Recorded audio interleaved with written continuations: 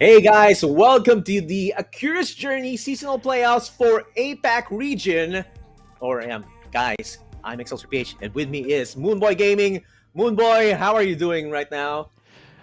Yo, Excelsior, is so good to be back once again for yet another season, and it's gonna be really interesting, right? We saw the lineup Yeah, and everything is just on point. All the players is on point. APAC region, we'll see what they have this weekend. yeah, it's going to be like last week. A lot of our players have enjoyed, of course, the very interesting qualifiers, and we saw some great decks that came out of from the woodwork, very fresh, and we've seen it work during the qualifiers, and we're not sure if they're going to bringing it towards the playoffs. And this is, of course, the pinnacle of the whole setup that they've been preparing for the whole season of A Curious Journey. And we have seen a lot of names right here, Moonboy. Very familiar names as well. And APAC is crowded, of course, with lots of talent. And, we're going to be having some more action today.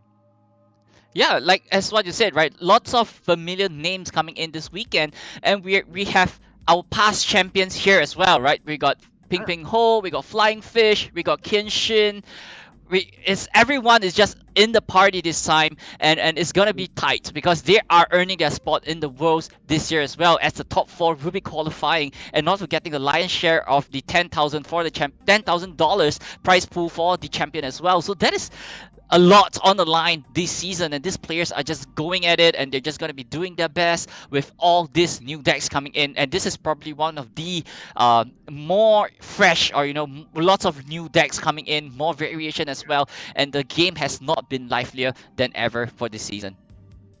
Yeah, it's just you see, Legend of Terra always keeps expanding, and when that expansion, there's always a bunch of balances that are always coming, taking into account all of the opinions and the knowledge that comes from the community as well. And it's that kind of community that I'm really proud of, especially with the devs as well, that they're always Hmm. open to any opinions and any suggestions from our community as well. And it's like we have a great game here that we are also developing, especially with this competitive season, of course, with these competitive events as well. So, I Hmm. mean, Moonboy, I want to see, of course, as one of those players who wants to see the professional plays that is usually seen in the playoffs that we're going to be casting later.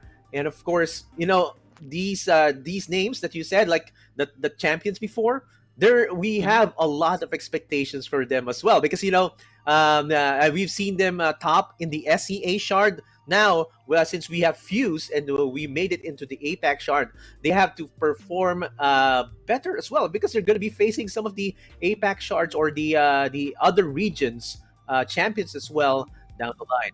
And now we're going to see the bracket of this tournament. Moonboy. Yep, so there we have, ladies and gentlemen, the top 32 players for this weekend coming in. So you guys can see we got a huge spread of players coming in all over the region. We got Thailand, we got Taiwan, we got Japan, we got Korea, Malaysia, Singapore. Everyone is part of the party this time, and they are fighting for one spot to call themselves the champion this season. Right, you can see a lot of familiar names right there. You see Artify already been there, Yeah. always, almost always at the top of the Masters list, which is not a surprise for me because he's always been there. We can see I've seen here Hammerhead, formerly Canon.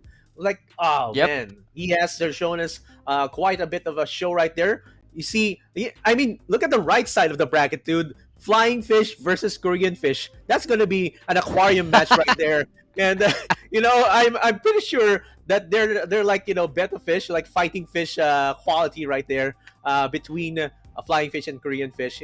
Pin Ping Ho, our very first champion for the SEA shard, really high expectations as well. So any matchups that you would want to see for the first round, Moonboy. Yeah. Y- yeah, I mean, first off, we saw, as you talk about Hammerhead, previously known as Kanan, one of the Mhm. best players in Singapore as well. So I believe that is the game that we will be watching up Mhm. later on as well. But if at top 32, right, Hammerhead takes the win, Artify takes the win on the top 32 as well, that is gonna be a big clash coming in from the SEA region, as both players are always fighting on the ladder, trying to be the top of the ladder, right? Like trying to fight for the number one Mhm. spot. And that, with them meeting at top 16, that would be pretty interesting as well.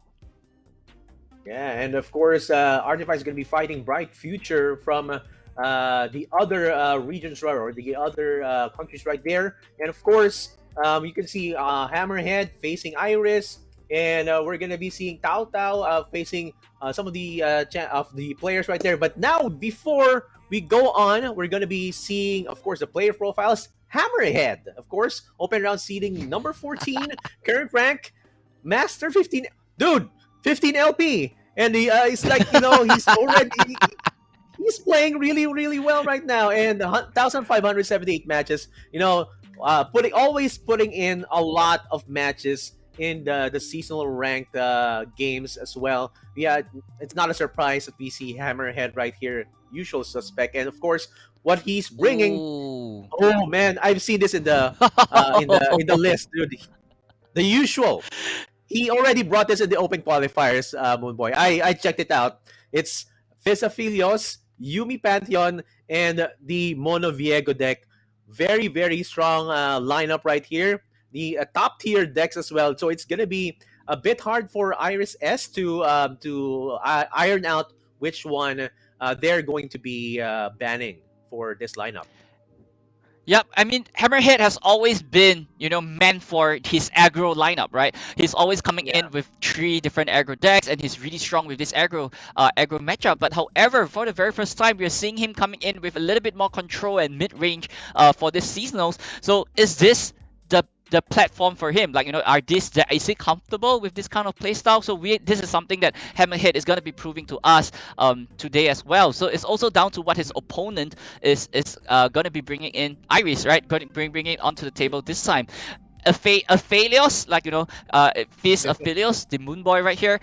This is the new deck, right? This is the up and coming new deck where, it attaches things like the Rainbow Fish and onto the Owl so that they could play around Quicksand really well, and not forgetting Viego, Mono Viego as well. So much control with the buff coming in from Shurima with Quicksand, with the Right of Negation, and not forgetting Vengeance and other cards from the SI decks are also doing very well as well. And Yumi Pantheon, this is the deck to beat, right? Lots of players coming into this tournament trying to target Yumi Pantheon or even ban Yumi Pantheon as much as well. So coming up in this lineup, to be honest, I think Yumi Pantheon is not what Iris really want to be facing this weekend, but it all downs to what Iris brought onto the table. Yes, that's right. That's right. And of course, with that, we're going to Iris S. Open round seating number 22. Oh, hi. LP with 453 LP. But look at that. You get to a high LP range and you only have 118. Man, dude, it's like, okay, I already got this. A lot of LP. I'm locked in. And that's it. I'm pretty sure Iris S will be doing clean plays with the number of ranked games that they're playing right now. But look at this. We are seeing Whoa. similar first deck and second deck, third deck, different one. I think this is going to be Misfortune Scouts with the MF Quinn combination right there. But it's going to be a bit interesting because these are you can see the Fizz Aphelios quite high refresh rate in terms of the units. In terms of Hmm. the number of the spread, the board spread, you can see it over at the MF Scouts right there. And so, what do you think? Would this be a safe ban to go into like banning out the Yumi Pantheon? What do you think about that, Moonboy? I think Hammerhead maybe don't really want to deal with the aggressive lineup coming in from Yeah. Iris, right? So possible bans are likely going to be Scout, right? Because that is the fastest deck in his whole lineup, and if everything plays right, and Hammerhead would be able to just control the other two decks as much as possible. Maybe Pantheon might be a good pick as well because you don't really want to deal with a Pantheon, especially when he's leveling up as soon as possible, right? With the fated Mhm. mechanism coming in as well, and Yumi bringing it so much more into this archetype of the fated archetype. So it's gonna be really tight, and no, lots of players don't really want to face Yumi Pantheon because once that Pantheon go Mhm. down, it's so difficult to be dealing with. So likely, Yeah. I believe it's either gonna be Scout or Yumi Pantheon gonna be banned for Hammerhead. Dude, I've been on the receiving end of a Pantheon that's already been buffed. Like, you have Elusive, and then you have Spell Shield, and you have Tough as well. I mean, how am I going to deal with this kind of champion? It's already been buffed up so far, and as you can see, the animation, like, it's fitting because you can see like Pantheon being so buff in his animation as well, and it's like, I don't expect any less out of this match. And of course, we're now seeing Monoviego versus Fizz Aphelios, or what we call the Aphelios deck. We have to see, of course, on the bottom, it's probably going to be Kanan. On top, it's going to be Iris S. So this is going to be an interesting matchup, Moonboy.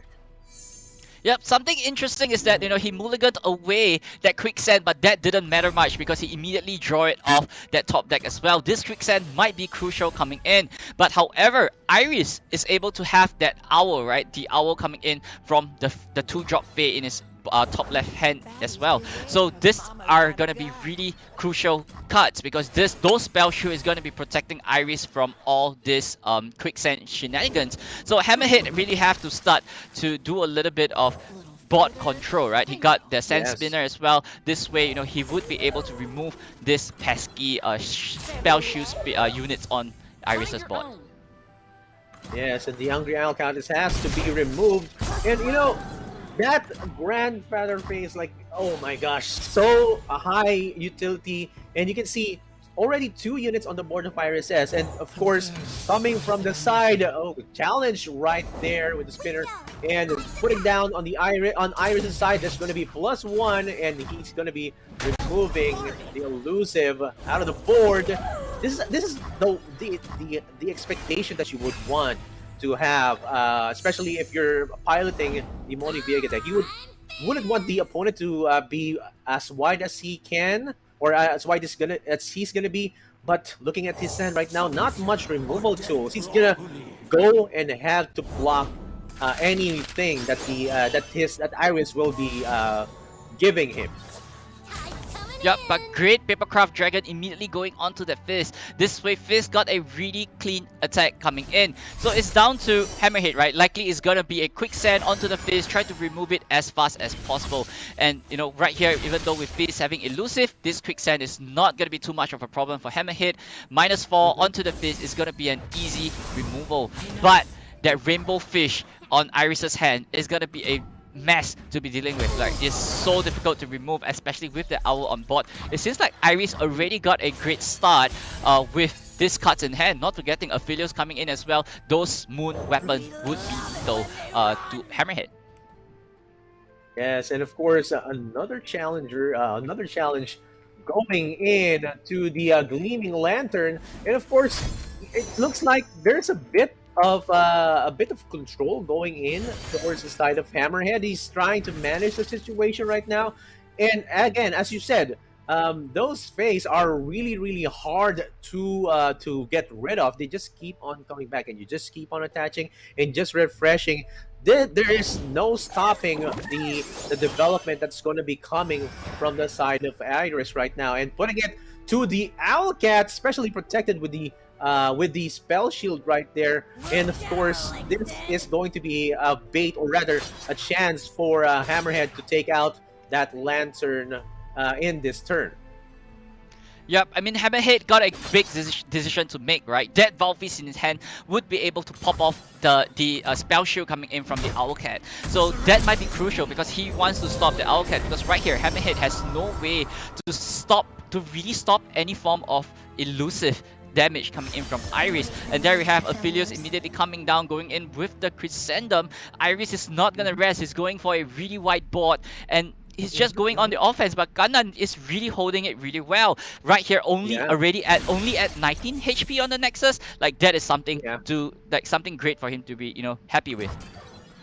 Yes, it's already, how many turns? Like, you're already having 6 mana right now. That means he's like controlling it really, really well, as you said. And you can see some removal tools and trying to develop as well. And going in and getting another champion out hand. And you can see Crescendum already being activated. There's going to be, oh wow, the Acolyte right there is going to get more mana for the next turn. Of course, this is going to be a chance for Iris to, like, I'm gonna go wide and just try out and deal some more damage. I'm gonna draw. Let's see what options I have here. And what does he draw? Papercraft Dragon. Oh my gosh, dude. Okay, that's gonna be something useful for Iris. Moonboy. Yeah, I think it's looking kind of like, really good for Iris, but here's the problem, right? That Viego is growing as the turns goes by. With this Sand Charger coming in, that's 5 additional stacks going on to Viego. So Hammerhead knows his game plan. Level up Viego, get the steal on the Owlhead, and turn the game plan against Iris. That is the only way that he could deal with whatever the Iris is going to throw at him. But here, this particular attack coming in, Iris is just growing the Owlcat as much as possible. I believe Hammerhead right here, the only play is probably gonna be, just go for the Valface onto the Owlcat, get the spell shield off, get that quicksand on the Owlcat, just negate some damage in the process so that you can survive a little bit longer for that Viego level. Yeah, and it's like, this is what his game plan is, and I hope that it's going to be, we're going to see a flip right down the line, and that big, hungry Owlcat has been feeding a lot of food, getting to 8-4, and Aye. he takes it.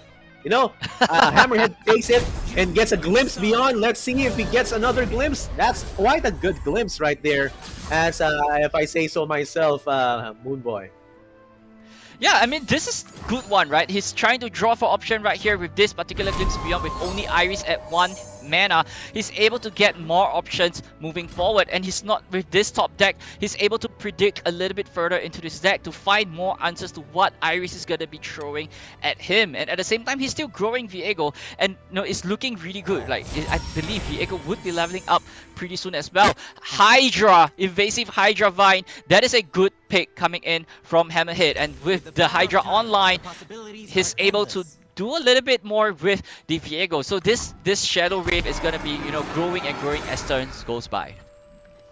Yes, and of course, looking at the board of Iris, you have their Grandfather Pay, you have the Aphelios getting challenged as well. You can see the Blue Sentinel, maybe a chance for Iris to get more mana in. Of course, that's going to be Yordle Squire and the Hungry Owlcat. The whiteboard problem is, of course, Viego keeps on getting bigger, and when the flip happens, now that's gonna be tricky. That's really, really tricky. Do you know of any other counters for that as of the moment, Moonboy? Well, I think, right here, removing Viego is great, right? Like, so that he wouldn't have so much flexibility with those moon weapons, like what you said. So, but here's the question. The Owlcat is already at 7 attack, but this Viego coming in, that means the Owlcat is going to be away from Iris. It will be stolen again and again and again every single turn. So here's the question for Iris. How is he going to react to this? Try to get a little bit a unit that's a little bit bigger, so getting the elusive keyword out of the Owlcat, giving him the double strike. Is it, you want my owl, take it, but I still got my elusive units. Yeah, it's like, Hammerhead is just going to say, like, your Owlcat? No, our Owlcat. This is going to be it. It is like going to happen. You see that? Oh my gosh, dude. It's right there. But of course, You see now it's Iris's turn. It's not looking quite good. Seeing a lot of options for any answers on the side of Hammerhead, going in with a guiding touch, trying to get more of the options right now. But now, of course, you can see that Hammerhead, he's down to 9. He has to just try and develop, but now not a lot of options with just 7 mana right now for Iris. But of course, looking at the mana pool of Hammerhead, 12 mana. And when you see like your opponent pooling to 12 mana, that's like, okay, he has a lot of options. I have to be careful as well. I have to watch out as to what cards he's gonna use, and this is going to be interesting, an interesting interaction between the two, Moonboy. Yeah, I mean, this is a very big problem coming in for Hammerhead. I am already at 9 HP. So how is he going to be dealing with this, right? Like, you know, he really has to try to find answers when it comes to healing. Because at 9, even he has a great remover with Despair. That's not the HP that you want to be, right? You know, even though with Despair, he could just deal 3 damage to his own Nexus. But that Rainbow Fish is going to be dealing lots of damage coming in with those elusives as well. So I think Hammerhead is going to be playing it through. Give the turn over to Iris. And just that was a really good pass. And here, the attack token is back onto him. He got a little bit of breathing space right now. Yes, and of course you can see, like, you know, on the hand of Hammerhead, you can see 2, like a quicksand is going to be highly utilizable for the side of Hammerhead. Now pushing in the damage, a total of 4, 6, 15 is going to be possible damage right there, and that Fearsome is going to be blocked as well. You know, Blue Sentinel is going to be blocked, but there's nothing, it's going to be challenged, but it's not going to die. And you can see this is a soft test on what other cards Iris has on his hand to possibly answer this. And you can see, even though this is happening right now, there is also, of course, the buff that's going to be happening towards Hammerhead's side. And you can see Grandfather Faye already been put down, and that's going to be another chance to just refresh the board. No, that's the game right here when you play the Aphelios deck. He's just trying to refresh and trying to get the opportune moment wherein you can get a huge damage output against your opponent. But no, I mean, looking at the hand of Hammerhead, a lot of answers, dude. Yeah, I mean, the only way, like, you know, Iris is gonna win right here is through a big sweep, right? He's likely gonna be 9-0 in one turn. That is what he's trying to look for. There's Owlcat coming down as well, down to Hammerhead right here. Is he gonna, you know, go for the Val Feast, pop it up, and just, you know, remove that spell shield so that he can have a little bit of a control space against his opponent? But the thing of, you know, Iris's hand is actually looking really good. There's so much buff in his hand that he could try to reach that, you know, 9-0 in one particular turn. But Hammerhead is just constantly, you know, going in, digging deeper into this deck, and just removing whatever Iris has on his board. I think that is the best way that Hammerhead could control Iris. So, you know, there's just control Iris's board, so there's not much for him to go for the attach ability. Right, that's a forced slay right there. You know, he's not gonna get any champions because he has already 2 of the Despairs on his hand. That's just going to buff up the Viego that he has, and you can see that the Iris is already trying to invest more into the Hungry Owlcat right there. So I'm guessing this is a kind of a soft read that, you know, he's running out of options to just go on and widen the board. It's like he's putting the Rainbow Fish even on the Blue Sentinel right now. So still trying to get the damage in, but that Blue Sentinel can even be answered. Like, you know, it can go with a quicksand, and that the spell shield can actually be negated as well, or can actually be dissolved as well with some of the spells that are on the roster or on the armamentarium of Hammerhead right now. So quite a bit of comfort for the side of Hammerhead, as he has all of the options and the mana right now on his side of the board. Yep, if you guys could see, right, this is the particular interaction coming in.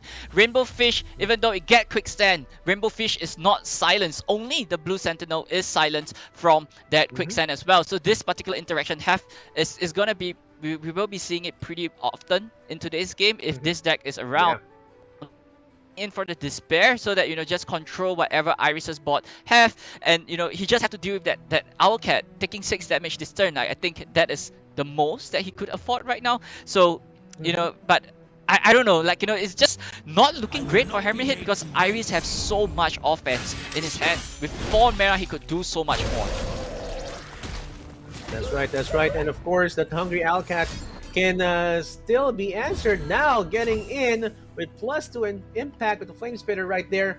And of course, you can see Hammerhead is just trying to get all the value that he can right now. And of course, another buff right there, putting it up to 9, putting him down to just 1 net, guys. With that Vile Feast, 1 net. Oh, and of course the lead. It's over. Oh my gosh, I forgot. It's over. Oh my god. That impact. The impact. Impact. Yeah. Oh my god. I'm sorry, guys. I missed the Flame Spitter right there. It was already put into the Hungry Owlcat, and with the extra 1 damage right there. Very, very crucial play from Iris. Amazing play right there, Moonboy. What's your favorite part of that matchup? Well, as I said, right, the only way Iris could win is to immediately bring from Hammerhead from 9 to 0 in one particular swing, and that was the swing that he's looking for. But I believe it's gonna be on Hammerhead this time, not popping that spell shoe early. Kind of punished him, right? He could have went and popped that spell shoe, go for the quicksand, -4 attack off that Owlcat. He could survive with 4 HP and goes for a reverse swing after that as well, because right there and then that Owlcat would be removed because of Viego. Nothing could stop those fearsome unit, especially the huge Viego coming in as well. That swing might change the tide for Hammerhead. So that is the biggest mistake coming in from Hammerhead, not going for that Valfist, popping that spell shoe. Yeah, it's like, I mean, he was looking. He has a lot of option during the whole thing, and he instead went for the Blue Sentinel. That's kind of like, looking back, hindsight is always 2020, and we can see that, of course, that could have been a chance for Hammerhead to come back. But yeah, let's go on and move on to the next match. Hammerhead is still going on with his Mono Viego deck, and you can see MF Scouts already being loaded in to Iris S side, and you can see over at the ban window right there, Pantheon Yuumi already been banned for both sides, so that's it.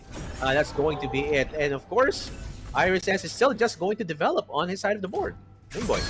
Well, things are not looking great for Hammerhead, ladies and gentlemen. Take a look at Iris' hand. This is what a good Demacia player look like. Turn 1, turn 2, turn 3, MF on time right here with the attack token on him as well. With this challenger unit, I think that Spider is unable to get out of this alive. And right here, Hammerhead really have to try and think of a way. How can I, sustain and try to survive against Iris? And he really have to try to take out MF off the bot ASAP. But Iris has another one in hand as well, with Jen in his hand as well. Like, once it reaches turn 6, it might be over. Yeah, it's this is kind of a bit hard to see that you can get. It's a hard situation that you can get out of, and if you were on the Hammerhead side. But now he's also trying to develop more on his side of the board, just to have just so that he has some jump blocks right now, and saving some mana as well for any options. So let's see how well he's gonna be answering this attack token from Iris S. What, Queen right on time on turn number 5? This is what as I said, Iris is a good Demacia player. He's drawing it really, really well. Both of the champions are on board for Iris right now. 6 mana is available for Hammerhead to go for the vengeance on the MF. But here's the big question. How is he gonna stop the Queen? How is he gonna stop this Valor, this Viego coming in? It might have a little bit of a breathing space for Hammerhead, having that misray for Hammerhead to have an additional blocker later on. But the Viego might not survive this particular swing coming in from Iris. That's right. It's going to be, of course, I mean, on curve, man. It's actually like, he believes in the heart of the cards right now. You can see Iris S on cloud 9, especially getting the first win over at that previous match. And now, of course, putting all the damage, all the pressure towards Hammerhead, now getting down to 15, of course. And then you can see that, man, that dude, that quicksand is basically useless against this mechanic right here, man. It's like, it's not gonna work, dude. It's like, Yo, oh man, amazing Iris tech right there. Yeah, he exploited the formidable keyword, right? That spell shield is Yeah, not formidable, doing yeah. anything against Hammerhead, and it's just looking really bad, right? And right here, there's no Yeah. way that he could buff up Viego to survive this particular attack. This quicksand does nothing against Yeah. this 2-mana bird in front of him right now. So all he could do is just, minus some attack off that Quinn, but there you have, that quicksand. Oh no, that removed the Whoa. keyword and the Viego survived. Oh, So wow. that is something that we Okay. missed, but Oh, this is wow, a good really? move coming I'm from looking at Hammerhead. Oh, okay. Reading it back again, I was actually just thinking that you can just give it -4, -0, but now, of course, you can disable their positive keywords this round, which actually works. Wow, we stand corrected, guys. But of course, that's a good interaction right there. We almost thought that it's going to be a non-playable card right there, but of course, going into that turn, that brings Hammerhead down to 13. Still a lot of pressure towards Hammerhead's side, but now he's slowly creeping up, especially with what he has on the board right now. And of course, Viego, he just keeps on getting bigger and bigger and gets closer and closer to his flip mechanic or flip condition. So that's something that we can watch out for in the next few rounds if Hammerhead procs that flip condition for Viego. Yep, not forgetting, right? Golden Aegis is in Iris' hand as well. So this little slip from Hammerhead, Iris could just try to close off the game here and now. But Iris being disciplined, taking on the pass, attack token back to Iris. He knows as a scout player, I got the upper hand as long as I got that token. There you have Misfortune already level up right here, and it's bullet time, ladies and gentlemen, and it's not looking great for Hammerhead. Vengeance going on to that MF, but Iris says that is a-okay because I got another MF up my sleeve, and not forgetting Golden Aegis is gonna be firing as well. So it's looking really bad for Hammerhead. Yes, you can see another MF on the side of Iris, and of course it's gonna be one of the things that you would have to have to watch out for. Golden Aegis on his side of the board as well, and this is going to be something, some huge damage, and he's going to go all in as well, going with the formidable right there, and of course another bunch of attacks. Red Valor activated, and that's going to be a surrender for Hammerhead. Oh my gosh, dude! Oh my gosh, was that turn 6? Like exactly where we expected it, man. Turn 6, and on curve as well, dude. How do you see? Iris already had the heart of the cards right there. Even though you can see that that Hammerhead is already answering whatever he has on the board, dude. On curve, flipping the MF as well, getting a backup MF on his side of the board as well. Dude, he has the perfect cards, the perfect plays as well. No mistakes. On a high, on cloud 9 from the previous match. Amazing play right there, Moonboy. Yeah, I mean, I think the play coming in from Iris was taking that pass, right? When Hammerhead passed with only 5 mana, he know that, the next turn the attack token is going to be on me. So I'm going to take the attack token and I'm going to going on the offense. What are you going to do? What is your response? Because I got so much offensive power in my arsenal. I got a second MF. I got a Golden Aegis. If, Hammerhead survive that swing with the level up Queen, is still not able to survive another attack coming in with a Golden Aegis as well. So it's great play. I mean, he got a really great start. He got a really great hand. It's down to that Viego deck which is unable, which he can't handle whatever aggression coming in from his opponent.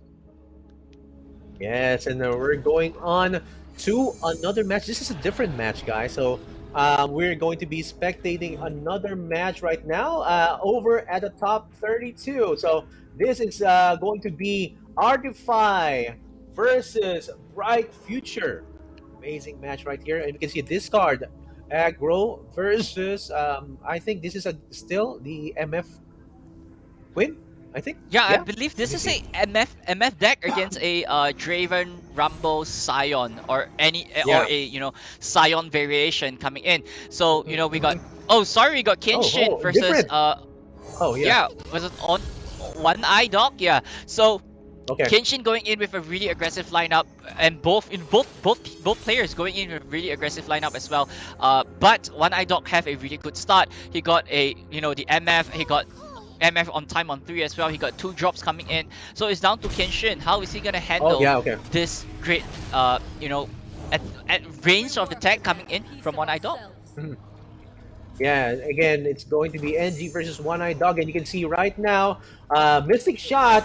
The strong points about this matchup is you have to like keep on trying to do spot removal so that your opponent will that way he won't be able to develop. That way he won't be able to outboard you on some point because you're also on your side of the board you're also doing the same thing basically, you're trying to get some more board presence as well. And you can see the Broadwing right there already activated, and it also has Challenger. That's going to be some kind of a difficult situation for Angie right now. Even though he puts down the boom boom right there, that's going to be kind of a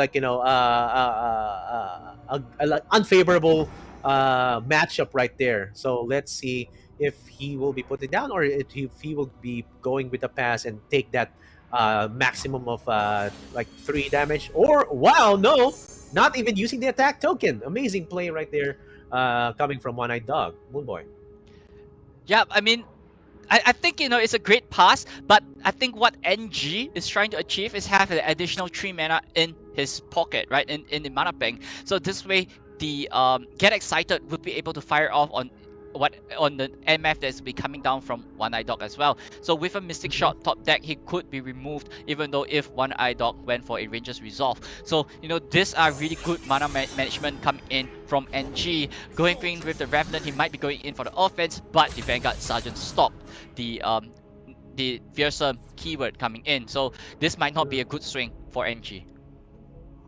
Yes, NG is now going in with the Twin Blade Revenant right now, and of course, the Zaunite Urchin is right there on his side of the board. We're now seeing One Eyed Dog kind of going on the receiving end, but of course, that's going to be favorable for him as well. And of course, on NG's side, it's going to be another like a discard fodder. You would want to go and have more discard fodder on your side. It's like this is how the deck works, guys. It makes sure that you have more discard.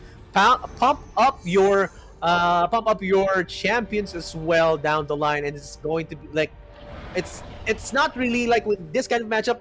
You don't really rely much on the burn going towards the Nexus because you're kind of a bit distracted trying to trying to do spot removals from the opponent's side. And I think One Eyed Dog might put down a Bright Steel Protector right there, just to do favorable trades. What do you think about that, Moonboy?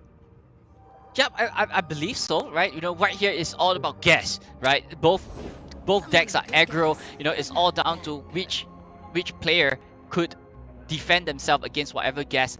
Whoever could run out of gas first is the player who's gonna lose. So NG knows it, and with so much removals in his hand, whatever, like what you just said just now, the burns are not really exactly targeted to the Nexus. They will be controlling the board so that the opponent will be able to run out of gas as fast as possible. So I think One Eye Dog is in a disadvantage in this matchup.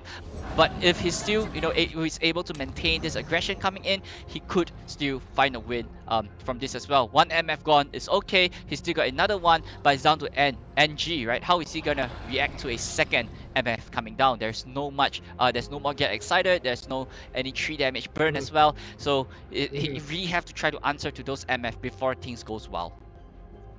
That's right, and of course, that Lotso will be the father again, as we said, for the discard, and MF not going to be as utilized by One Eye Dog. Of course, this is like the best use case scenario, but we're expecting that there might be damage going in still from a one-eyed dog side, albeit it's going to be a bit unfavorable since we see that there is a misty shot that may go in towards that Bright Shield Protector, and it does get targeted as well. But it's still, it's still favorable for him. That Broadback Protector is going to the Broadback is going to get a favorable attack. 2 damage going in. Still 18-18 for both. And no, there's still no one player right now at the advantage. As you can see, NG is keeping up his side of the board really, really well. Yep, definitely. But especially right here, he needs those champions in his hand, right?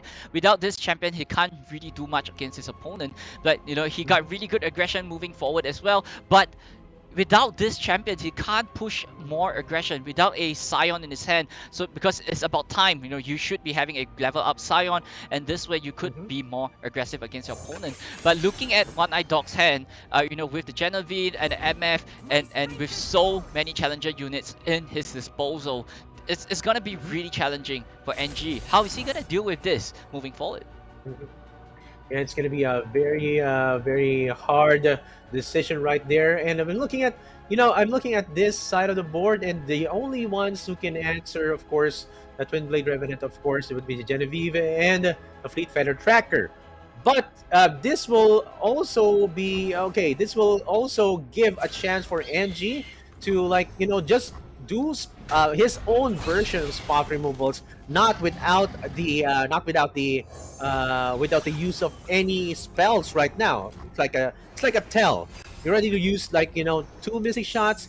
You already used 1. Get excited. How many more do you have? And he draws out a Noxian Fervor right there. Oh my gosh, another one.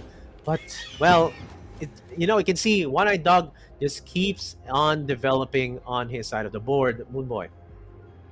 Yep, I think NG is experiencing a little bit of clunkiness coming in from this kind of discard archetype, right? Having so much discard cards, discard tools in his hand, that he can't really play play much cards. So likely it's gonna be a Grenadier, discarding a Boombot, or it might be possible so that he could refill his bot and try to sustain whatever One Eye Dog is going to be throwing at him.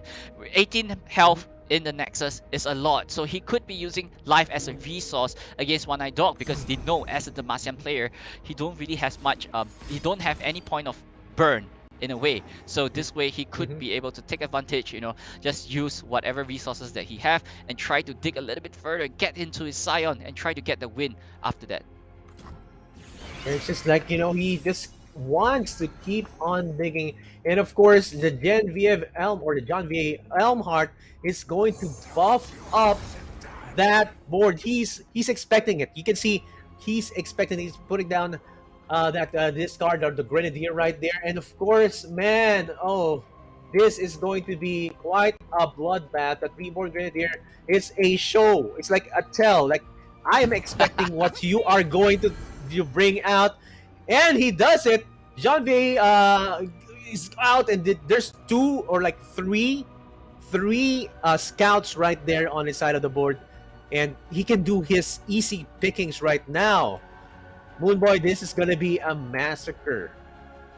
Yep, it's not looking great for NG, and I mean, with that Noxian Fervor, he could do a little bit of manipulation during the combat phase. I think right here his play is likely gonna be dropping that Revenant or even that Boombot, so try to defend a little bit further. But the next question is, what's next? What's next after this? Because his bot will be wiped out by One Eye Dog, and One Eye Dog would still have a really wide and healthy bot. This is just only the first scout attack, so he still have 1 more attack coming in as well, and with only 2 units left to defend, it's not the position that you want to be as NG.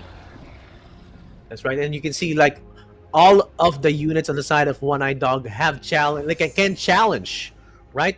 Can challenge all of the units. So this kind of mechanic right now, this kind of turn, or this kind of answer coming from NG, it's actually quite towards his favor by using Noxian Fervor as well. And now this is going to be such a treat, getting possibly 8 damage in from his side of the board. May put down the health of NG down to 10, and that's where you want your opponent to be, as close to the low health as possible. And this is actually a favorable setup right here from the side of One Eye Dog, putting in 8 Yep, damage, having 3 units on the board. Moonboy. it's looking really bright for One Eye Dog, and right here, with so many burns already used up by NG, One Eye Dog is probably safe to go for the MF into 4 Demacia the next turn. And with with this top deck as well, he's gonna be dealing so much damage for the next turn. 10 health of NG, he really have to try to fill up his board. He has to refill the board, try to be a little bit more defensive at this point in time. But as a Noxian deck, being defensive when you're on the defensive foot, it's not looking good for you. That's right, that's right. And you can see One Eye Dog setting up another round of attack. Oh wow, he's NG is already like trying to dispose of one of the decimates right now, because he can see like, oh no, this is not looking good for me. I don't have the upper hand right now. I don't have enough units on the board to make this happen. And of course, my decimates are not doing their burn. They're not really doing their work right now. As you can see, you would want to bring down your opponent down to 8 health, like just on the next turn, just do 2 decimates. But that's not what's happening right now. He invested some of the burn spells, of course, necessary to remove the other units on the side of the board, and gets a top deck win as Ooh. well. Amazing.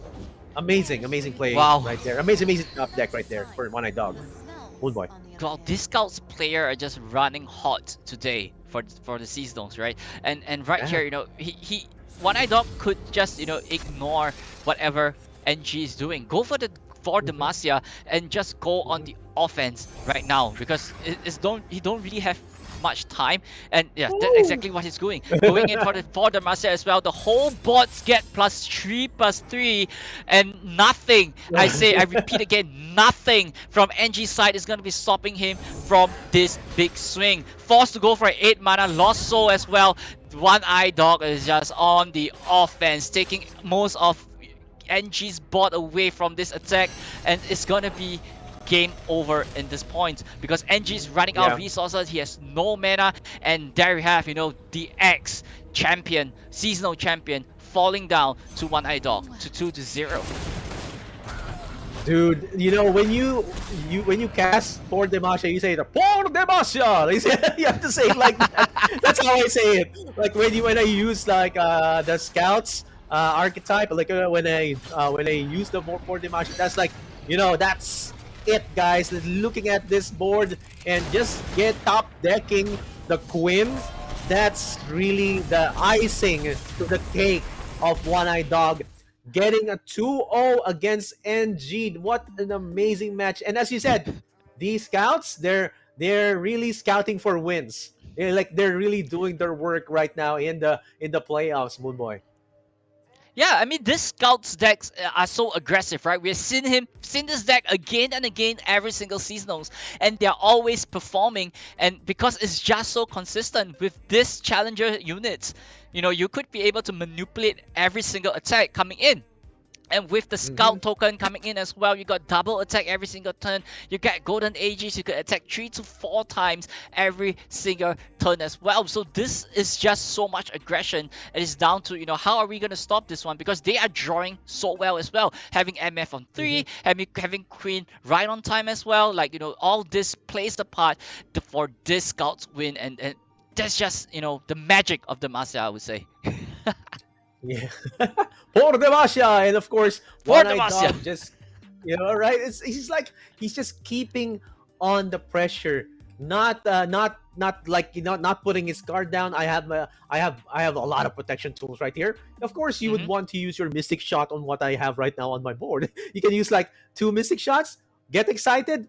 It's not gonna be enough. It's like, even though you keep on regenerating your Twin Blade Revenant each and every turn from your lost soul, it's not gonna be enough. It's just one expensive unit, like relatively expensive. As you can see, the Twin Blade Revenant is like 4, like, and you only get 1 unit. You would want to have a bunch of chump blocks for at least that has at least 2 attack to be able to Right. answer anything on the board on the side of the scouts right there. And dude, we have seen our players draw so well. It's like, I mean, when you're like a scouts player and you draw that well, you're pretty much assured a win. It's like it has happened time and again, season after season, and scouts haven't fallen down out of the archetype for the seasonal tournaments. Yeah, wow, amazing win right there. And we're going in to another. Oh, it's the aquarium fight. We're having the aquarium fight right now. Flying fish versus Korean fish. Pantheon Yumi, and you can see this other side of the board looks like the same deck. Oh wait, it's Bilgewater and Demasha right there. Oh wait, okay, it looks like the same. Yeah, Yeah, wow. it's a Pantheon Yumi mirror coming in, Mirror, but yeah, it looks mirror, like yeah.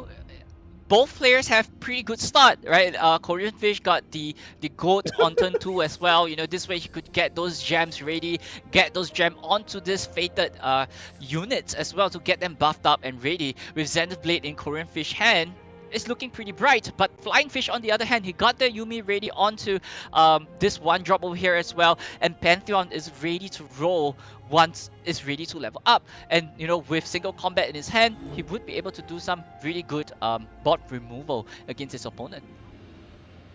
Yeah, dude, it's like amazing development right there.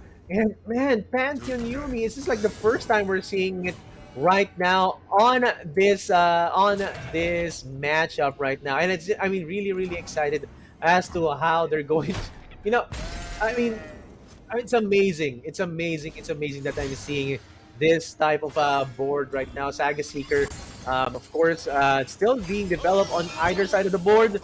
Mirror matches, they expected this, so it's up to them how they're going to see how to develop it. Mountain Goats as well, already on this each side of the board. So these guys, these fish, are bringing each other to school in the use of Pantheon Yumi, guys. So we're also getting schooled as well, and of course Zenith Blade. Oh man, this has got to be one. I mean, I'm expecting Zenith Blade down the line, maybe down the line, to be balanced off. It's too powerful in terms of cycle and buffs as well. Anyway, Moon Boy. Yep, dude. Yeah. Yeah, that is possible, right? Like, but you know what? I think one great card coming in Flying Fish hand is that Hush. That Hush is gonna be big, right? It's gonna be the crucial play coming in against your opponent, because you would be able to just hush away that unit on your opponent's board and just have a really good backswing the next turn as well. So if he could manage this combat really well, that Hush could be crucial later on, or even in this combat, or even in future combat also. And that also could stop a Pantheon if that spell shoe is broken.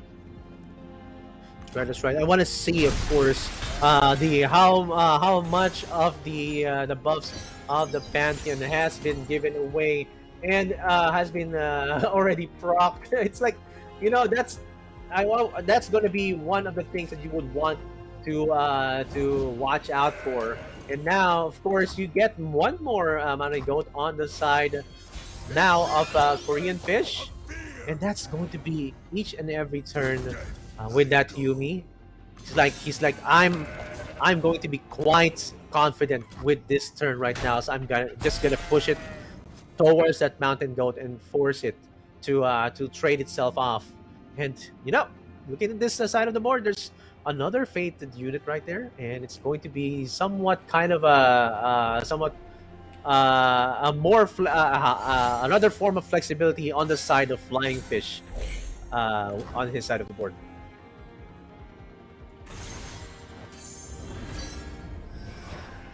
Oh, look at that sharp side, dude. He's still buffing. Man, Moon Boy, this is an interesting match right here. Oh my gosh. Oh, dude, this is it. Wounded White Flame being put down on the side of Flying Fish. Now you can see Korean Fish being with the only one unit on the board, but a lot of combat tricks on his side as well. But you know, it's up to Korean Fish or to Korean Fish to like put in the pressure. But you can see Flying Fish might set up a kind of an answer on his side of the board. Moon Boy. Okay. So we have here, oh, next turn, already going to Korean Fish side, the attack token, and we can see 10-7 with the Saga Seeker from the side of Flying Fish, and you can see Korean Fish down to 6-6. You can see this is quite a match right here. Oh, there you go! Another gem being put down. And as we can see on the side of the Flying Fish, hush, hush, little Saga Seeker, I'm gonna target you out.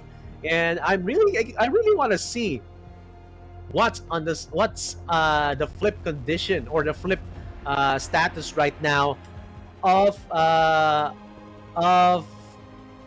Pantheon right there. Okay, so I want to see how he's gonna be working right now. Moon Boy, are you there?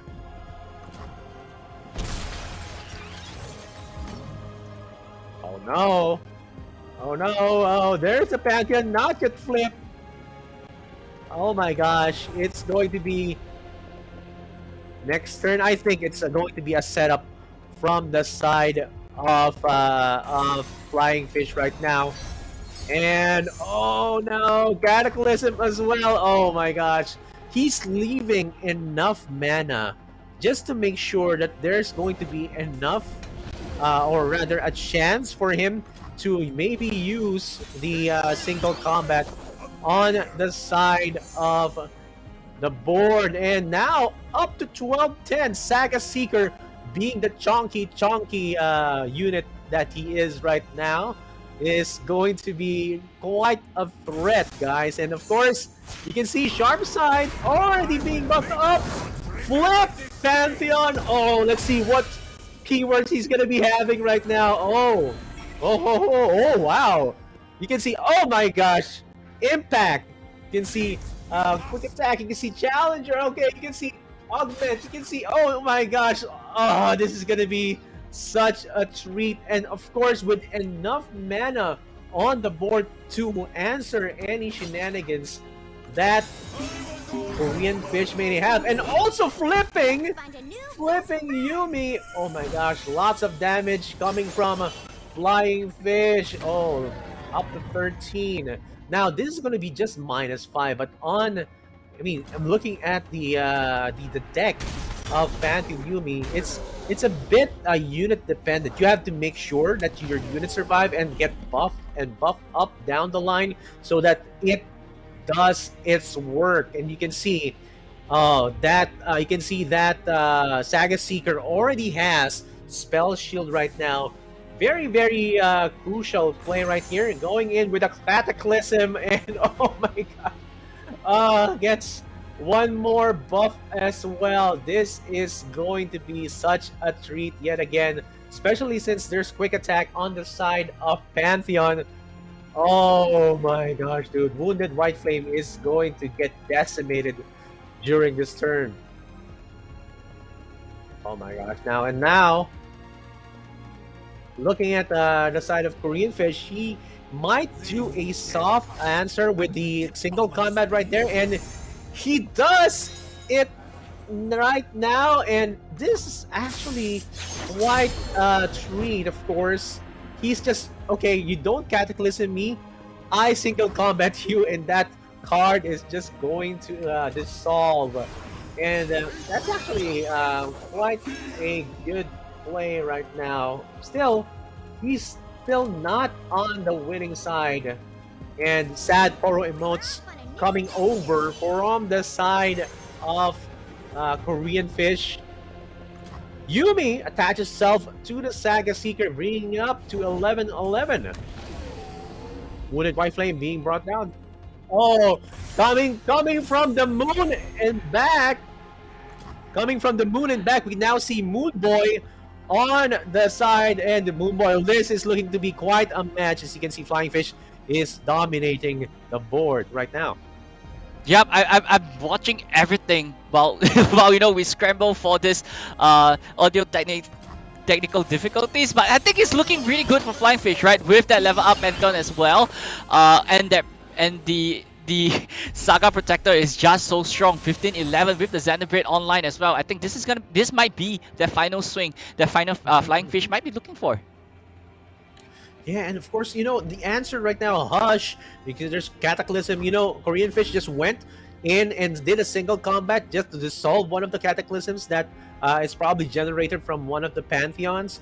But, oh my gosh, look at that damage output. And of course, you will not be able to, negate or rather try to dissolve that Saga Seeker from any hash shenanigans as well. And because of that spell shield, that's going to be quite an itchy unit right there. Oh my gosh, bringing also abroad back. Oh my god. Oh, this is such a good board right now for Flying Fish, Moon Boy.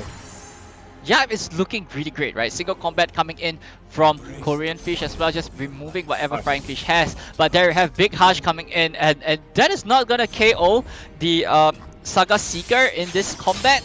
But it's looking really great for Flying Fish because that Cataclysm will be flying off if this combat step doesn't link. But it's gonna be GG. This is lethal. Korean Fish going in with the Shen emote as well. And there we have, ladies and gentlemen, another champion has not fallen, and he's gonna be taking home this series 2-1.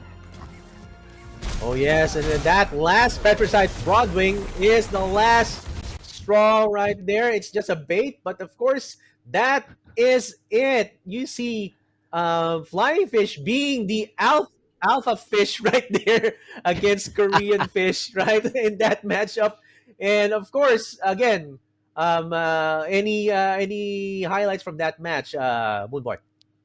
Well, it's definitely gonna be that level up Pantheon, right? Or even that, really big Saga Seeker coming in as well with that Yumi constantly buffing it 1-1 every single turn. Flying Fish is just so conservative with that Saga Seeker. He knows that that's gonna be his game winning unit as the game snowballs later on into the late game, and with a Pantheon to just close up the deal, that's the final nail in the coffin as well. So I think Flying, he knows what he's coming for, and he knows the game plan, and he executes it to perfection. Yes, and with that, those are the top 32 matches, that top 32 bracket matches right now. And we're going to go for a short break, but don't go anywhere. We'll be back for the top 16. See you soon. Vandal Scouts are taught that if you're not ready for everything, you're not ready for anything.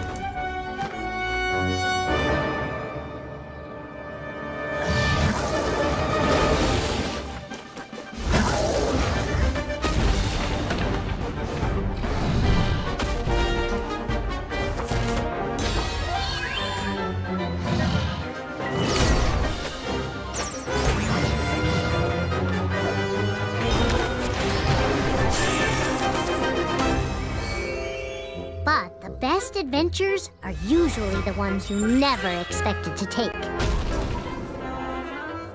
So, I think it's okay to not have all the answers. You just need the courage to keep looking.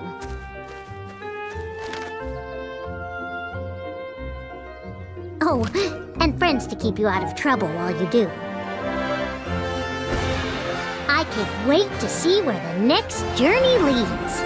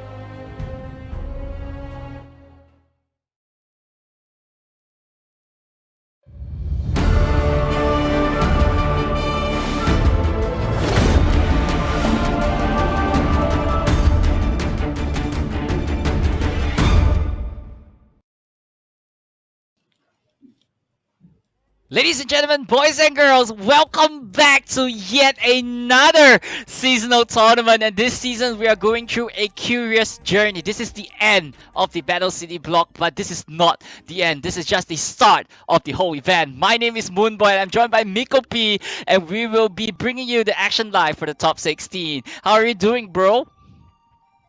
Wow, I am very excited after that first set of round of 32 matches. It's just a start, right?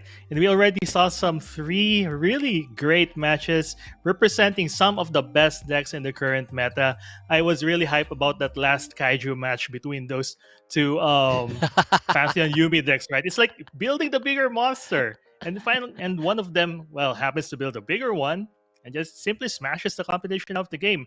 And to be honest, it's a little bit disheartening to me. I have mixed feelings about this, seeing all of these great names that we have come to know throughout the different seasons just, fall back one by one. We want to see them succeed, but at the end of the day, there can only be one winner. And of course, it's just simply awesome to follow overall.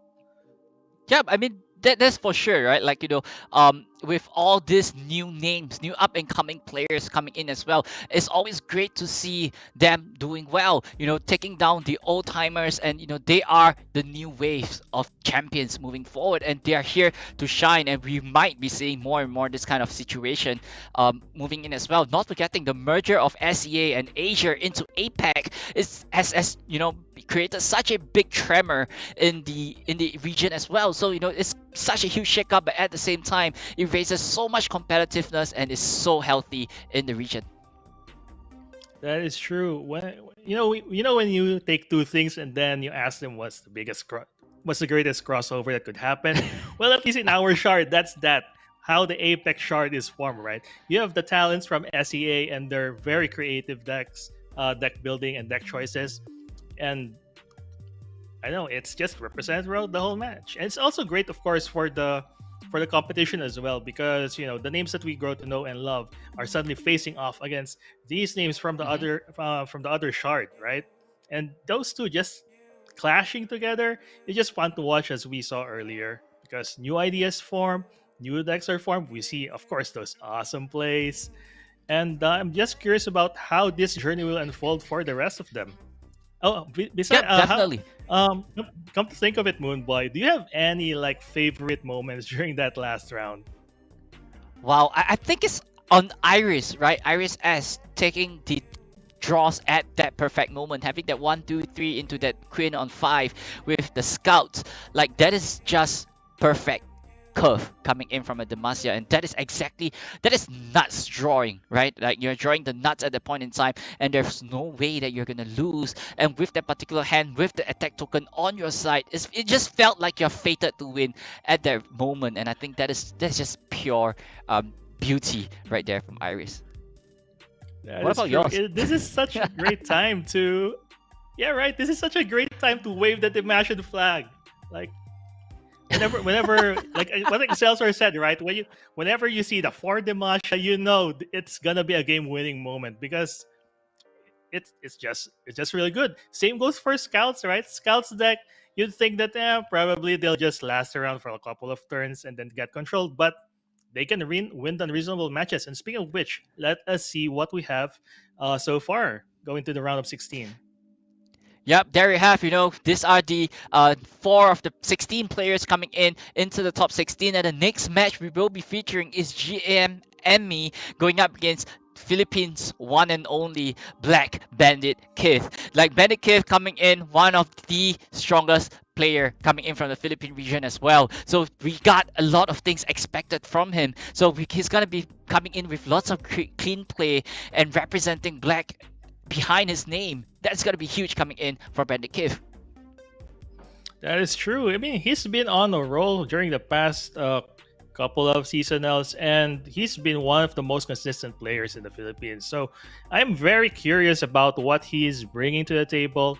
I mean, knowing their team, they have such a diverse pool of talents that he could take away any approach, like on how to uh, so they say break the meta. So depending on whether they're gonna bring the three best decks, they're gonna bring a counter to the metagame, or just playing it, I don't know, playing their comfort picks. I'm excited to find out. The same, of course, also goes for Ame. I mean, personally, I haven't been around for long to learn about the most of the player lore, but and seeing new names, at least from my perspective, is gives me something to be very excited about. Of course, knowing that he came from one of the strongest regions back in the SEA shard before, right? So really excited also for what they're gonna bring to the table, and I guess this is what we will see now. Oh, we're gonna go to Ame first. Let's talk about him. Yep, let's take a look at Ame right over here, coming in with a seat of 29, with a master rank of 392 LP with only 465 game played this season. That is a lot of LP coming in. 392 is one of the highest in the region as well, but coming in with this 3 decks in his pocket with Mono Viego, Zig Salia, and Yumi Pantheon. We are no strangers to the Viego and Yumi Pantheon as of right now. We have seen it in the previous round, but Zig Salia, the newcomer for this whole broadcast, he's going in with lots of landmarks and lots of aggression moving forward as well. That is true, and now we are seeing that very famous Mono Diego Shurima deck that's been making rounds and giving all of these great players the success, a reward for the success for playing it well. So we see things like, you have all of these tools to protect Viego himself. You have your Ancient Hourglass, you have your Rite of Negation. But what's curious about this list is that he doesn't go a full 3 off of all of these things, but rather, just 2 off, maybe because they can get like extra copies of Viego from Rite of Calling. So there's no need for that kind of redundance.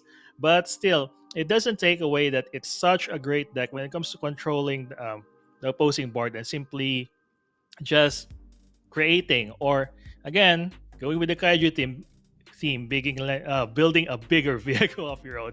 And what they call this, and the mirror matches are fun to watch. So let's talk about Bandit Kid for a second here. He only has 271 season ranked games. Really? Wow, that's just very few to get that's high of a rank, Moonboy. Yeah, definitely right? With only 271 coming in at 416 LP. But however, coming in with a seed of 24, don't let the seeding fool you, because the players have gone through a huge 9-round gauntlet last week. So it's not an easy task to be qualifying in this seasonals. But however, this is shocking as what you said. 271 games with only 271 games, 416 LP, and that is already higher than his opponent MA coming in as well, right? And with a lesser game played. But take a look at his lineup over here. It's gonna be really interesting and spicy, ladies and gentlemen. Silver Akshan, Lux Aphelios, and MF Quinn and Garen. The addition of Garen. We haven't really been seeing Garen around in the format, as of yet. But this is one spicy matchup for Bandit Cave. That is true, and wow, I can't wrap my head around this lineup. I think this is the code that they're going to use to try to break the metagame. Action Silver, we haven't seen too much success during this past few weeks. This deck has kind of hidden towards at least around tier 2 and just lurking there waiting for the right victims, right? But I'm very curious about this Lux Aphelios deck. Do you have any Oh, here it is. Here it is, Moonboy. So maybe you can run me through how this thing works because I'm kind of lost in the card choices here. Yeah, I'm equally lost, right? But based on the list of what I'm seeing, it feels like a kind of like a celestial toolbox kind of style, right? And at the same time, you have the sniping capability coming in from those Lux lasers as well. But I don't think there's something that I may want to deal with. Like, you're unfamiliar of that deck, probably ban it out of the way, get it out of the equation. This way, you won't be having such a headache against your opponent. But here we go, ladies and gentlemen, and there we have the first game of the top 16 round with MA going up against Bandit Keith. And it's Silver Action, and of course, it's against the Leah Sig. So this is probably one of those you can call it a swinging matchups depending on who's able to set up. I'm very curious about how these players will approach this kind of matchup and when the aggressor isn't too well defined, right? I mean, either of these decks can like just go out there and run their game plan. But Moonboy, if I were to choose, I'd probably pick uh Ziggs Talia in terms of just putting up an oppressive game plan. I remember that endless devout turn wherein they kind of bait out the sarcophagus and then slap in that turn for what do you call it? The one that gives the one that gives you the rock bear.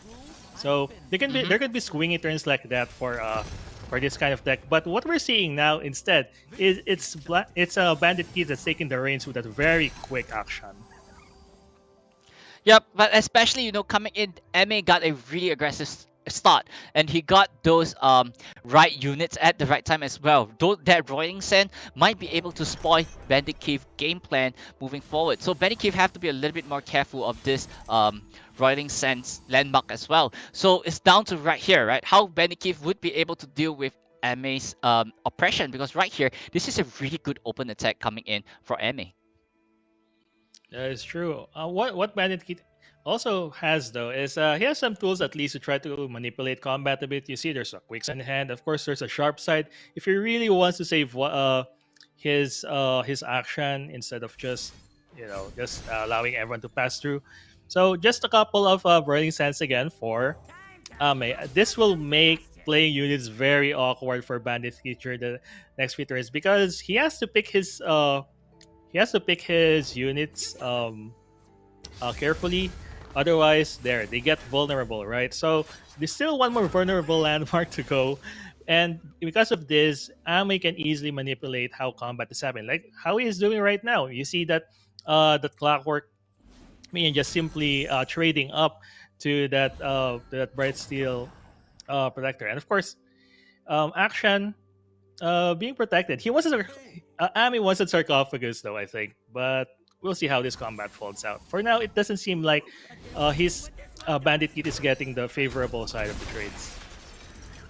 Yep, but I think it's looking pretty okay for Bandit Keith, right? Having that Merciless Hunter in his hand as well, he could just, get that landmark away from MA and get the Ziggs off the board. Like there you have, Merciless Hunter immediately going the vulnerable onto the Ziggs, and it's gonna be a easy removal for Bandit Keith to just remove the Ziggs. So Rockhopper is not exactly gonna be stopping Bandit Keith too much because even though he got that Sivir in hand, he wouldn't be allowing Sivir to be in the position of being vulnerable. And there we have Akshan already leveling at turn number 5, and that is a good speed for Bandit Keith. Things are looking really great for Bandit, and MA really have to try to get the aggression on before it's too late. That is right. And speaking of good things that's waiting for Bandit Keys, look at his hand. It's perfectly curved for the next few turns. You have Sivir waiting. You have that Bruiser waiting, that big 5/5 unit.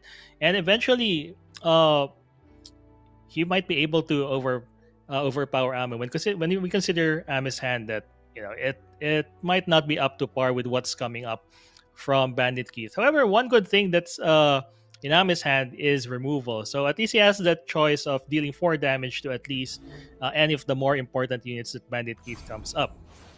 Let's just hope that he has better answers for that Sivir. And wow, that's another great draw that will go a long way into developing Ame's board. So that Naturalist is gonna hope that the sarcophagus pops out from this endless devote so that they can get full value out of it, and we will probably see like the board swing a couple more times in each player's favor during the next few turns.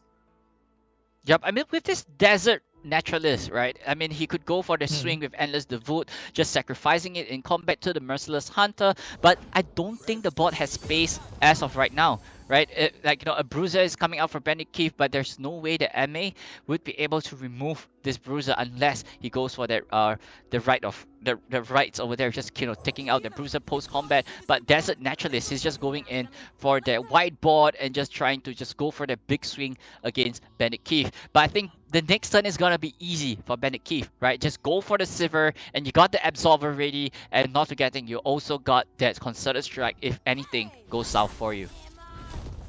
That is true. This might be Am's last chance to try to manipulate the board in his favor, and he's doing a really great job at it. I mean, look at that 2-1. Probably gonna trade with that that 4-2, but he opted for the devout instead, so that he will gain. He will have some value out of it. Of course, that 5-4 Rock Bear is going straight for that bruiser. You do not want that bruiser to be out in the open and just giving in different buffs over time. But as you said, Moonboy, Sivir is still waiting on the wings, and that Absolver can easily just pierce through any of the defenses. And what's great from Bandit Kid's side is that the remaining HPs of most of these units at least is kind of small. So it just takes a really good overwhelm buffed unit to just get through the Nexus. Also, we see that Bruiser is surviving because of that quicksand. So really nice manipulation of combat here with Bandit Kid. He seemingly has all the tools and is gonna be looking to take advantage in the next few turns. However, again, that Bruiser, you don't want it to survive. It's gonna die to 4 damage. This is overkill. So even if Bandit Kid has something like Sharp Sight in hand, it's not gonna work out well for him. So we really have to wave goodbye to this Bruiser. Yep, that is right. MA don't want that bruiser on board because having those lucky finds is going to be really troublesome for MA to deal with. So, just removing him ASAP and at the same time get a 5-3 with Fearsome on board. So it's going to be really difficult for Bandit Cave to defend against MA the next turn. But there we have, we have 8 mana available as well. We could go for a Sivir into a Absolver and just finish it up as fast as possible. But it seems like, even with the Hero of Magnus, it might be looking good for MA as well. With the Talia in hand, he could be able to just go for a big swing if he survived this turn. However, Bandit Keith Sivir is not leveled up yet at this point, so it's still looking pretty okay for MA. That is true, and and at least now Ame has more defenses. Bandit is slowly running out of units. I mean, beyond the other couple of units like the Protector that he has in hand, he's running out of units to play on the board. However, that doesn't change the fact that he has a lot of buffs, and Severe and Action, of course, have the advantage having quick attacks in combat. So it's very easy for them to manipulate combat in their favor. And we see, of course, that Naturalist blocking off the action.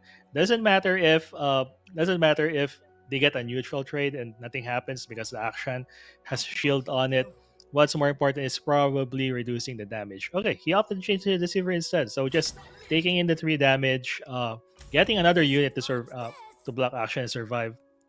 This is just goes to show how tricky the decisions are when during these kinds of matchup. You'd think that having proactive matchups, having proactive game plans, these 2 decks are just all about throwing units up the wall and see whose Nexus dies first, right?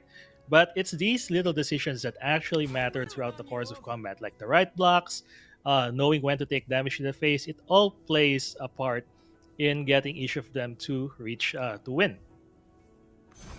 Yep, exactly as what you said, right? These trades are just so crucial, but here we go. Sivir already level up for Bandit Keith, and it might look like it's looking at MA's favor, right? Having that Talia in hand, with Ziggs in hand, with Arsenal in hand as well.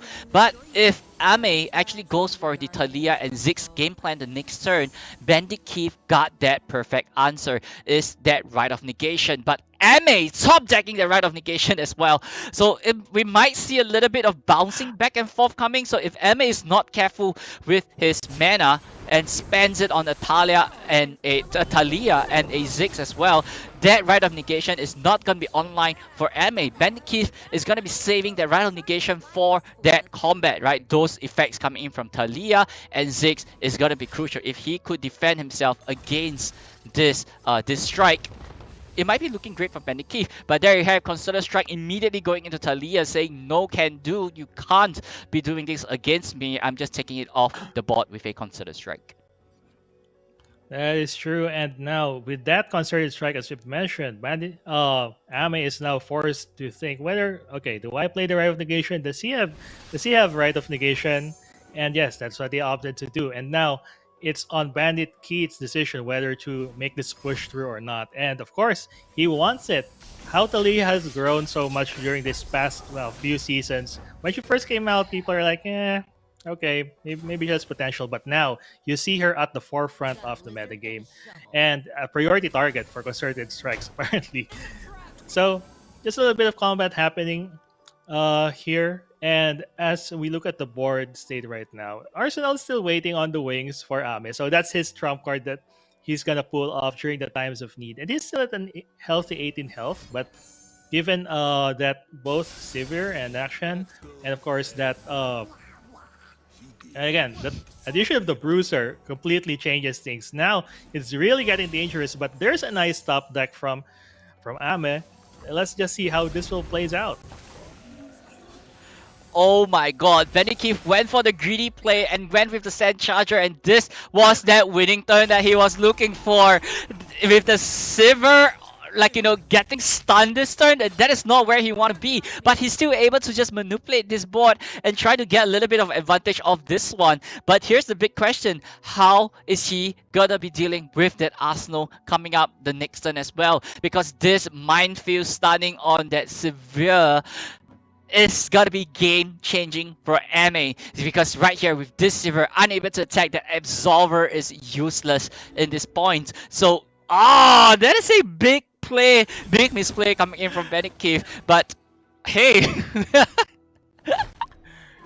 Well, he's gotta take his chances. I mean, if everything went well, right, during that play, then that's already game right there. But of course, Ame still has the trump card in hand. It will all depend on the keywords that this Arsenal but you know, with all of the landmarks that were destroyed during the past few turns, he just needs two of them. He needs let's see, he needs a scout, and he probably needs an elusive.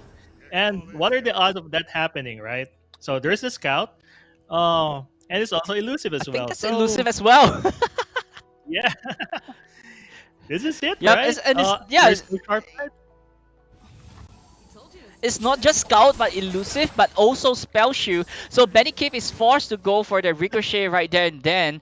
And I think right here, he has to try to find that Quicksand, or else it's going to be game over for Bandit Keith. Because with that Scout, with that Elusive, he has to try to get it. But Lucky Find, he's unable to go for, you know, he just got to be a Quicksand, or else it's going to be game over. Oh! Oh! Top deck! Quicksand, Bandit Keith, what? I'm speechless. My goodness, how one turn away. Ame was one turn away. All that needs to happen is that last card to not be Quicksand, and with that, Bandit Keith can breathe a sigh of relief. Well, it might not be over. I mean, there's still one draw for both players, right? So it could probably change things, but from the looks of it, once this turn passes, it's Ame's head that's on the chopping block. So both of them are really thinking hard of how to approach this situation. So we'll just see how this plays out. Yeah, I mean, generally you got the Scout on your key on the Arsenal, right? You should just go for the Scout attack just to play around the quicksand, because right here with the 6 on board, the quicksand would be able to target 2 units and no overwhelm on the Ziggs, no whatever keyword is going to be on that arsenal. And there we have that Magnus coming in as well. That's not going to be doing too much for Bandit Keith, because he knows he got that trump card. That top deck that he just got this turn is that quicksand. Getting it both on the Ziggs and the arsenal is denying MA from any push this turn. So Bandit Keith just thinking, do I quicksand this or to give him a little hope? He probably doesn't have the reach for 2 damage, but probably just play it safe. And there we go, quicksand, giving both units -2 and removing all of those lovely keywords. So all the arsenal that Arsenal built up over the course of the destroyed landmarks just gone down the drain with that quicksand, and probably a little bit of Amos hopes for the match, but still he's hanging on. I mean, depending on their next draw, it might not be the end of the road, and he's just going for this attack. Might as well, right? Like, make the most out of the turn. Try to reduce Bandit Keith's board as much as possible. Make him play on the back foot. And then, I mean, he can still trade favorably. The Ziggs is still huge. You can probably take out a couple more units. So we see Bandit Keith like just throwing that action, throwing that bruiser on the line of fire. And even then, he will still take 8 damage if he doesn't block the Ziggs.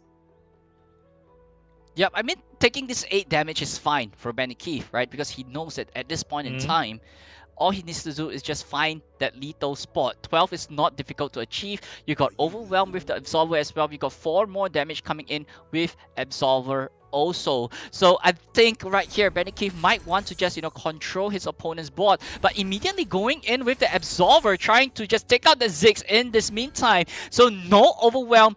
I mean, overwhelm is already on Sivir, so there's not too much of a problem coming in from him the next swing. But removing the Ziggs, that means those overwhelm damage is gonna overflow the next turn. That's true, and after this combat, all that's left for Ami will be that 4/4 and that minefield. He needs something to trigger it, but with all of the trigger effects that are available for Ziggs Talia, none of them happen at burst speed. So this is gonna be really tough. Again, that Sivir, of course, has overwhelm. So 8 damage minus 4, so that's 4. 7 damage at most. So this will be okay, that's an interesting choice to use that ability on. So he's bringing back the bruiser instead. That's a lot more damage, and probably more than enough to push through with this attack. So let's count. This is 8 plus 1. It's exact lethal. And that's exact lethal.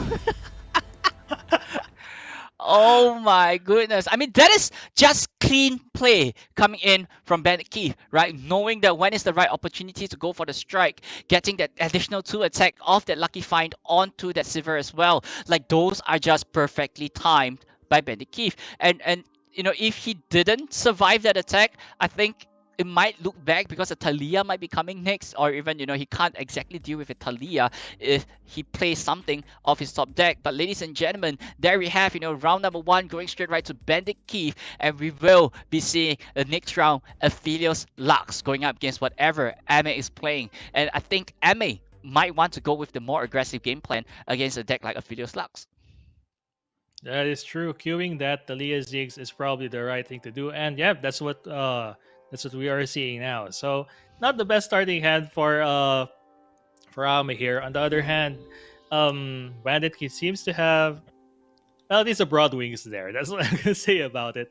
Lux, star shaping, they can probably wait, probably throw the hush away, but I don't know how he sees this matchup. We shall see. But it's again, while they are choosing, it's kind of curious to look back at what they've banned so far. So they banned the Pantheon Human, they banned the Scouts. Those are the 2 most winningest decks, and they both don't want each other to have it. So we are gonna be left with this very interesting match. Broadwing going down before that Broiling Sands came in, so at least the Broadwing is safe to be able to control combat. And I guess for the start of for this first few rounds, Moonboy, it's all about establishing their boards right. They're both playing mid-range decks. But if I were to choose, do you think you'd agree that it's the Talia Ziggs that has to be the aggressor in this matchup? Definitely, right? Like, with all this Roiling Sands and all this vulnerable landmark coming down as well, he is the aggressor because right here he's just challenging Bandit Keith. What are you gonna do? Are you gonna place your Aphelios right now? Because that is not the spot that you want to be.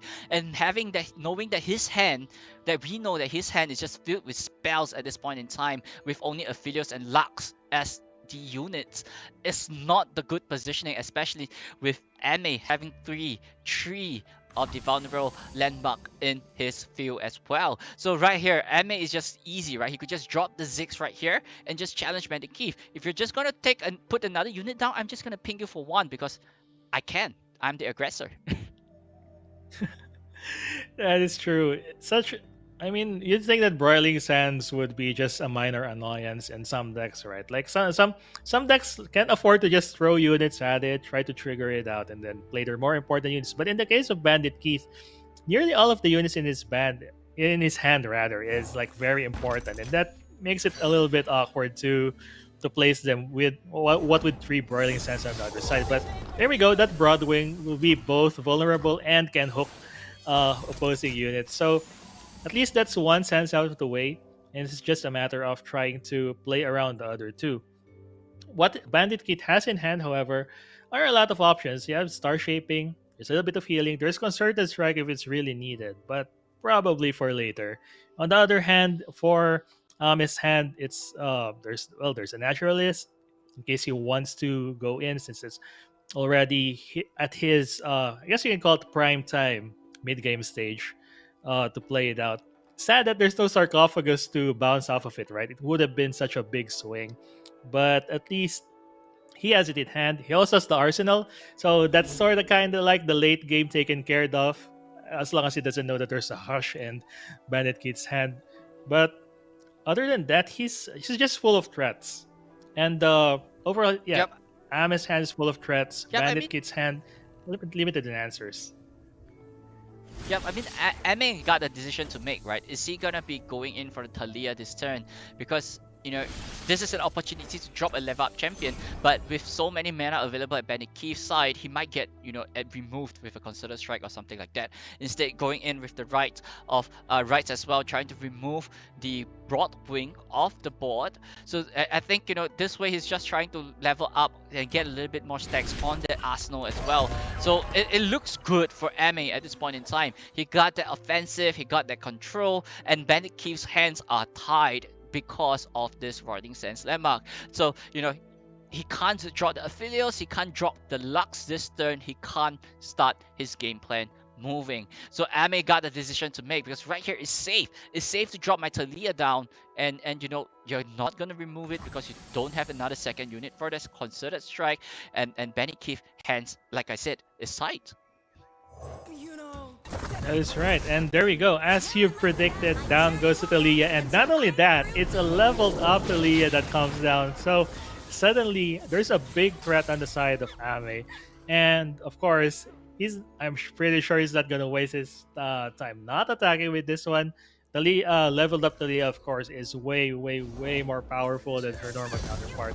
And of course, and in response, Bandit Kid plays that Aphelios into the vulnerable, so it's gonna get hit by three really huge chunks of rocks. But there's a Concerted Strike, there's a second unit that he needs, and of course, all of those rocks just drop to the ground because down goes Talia.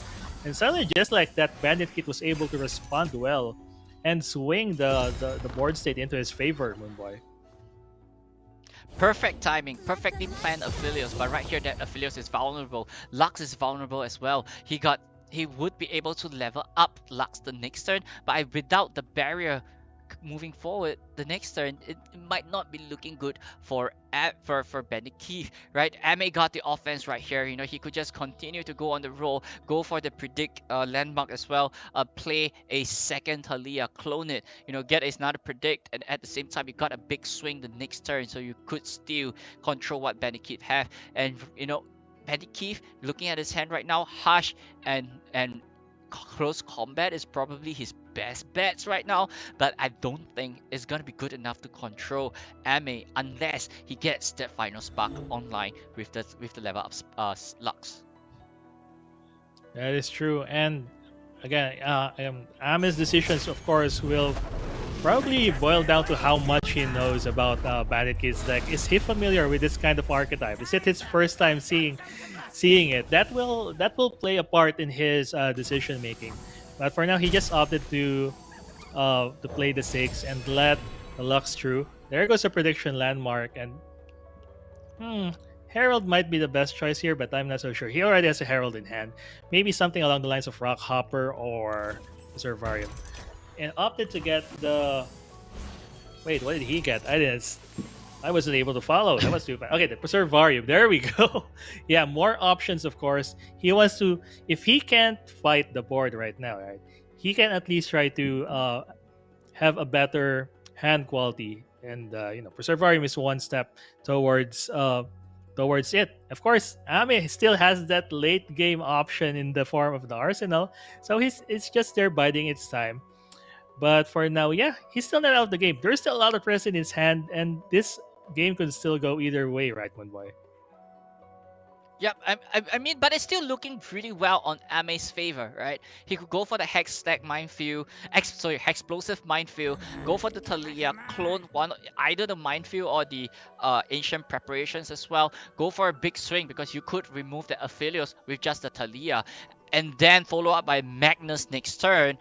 You got those overwhelmed in his pocket as well. Persevere, he might be looking for some answers, but I mean, even right here, he could go Talia cloning the Perseverium and go for a good attack. And Bandit Keith don't really have much choice to not much answer to Ame. That is true. Bandit Kid has to draw something that has at least an equal, that will at least tip the balance again to his favor. I mean, when we don't see the cards in his hand, we'd probably think that he has a lot of answers. But what Ame doesn't know is that Bandit Kid is a bit shorter than this time around. However, he just opted to play defensively, putting that Minefield in play, just stopping that Lux from doing anything. I also like to note that he finally got the devout in hand, so that's probably something he wants to do. Oh, opted instead to go for the Rock Bear and just go on the offense. It's gonna stun Aphelios for sure. Give him a 5/4. So he has a 4/5, a 5/4, and a 2/4. That's a lot of damage that's going to be coming from Bandit Kid's way. Wow, I think that's like what, 5, 9, 11, 13 damage coming in from Ame, and there's a Wow. clean attack moving forward. But Benny Keith, has so much healing in his hand. Two sharp side, 2-star shaping, and also the if Ame tried to do. I don't think Ame could do anything much at this point. He's just going to go for the swing, but Benny Keith would be able to survive, and at the same time, the Lux would be leveled, and Benny Keith's game plan would be able to roll, because right here he's not removing the Lux off the board as well. And there we have, immediately healing 5 damage. I think Cosmic Ray or even the Destroyer would be looking good. Here we have Lux already leveled, and with a final spark in his hand, Benny Keith might be able to bounce back off this one. That's right. That's the answer that he's been looking for. At least a leveled up Lux goes a long way in controlling the boards. And Final Spark has a lot of utility, and it's free. And when you add that to the rest of the cards that Bandit Kid now has gotten from that Star Shaper, then suddenly he's in a good position. There is another Star Shaper getting that Cosmic Ray probably. No, he's not. He's opting for the bigger, badder units that's available. And again, that means another Final Spark. So this is going to be shooting down probably, I don't know, probably the Rock Bear. The Rock Bear is such a big target. It's just so satisfying to hit with the Final Ray, right? Yeah, I mean, he has to try to remove the Ziggs, right? Because the Ziggs is just dealing damage again and again as landmarks getting destroyed. And, Benny Keith went for the Severum as well. This way, he could be able to get a little bit of life back after this combat phase.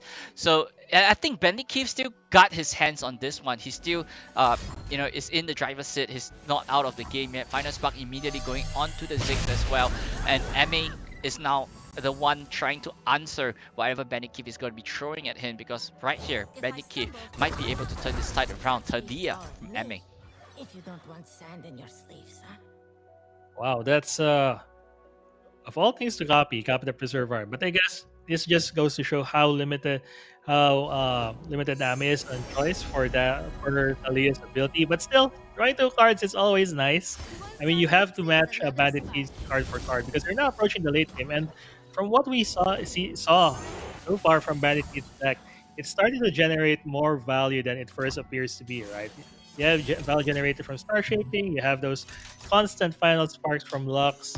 So, and of course, the key unit that is Ziggs, like you mentioned earlier, Moonboy from Ame was removed. So, right now, Bandit Keith is seemingly on the driver's seat. He now has a bigger board all of a sudden. But in terms of stats and quality, I mean, Ame is no slouch. It's way bigger than what Bandit Kit has. But what Bandit Kit has is, of course, a lot of utility to control this. Yep, I mean, with a Talia coming in with the Magnus, what Bandit Keith could do is just hush that Talia before the Talia could do its thing, right? So that there's no 6 damage going into the blockers of Talia as well. And as of right now, there's no direct answer to remove the Talia off the board. So probably hushing it, buying some time might be the best play for Bandit Keith. That is right. And right now, Ame is probably figuring out how do I approach this. I don't think he factors in the hush in mind, knowing that most decks just pack in like one hush and then just let it be. Severum going down for Lux. Let's see what's gonna pick. What weapon he's gonna face with that one. So just giving a life steal, probably as a preemptive way of gaining back more life in case Ame goes for a full attack. But again, there's a second Ziggs. Now it's a 6/7. Really big threat. So you'd think that they're at healthy life totals at 13 and 14, but it just takes one really favorable swing of combat either way to just plow for all of that HP. And now Hush going down to Talia, just as you predicted, Moonboy. How is this gonna change things for in terms of Ame's approach to attacking Bandit Keith? Well, I mean, with this Graviton coming in as well, it just makes Ame in a very awkward position, right? So, like, I can't really attack in the right spot. The only way that he could remove is just take out that Aphelios. You don't want to drag the Lux at this point in time because it has lifesteal. You don't want your opponent to, heal 5 damage up. That's a lot of damage. So, Bandit Keith knows that and is actually playing around that vulnerable tag on that Lux, and with the final spark in his hand as well, he could be able to remove this rock bear if this Aphelios actually survive, if this Aphelios goes down. But immediately going in for that single combat, taking out the rock bear and just healing 5 damage in the process as well. So Ame got a decision to make. Am I gonna use my stasis on that or the hourglass on the rock bear right here just to deny Bandit Keith from healing? That's true, and he just opted to go along with it. He says, "I'll give you 5 life," and it just goes back to that real nice play from Bandit Keith, giving life steal to that Lux. So that was the game plan all along, right? Just use her to manipulate the combat should Ame attack. So this final spark going to Talia probably bring a couple of question marks to Ame's head. But again, as you've mentioned, Moonboy, the goal right now is to just get Talia out of the picture. And it's these small incremental advantages that players build up over time that eventually allows them to sort of kind of do a steamroll in the later turns. And again, there's Excelsior's favorite card for the Masha. Right now, not yet playing. It's not yet doing its job. It's still gonna wait on the wings. It still has to wait for that Talia to be out of the picture. But right now, down comes the arsenal with all of those lovely keywords in response. Oh, There's the for Dimash. I could totally hear Excelsior from the back of from the back of the stage screaming at his favorite card. But it's wow, just both players bringing out the big guns during this turn. Talia finally out of the picture, but then again, Arsenal is another thing that you should be that they should be worrying about. So that Hourglass finally comes into play, Moonboy. It's gonna save Talia, and he's gonna live to fight another day. It's not just that Arsenal, right, Miko? Because right here, with this huge board, Betty Keith have most of the attacks are at 7 or 6, and this Stasis coming in from the Talia is just dealing 4 more damage to his Nexus. But right here, is Ame able to tank whatever is going to be coming his way? As you know, this is a really huge swing from Betty Keith. So it's down to Ame. How am I going to protect this one? You know, the Charger is going to do 7 damage in. You know, should I put my Ziggs in front of the Lux or the Aphelios or the Charger? Because I don't want to leak so much damage into my Nexus. And you know, even though Betty Keith could not score the win of this swing, Ame bot is just really compromised at this point in time. If like you know, right here, you know, he's just trying to use that Arsenal to his advantage, because the Arsenal is that you know, the way for him to win with so many keywords in his pocket as well, and he's just trying to protect it with his life. And that quicksand really saves that Arsenal's life. And it's just a shame because Bandit Kid could have killed it with that Pale Cascade if he only had one more resource. But as it stands, that Arsenal is gonna be back. It's gonna be healed to full in the next turn, and potentially could be game winning. We'll Crescent see how. Strike. Oh, there's the Crescent Strike. Grab it. Grab Crescent it. Strike. Oh my goodness, because he, like, you know, this is gonna be easy attack coming in from Ame, right? The Arsenal is just going to go for the first swing, and then you know, you could just Crescent Strike your opponents, the Talia and the Ziggs as well, and you know, those are possible plays for Bandit Keith. And Ame, you know, going in for the swing because he has the Scout, and this line attack is as good as free to him. That's right. So, yeah, I guess that's exactly how the turn will play out later. And maybe, do you think it's probably a great idea that he doesn't use the Scout and just opted to attack with everyone instead? Or, you know, he doesn't know there's Crescent Strike in hand for sure, but do you think it might be a better way to go at it than trying to maximize the Scout? I mean, he could go for a strike right here, but that's not going to be lethal, right? You're looking for a lethal option, and with this Arsenal going in for the first attack, you could just lower down Bandit Keith Nexus by a lot at this point. Like, you know, at this point with only 9 damage, that's almost more than half of whatever Bandit Keith have. Crescent Strike coming in on both the champions of MA as well, but you know, who is going to stop this Arsenal from moving forward? You know, it's gotta be that Aphelios or that Vanguard Sergeant to just block it off, to just defend a little bit more, and his only win condition is gonna be the 9 mana that 9 mana elusive target in his hand as well. So you know, this is just looking, it's down to Ame, right? If he could close this turn once and for all, if not, it's gonna be the final turn for him, the next one. That's true, and I like how he opted to draw first to try to get more options, and he got rewarded with the right of negation. So it will go a long way to stopping a clutch moment probably that's gonna happen. But okay, Elliot's leveling up, and Moonboy, you're the expert in this and everything that's moon related. Can you brief me about what Aphelios does when they level up? Because you know, he has a ton of things that he can do.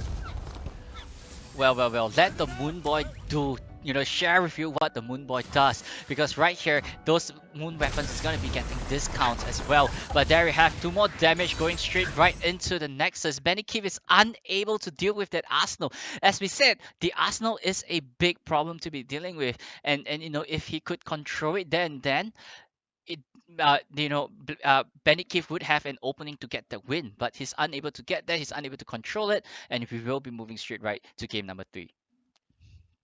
That is right. That's such I don't know.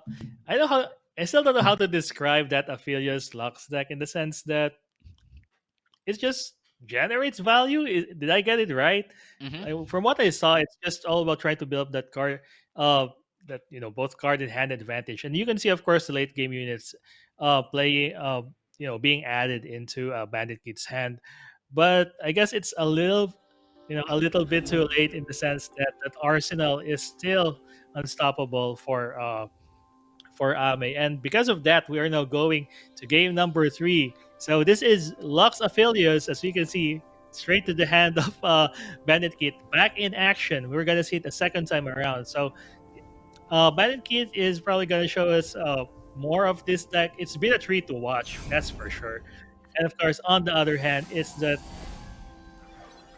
well, I see a Hydrovine, so it just means one kind of deck, right? We're looking at a Viego deck.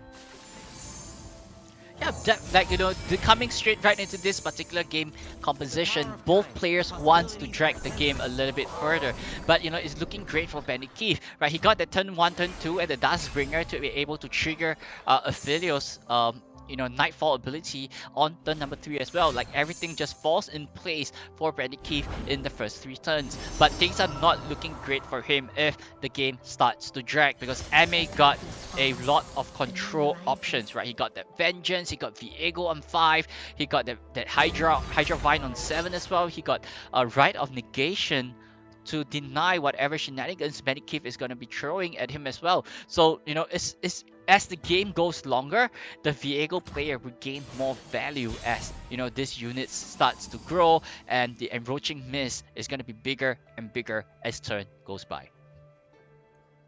That is true. So for right now, Bandit Keith with the lead when it comes to board, as we mentioned before.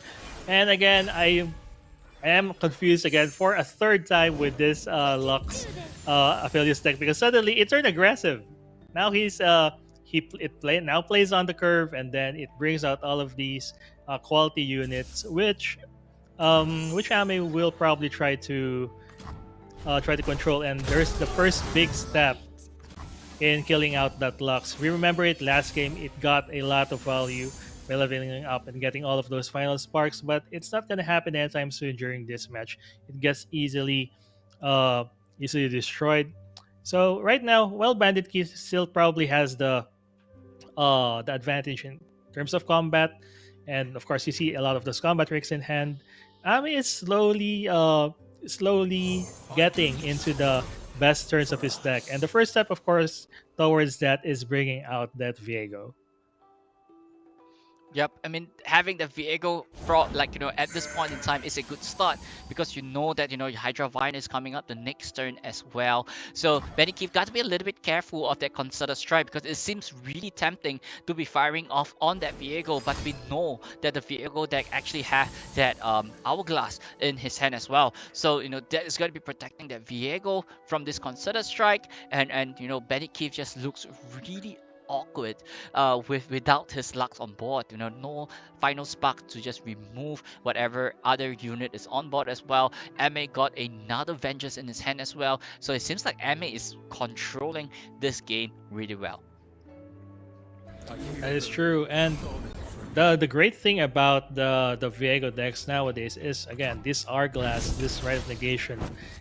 It has all the protection now. Remember how Viego decks back in the day tried to force Viego to partner with the second champion so that it's an alternate win condition. Well, over time, I guess players have learned that you know what, Viego is just fine on his own. He can handle it. All that we need to do is protect him, and that's exactly what happened during this past few turns with these two players. So now that Viego is a bit more protected from that Concerted Strike, then he will start to gain advantage. But that Broadwing is still very persistent about it with that sharp side. It wants that Viego's blood, and of course Bandit Kid wants Viego out of the picture, because that's the next main condition.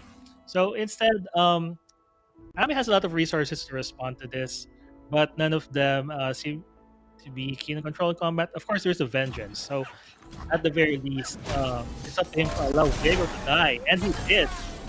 But it's just because he has a second copy in hand. So while Bandit Kids probably thinks this is, a big victory, he's probably gonna be a little bit sad about it when that Hydra Mist comes in. So instead of playing Viego, he just opted Moonboy to play the bigger Hydra Vine and to try to take control of the game from here.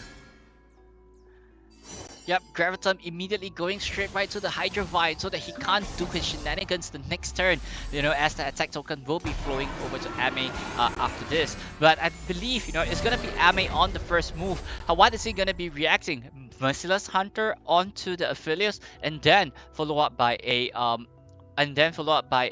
Viego from his hand. Like, that is also a possible play, but he has to be really careful of the Sun, the 6 mana spell that are coming in from Benikeith's hand. Like, that is gonna be, silencing Viego and then dealing 6 damage then after as well. So he got to be careful of that card. But with Benikeith playing out of 6 mana already, Viego is clear to go online. That's true, and it's just great how, I mean, this is probably the meta where vulnerability is like so much. What do you call this? It's such a good mechanic now to bring to the deck, especially in this Viego deck. See how it manipulates combat, how it takes out key components through combat. It's because the meta has sort of kind of warped in a way that it's now hard to kill units. So with spells, so right now it's just more of, okay, let's try manipulating combat instead. And that's exactly what Vulnerable does. That Hydra Vine is still stunned. However, that Aphelios was taken out of the picture. That's a really big step because they generate a lot of value, right? If you leave it over time. And now, speaking of value generators, here's a new one, but it meets exactly.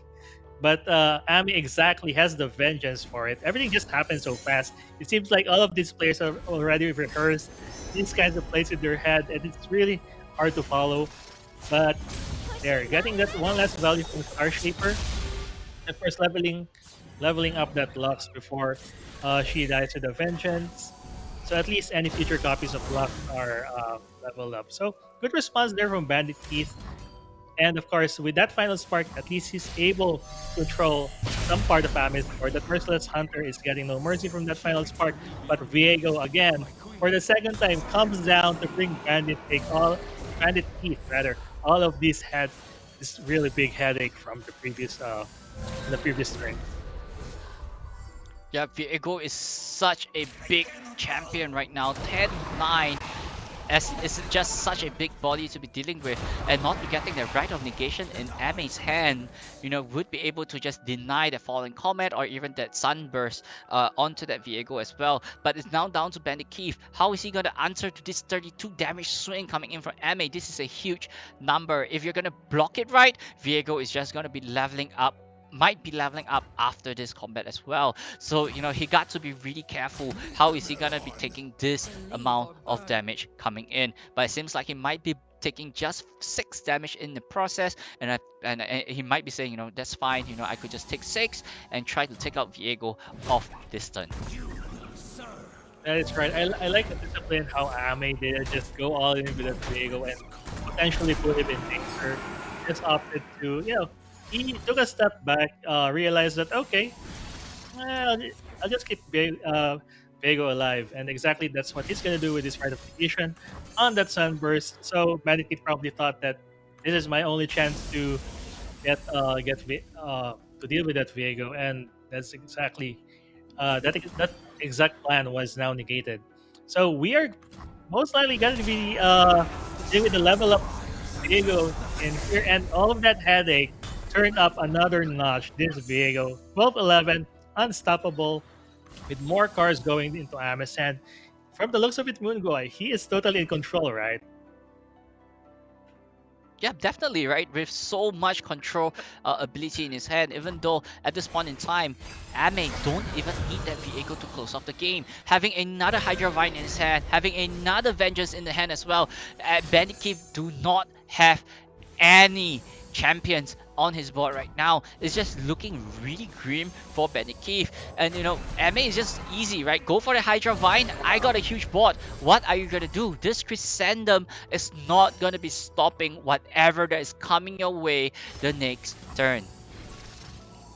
So Ame just powering through. Oh, I have one Hydra Vine. Let's add another one on top of it.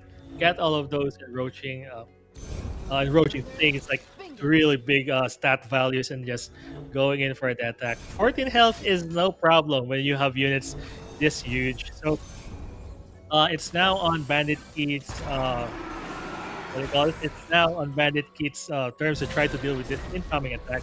9-9 just coming out. Another 9. Just a 10-10 coming out. So wow, this is just pure damage. And with that, Bandit Keith opting for the surrender, just hushing one of them for good measure. So at least he doesn't get hit for too hard for from that one. But other than that, he seems to have run out of options at this point in time. Concerted Strike probably not gonna do much even this part, but at least he's gonna try. So Concerted Strike Yeah, is but gonna bring. Benikeith might be able to. I don't think Yeah, go. Benikeith might be able to get out of this one.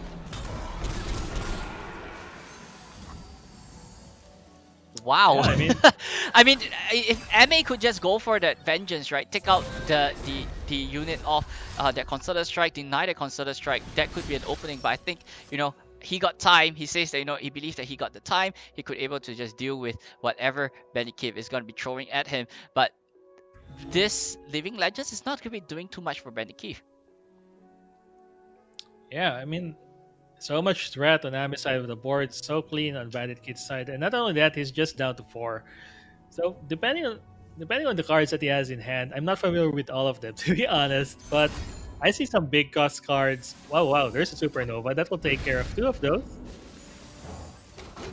But again, the Soldier reinforcing Ami's side of the board. So now these roaching mists have grown to really big proportions right now, and he's just playing threat after threat after threat, hoping that Bandit Keith won't be able to wipe them. Well, not with one resource, right? So Ami potentially on his last attack unless Bandit Keith pulls something really important. But as it is, it's Ami that will take this match against Bandit Keith. Wow, just powering through every answer that Bandit Keith has. I mean, what's a more straightforward game plan than that, right? Just blow through your opponent. That's it.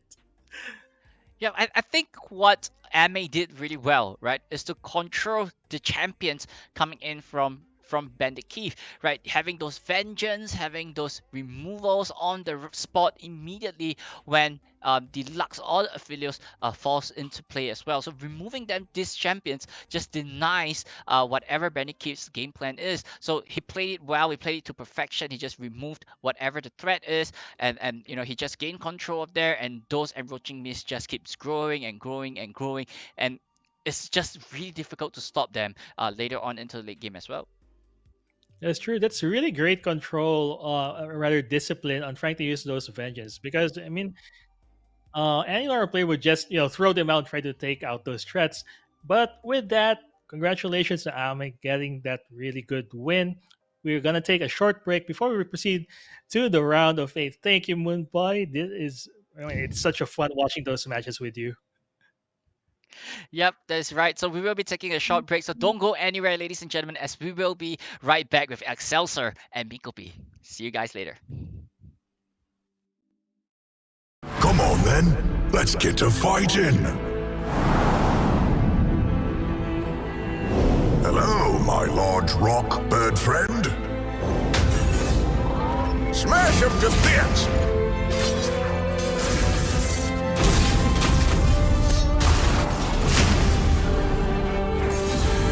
Come out and play. Looks like fun. Right.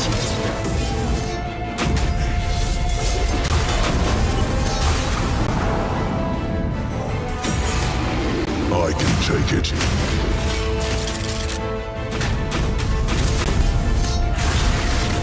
I sculpt what others only dream of.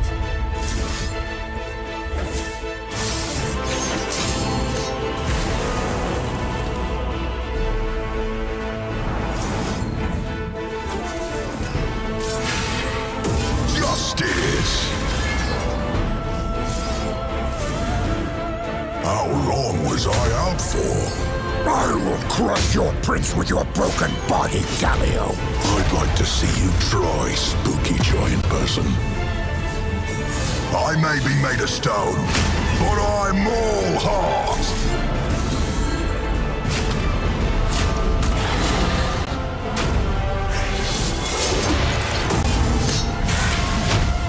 You don't mess with Demacia.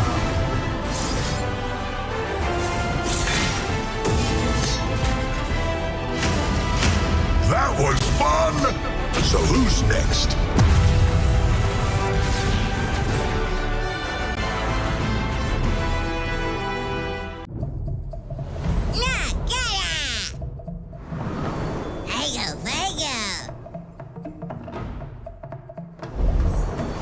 Hut, 2, 3, 4.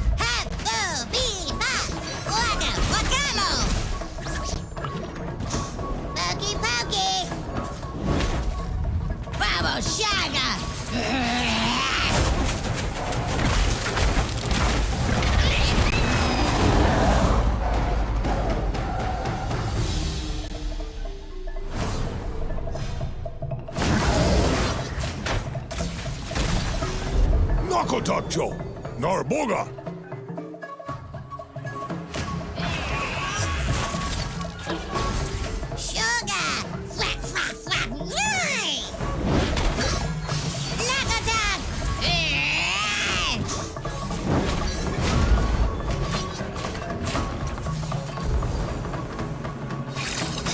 Bum-bum-ba!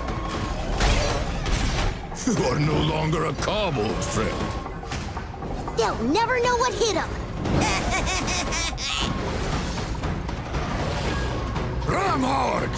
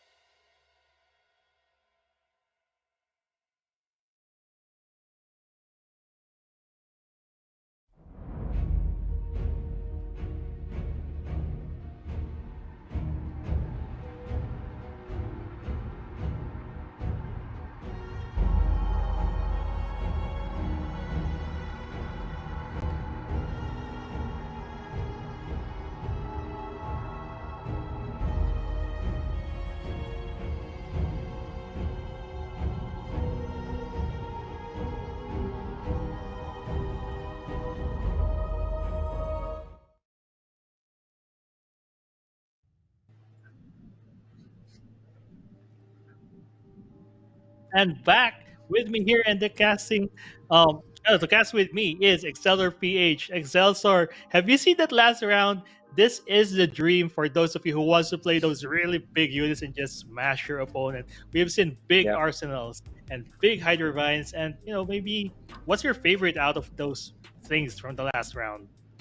Yeah, well, like my favorite one is the match right there when Ame uses like Talia Ziggs. Like, oh yes, Arsenal. Yes, that's it. That's right. That's what I'm talking about. It's like Arsenal is like a kind of a mini pantheon for me. It's like the buffs that you get there is like akin to what how a pantheon develops down the line. But let's go into the brackets right now, and of course now, guys, we are on the top 8. Top 8, guys. This is we are almost there. We are nearly halfway to the culmination of this event, and of course, look at the bracket right now. We see Aurora, Minua is right there on the left side of the bracket as well, and you can see, we see some more players right now being seeded in. Pimping Ho on the right side, One-Eyed Dog. On the bottom, it's VK versus... Oh, there's still Bandit Keith. Bandit Keith is right there. Wait. Why is Bandit Keith moving there when when it's Yeah. 2-1 on the opponent? So it's like, he lost the previous match right there. But yeah, there has to be an update right there, maybe on the next round. But yeah, going in to this next match, we're going to be spectating Mikopi. We are going to be Mhm. spectating Aurora versus Merua, JP. So this is going to be a curious match indeed. But let's see, Mikopi, who is Aurora? Oh my gosh, Excelsior. Look at this record. Seasonal rank games played 1908. That's a lot of testing. That's a lot of play. And wow, Aurora.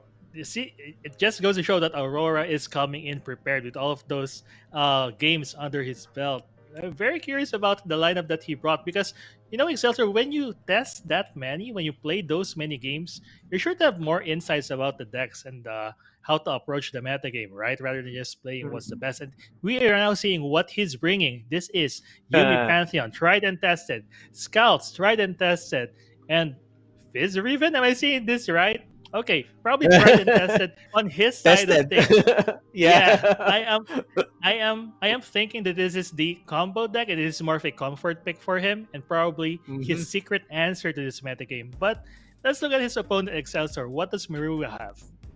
Merua JP is number 9 in the opening round seeding, total of 185 LP in the Masters rank. And look at that, maybe the lowest we've ever seen out of the matches we have casted, 115 seasonal rank games played. And these guys are really, really comfortable, like going in with the low number of games played while still getting the Masters and even getting the seeds into the APAC playoffs. And I want to see what he's bringing right now. It must be really a top tier deck lineup, as he is now bringing like just 115 games played. Now, yes, dude, we can see. You can see right there, Fizz Aphelios is the Aphelios right there. And of course, Yes. you can see the Mono Shurima deck. Really, really powerful as well. And, I want to see this work. Wow. Zillion Akshan. Oh man, this is gonna be quite an interesting matchup between the two, and I am quite, how do you say this, quite speechless as to how they're going to be setting this up. And I'm gonna be looking at their lineups or their decks that they brought to the tournament right now. But let me get your thoughts about the lineups that they did, Mikopi. Oh man, what a headache for Aurora trying to choose probably which of these decks to ban.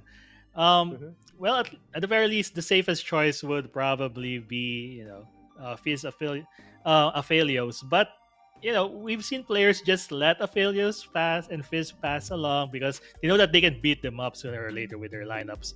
And so I'm just curious about how Aurora is going to approach this. How someone who has more than 1,000 games under their belt approach this kind of really, you can call this probably an orthodox lineup from their opponent. Because, I mean, from Marua's side of things, it's a bit of an easier ban. Figure out which of his decks has a worse matchups against either Pantheon, Yumi, or Scouts, and then just ban outright the stronger deck. And part of me wants to think that it's probably Pantheon Yumi because Pantheon Yumi it can win games that it doesn't have any right to on the back of like one or a couple of big punches. But the same goes for Scouts. But for now, I'm leaning towards Pantheon Yumi. So it's very interesting how they'll play this out.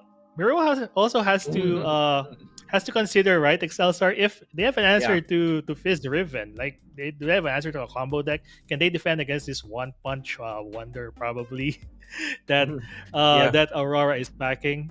So really diverse choices here. Yeah, I'm really thinking that, of course, that the possible obvious target right there from the side of Merua is to target the Yumi Pantheon.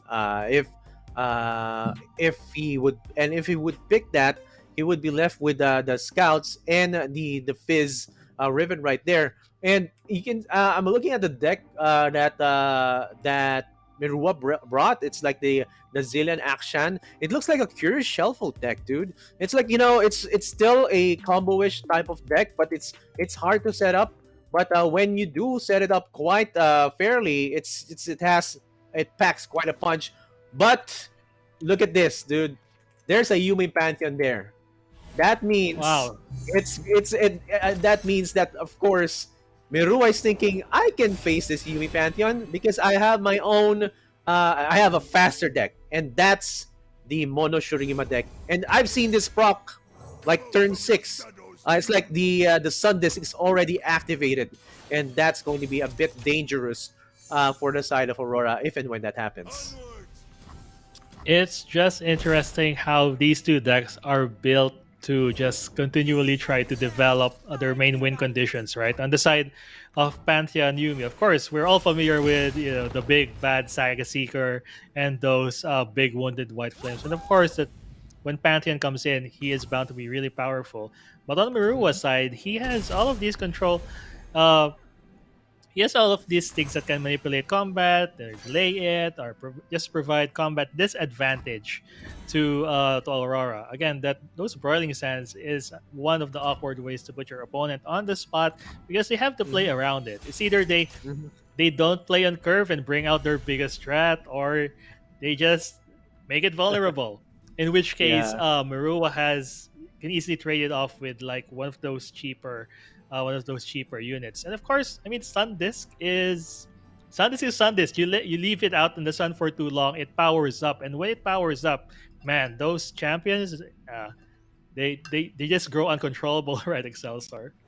Yeah, they get ascended. And you can see right here, Aurora just drew out his second Zenith Blade, which is basically not the most optimal draw right there because you don't want to draw it. You want to cycle it off from a Daybreak Zenith Blade because that's how you do it. And you get it right now, and you would have wanted to have like maybe develop a Yumi right there to like just make it bigger and bigger down the line. But again, as we see on the side of Merua, he has some answers right now, especially with the Hourglass and Quicksand as well. And now goes with the Perseverarium and draws out the second. Oh my gosh, the second Azir. So yeah, he can take the damage. But it's still anybody's game right now between the two. And I'm seeing still a possible proc from the side of Merua, a bit delayed because of maybe he may sense that his opponent Aurora is pulling up some cards or pulling up some cards and mana to possibly do some combat tricks on any of the champions that he may bring out into the board. So, very, very difficult decisions from the side of Mirua. Right of negation looks like an answer right now. It might be a very, very obvious answer to get. Yeah, I mean that's the safe option. You want some form of insurance, of course, Mhm. from right of negation. It's always a good card to have, especially during the later stages of the game where plays can Ooh. be like swingy. But instead, he opted to pick for the 3-1. So Rock Hopper gonna come down, bring out another Broiling Sands for whatever Aurora's next unit to step on. And because of that, he will probably just attach Yumi instead of letting her, run around on the ground. Just gonna have the Mhm. Saga Seeker carry her, turn both of them into like this big hulking monster that's ready to punch for huge amounts of damage. And you know what's the great thing about this Excelsior is that Aurora was Mhm. able to get the overwhelm as early as possible, and this is Yeah. it's very good in this matchup in the sense that in case if they attack, at least the damage carries over, right? So Merua can't really use those Hourglass to try to save their unit and avoid combat with whatever big unit Aurora has, which is now the Saga Mhm. Seeker.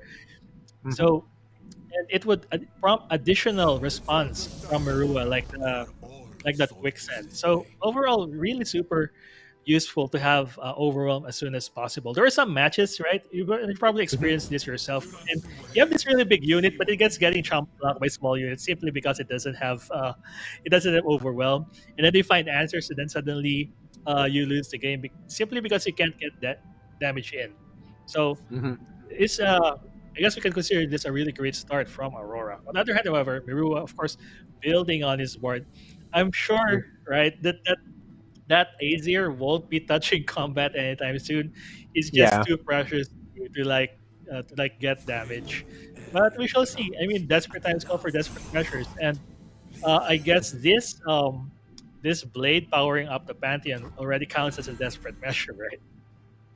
Yeah, it looks like he's like putting not putting all his eggs in just one basket because it seems that when you see your opponent that he's pulling some mana yet again, that he's giving you the possible scenario that he may use that mana and use it against you down the line. Now he's putting up Pantheon with a Yumi, so that's a big guy with a small cat right there being attached, and you can see 8-8. It's not really flipped right now, but he only has a few mana to work with, not even enough for a concerted strike, Mikofi. That is right. And now this huge muscular guys, one of them bringing a cat, is now gonna bring down the pain to Marua's side of the board. We see that potential 8 damage, but that quicksand will change things, will allow them to be blocked effectively at the cost of the rock hopper and the devout. But again, at least it staves off a huge chunk of damage that would have put Marua in a precarious position in the next few turns. So that's a really great use of a quicksand right there. One of the better cards that we have seen during this recent metagame. Of course, that spell would easily trade, would allow Pantheon to trade with Azir. So goodbye Azir. Great news is that Muro still has one in hand, and he's both of them are close to leveling up. So Yeah. right at the moment, right, Excelsior, Aurora definitely in control. But again, you can't discount that Sun Disk. Yeah, and that you can see I want to see, of course, the flip condition right now of Azir, and goes with a Seraph. Oh my gosh, the Seraph is already flipped, and when an allied landmark is destroyed, which he can do right now, he can actually deal a lot of damage. 3 damage, dude. You see, Serath is one of those guys, like those champions that you would want to see flip. Like you deal 3 to the weakest enemy, and what's the weakest enemy right now? That's a Saga Seeker. And what's the obvious answer? A concerted strike, dude. And oh my gosh, I think this is gonna be a perfect target. Maybe even protect it using an hourglass right now. There you go. You have it right now. Let's see how well this is gonna go for Mirua. It's like he's on survival mode right now. Copy. That is right. That hourglass is clutch. It does save. Oh yeah, it does save Seraph, and out comes a level up Azir, and that means our Sundisk will also level up, and that means both champions will be ascended. So once Seraph comes out of that Oracle, this Tomb rather, then there'll be a bigger, badder Seraph, and suddenly I guess the tables are turned. Before Mirua was started like a disadvantage, but now he has a leveled up Azir and a leveled up Seraph, ascended Seraph. After that, maybe it's the start of putting things back into his favor. Still, on the other hand, we can't discount what Aurora has. I mean, look at those keywords on those Pantheon, right? It has almost everything, and Aurora has the option of buffing him up more with the cards in his hand. So we'll see how Marua handles this with his more developed board now, Excelsior. Yeah, and this is going to be one turn right there, just protecting, of course, the Saga Seeker. He's just like, I know that Seraph is gonna flip, once he comes out of the statue, and of course, he's gonna be dealing 5 damage to one of my units. Better than that Mystic right there. And of course, he's gonna take some damage and get obliterated. And of course, Blinded Mystic is gonna be out of the game. But of course, you can see there is what we call a scouted flipped Pantheon right there, and it has all the protection it needs.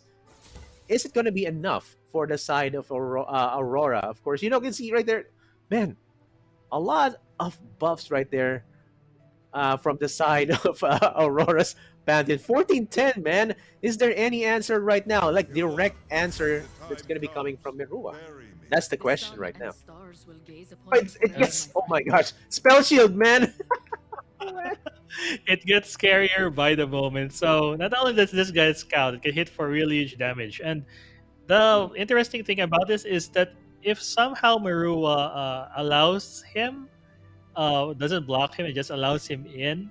Aurora actually has the sharp side to go for lethal without any problems. And I doubt there's any quick answer to Mirua's hand to try to deal with that. So he is, well, he's probably forced to block with one of these champions. And it's just disheartening. Just when the what do you call this? This when the sun disc is up and the champions are ascended, suddenly there's this bigger battered monster that just comes knocking at your door, threatening lethal. And then what you really have to do is to sacrifice one of them to try to at least stem the tide. But again, you have to consider he has Scout and he has 2 other smaller buddies with him. So it's a lot to deal with, and we'll see how Muro handles this Excelsior. Yeah, and you can see it's going to be for naught if you that Iula that just buffed Pantheon with a spell shield. It's actually really really crucial because you wouldn't want the Sarath to target your Saga Seeker. So he put a smaller unit right there to take the blunt of the damage from a Sarath proc.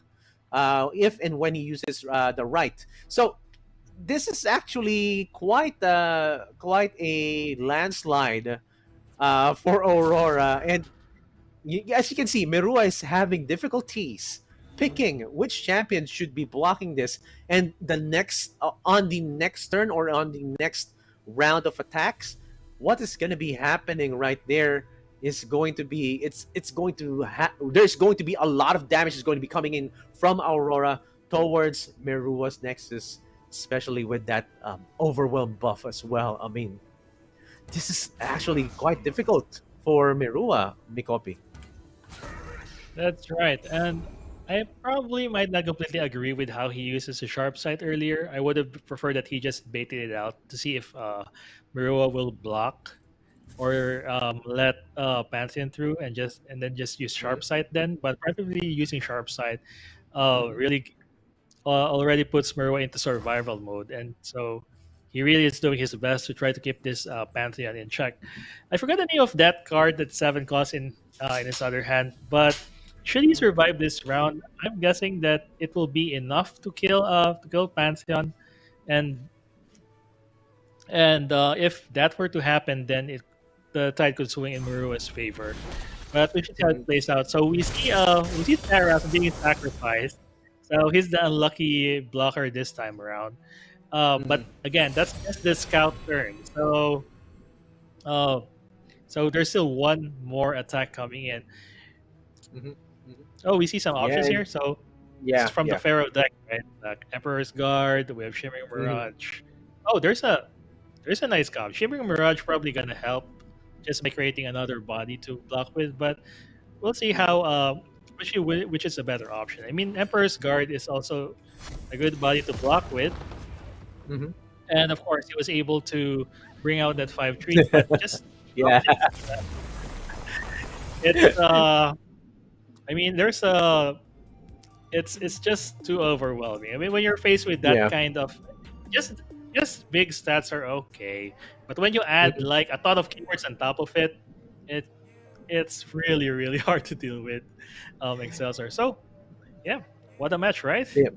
Yeah, and what a match indeed is. I think it was indeed like it's like kind of a story right here that we're seeing. Like a Pantheon looks like a god killer right now, especially getting all the buffs after getting some trials and tribulations along the way on his journey, killing the ascended, two ascend or getting a chance to defeat the two ascended champions right there, Serath and Azir, and that's going to be of course the story right there, Mikopi. But now we are now going to see Fizz Riven versus the Mono Shurima deck, and this is going to be quite interesting because this is not what you usually see in the stats that we studied about going in, of course, with initial Fizz, they're checking if the opponent has it, but now ancient preparations going to be put down. So this is going to be a free attack for Aurora.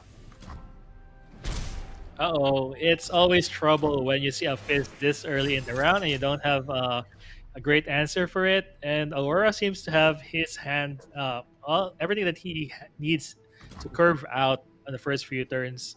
You see Riven there also waiting for her chance to come in, and I mean she has really great stats for a 3 cost, but we'll save that for later. Right now, what Maru has to do is just to try to contest this board for board. I haven't noticed this when I was talking about Aurora's deck earlier, but Maru also has a great curve. I mean, Mhm. there's a 3-1 guy to control combat with. There's a Devout, which is great card advantage, Mhm. especially if you're able to make full use of the sarcophagus. So I thought Maru initially was in a bad spot, but apparently, uh, they can still fight Aurora's board. Now, where this gets out of control is when Fizz gets enough resources to Mhm. actually go for big swings, Yeah, unblocked once he gets elusive, and that's when Maru really has to worry.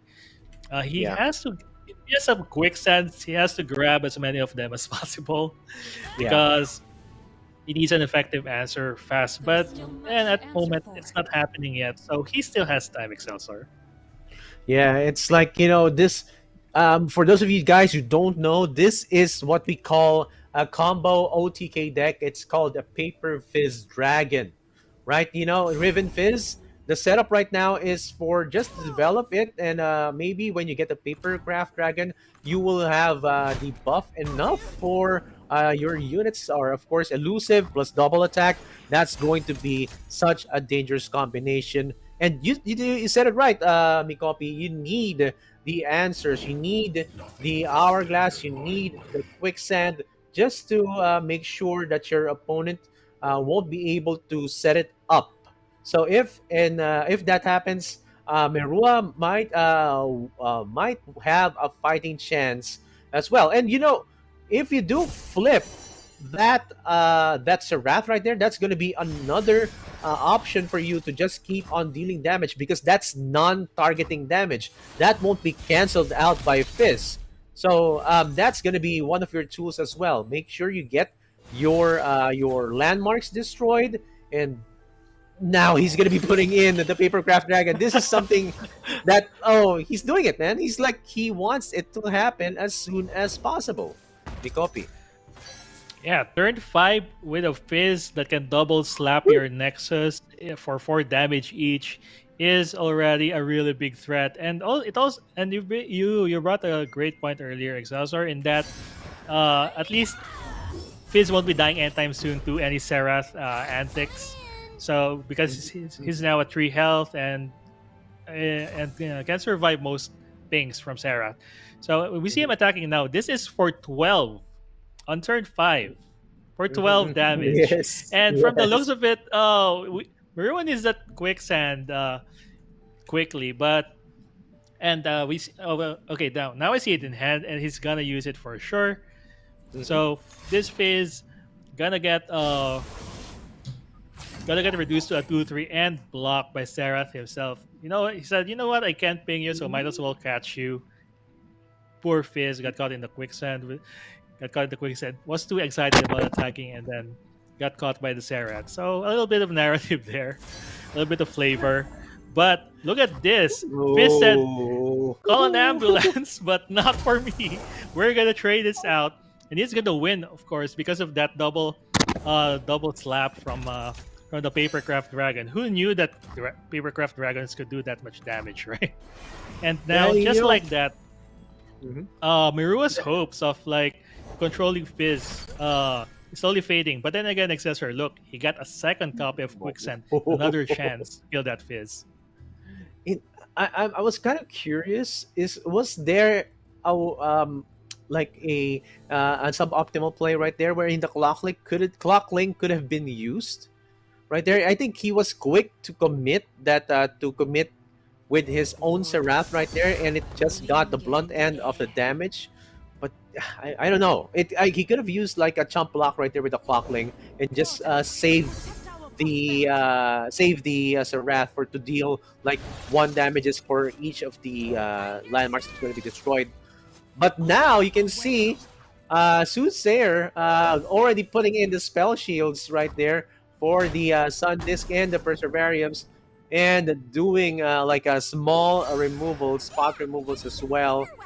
Oh man, make he's trying to build up, dude. He's trying to build up that Fizz, but we're looking, or I'm looking at the quicksand, which might be the answer. Oh wow, overwhelm, another overwhelm buff right there with, of course. Oh man, I mean, I've been using this before. It's called Might, guys. If you put that right there, that's going to be quite a huge damage, especially with this Fizz. But I mean, there's still some answers. It's not all done, Mikopi. Some answers can still be seen from Mirua's side. That is true, and speaking of might, that might be all that rather Aurora needs to push those last bits of damage. But he is exhibiting some discipline here. For sure, he won't go all in by just playing might preemptively, because there might be a second quicksand, so that will spell trouble for him. But even then, this Fizz by itself is like getting super powerful. You don't want to give him like it's like Really just needed some. it's like giving him a real, giving Fizz a real dangerous weapon while he has double strike. Who knew that's a thing, right? So he's just one buff away, even just 1+1, and he can go in for lethal. So we're gonna see if what Aurora does is he's gonna just he plays the might preemptively. So he really wants to go in for the lethal, gets the spell shield, and we'll see how this plays out for him. I mean, if I remember right, Quicksand goes through spell shield, but I'm not so sure. Oh, Okay, it seems doesn't. that's not the case. It Miro just doesn't. opted. And wow, what an amazing win right there. Is that a 2-0? Is that a 2-0, man? That's a 2-0, yeah, straight up, clean. Wow. It's like we're seeing some quick matches, and we see that the OTK has been prepared right there, Mikopi. Can you show can you give us a rundown as to what happened right there? Like I'm seeing like there were no specific answers from the Mono Shurima deck that were gotten. But is there any way? Can you give us a rundown as to what happened during that match? I guess a great turning point there would be when Fizz got quicksanded the first time around. And going back to your observation earlier about what if he just chump blocked it, I think this is more of Marua just playing confidently that he thinks that he can take out that Fizz right there by just putting up a bigger blocker. But of course, there's also an argument to your side wherein he could have just waited, right? I mean, Fizz doesn't have Overwhelm yet during that time. So they have just chump block Fizz and then just save the what do you call this? Save the Serath, right? But I guess in that situation, even I would even just choose to like kill the Fizz right there, because it's such a huge threat. It as you saw as the game progresses, he turned uncontrollable. So it's just really fun to see, like during those past two games wherein it's about big guys just hitting for big damage.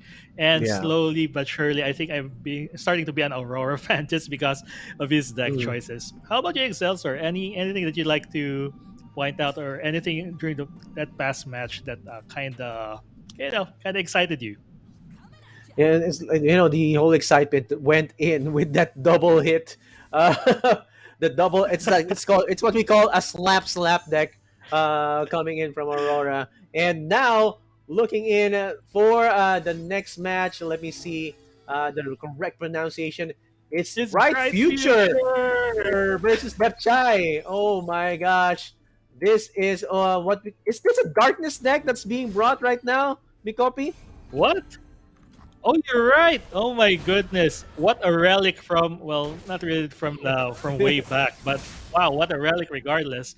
We haven't seen Darkness for, I don't know, the past few weeks, right? Somehow it's taken a back seat, but I guess it's back now to prey on those faster, more aggressive decks.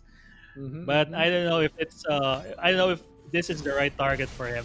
But Yeah, regardless, we see Chai here up by 1 game, so that means that he is doing something right.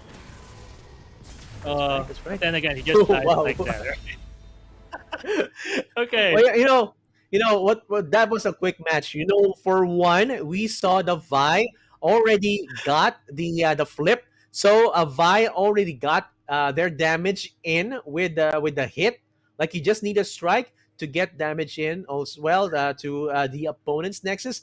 Plus another flipped champion. That was Ezreal putting in two mystic shots as well to eliminate their opponent's nexus like really really within lethal. So that was already 1-1. Bright future showing that he might have a bright future in this match against his opponent.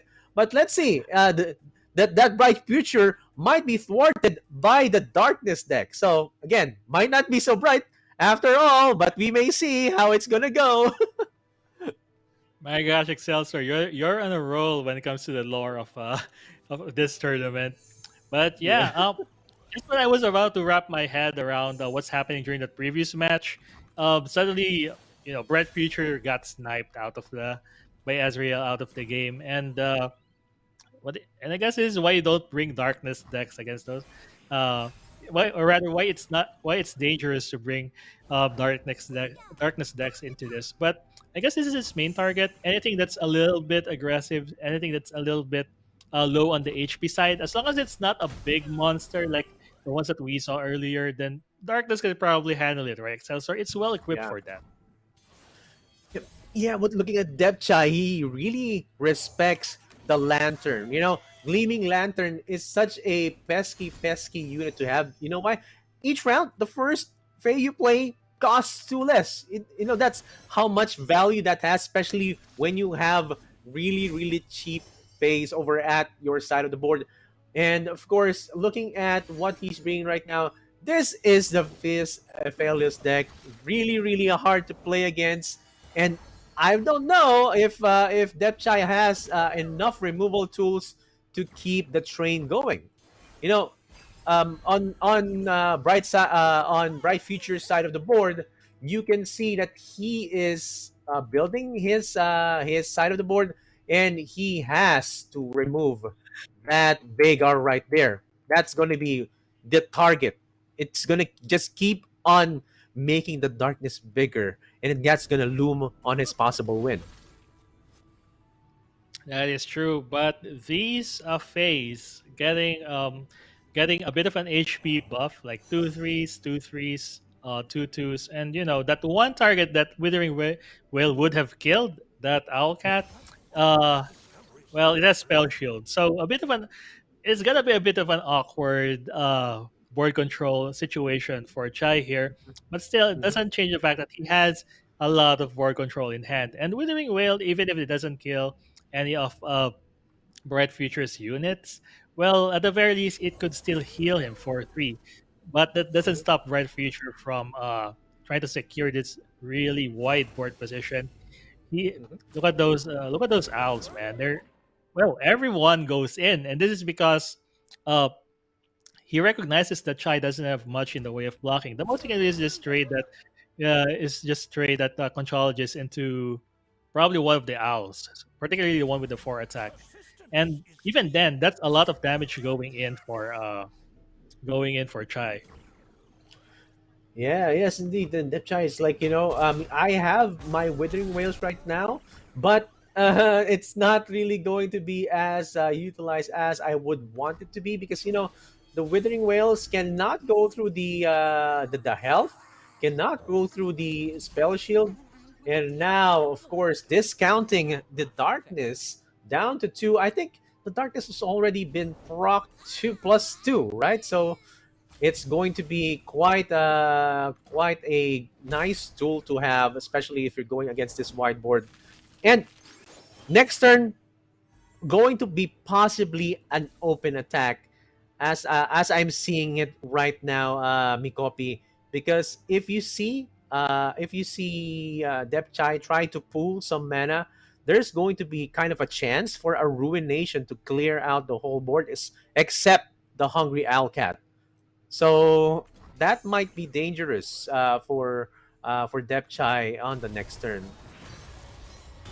That's true. And as what they call this, as Bright Future's board is slowly being controlled, we see that familiar sight again that really scares people nowadays. You see a fish holding a papercraft dragon.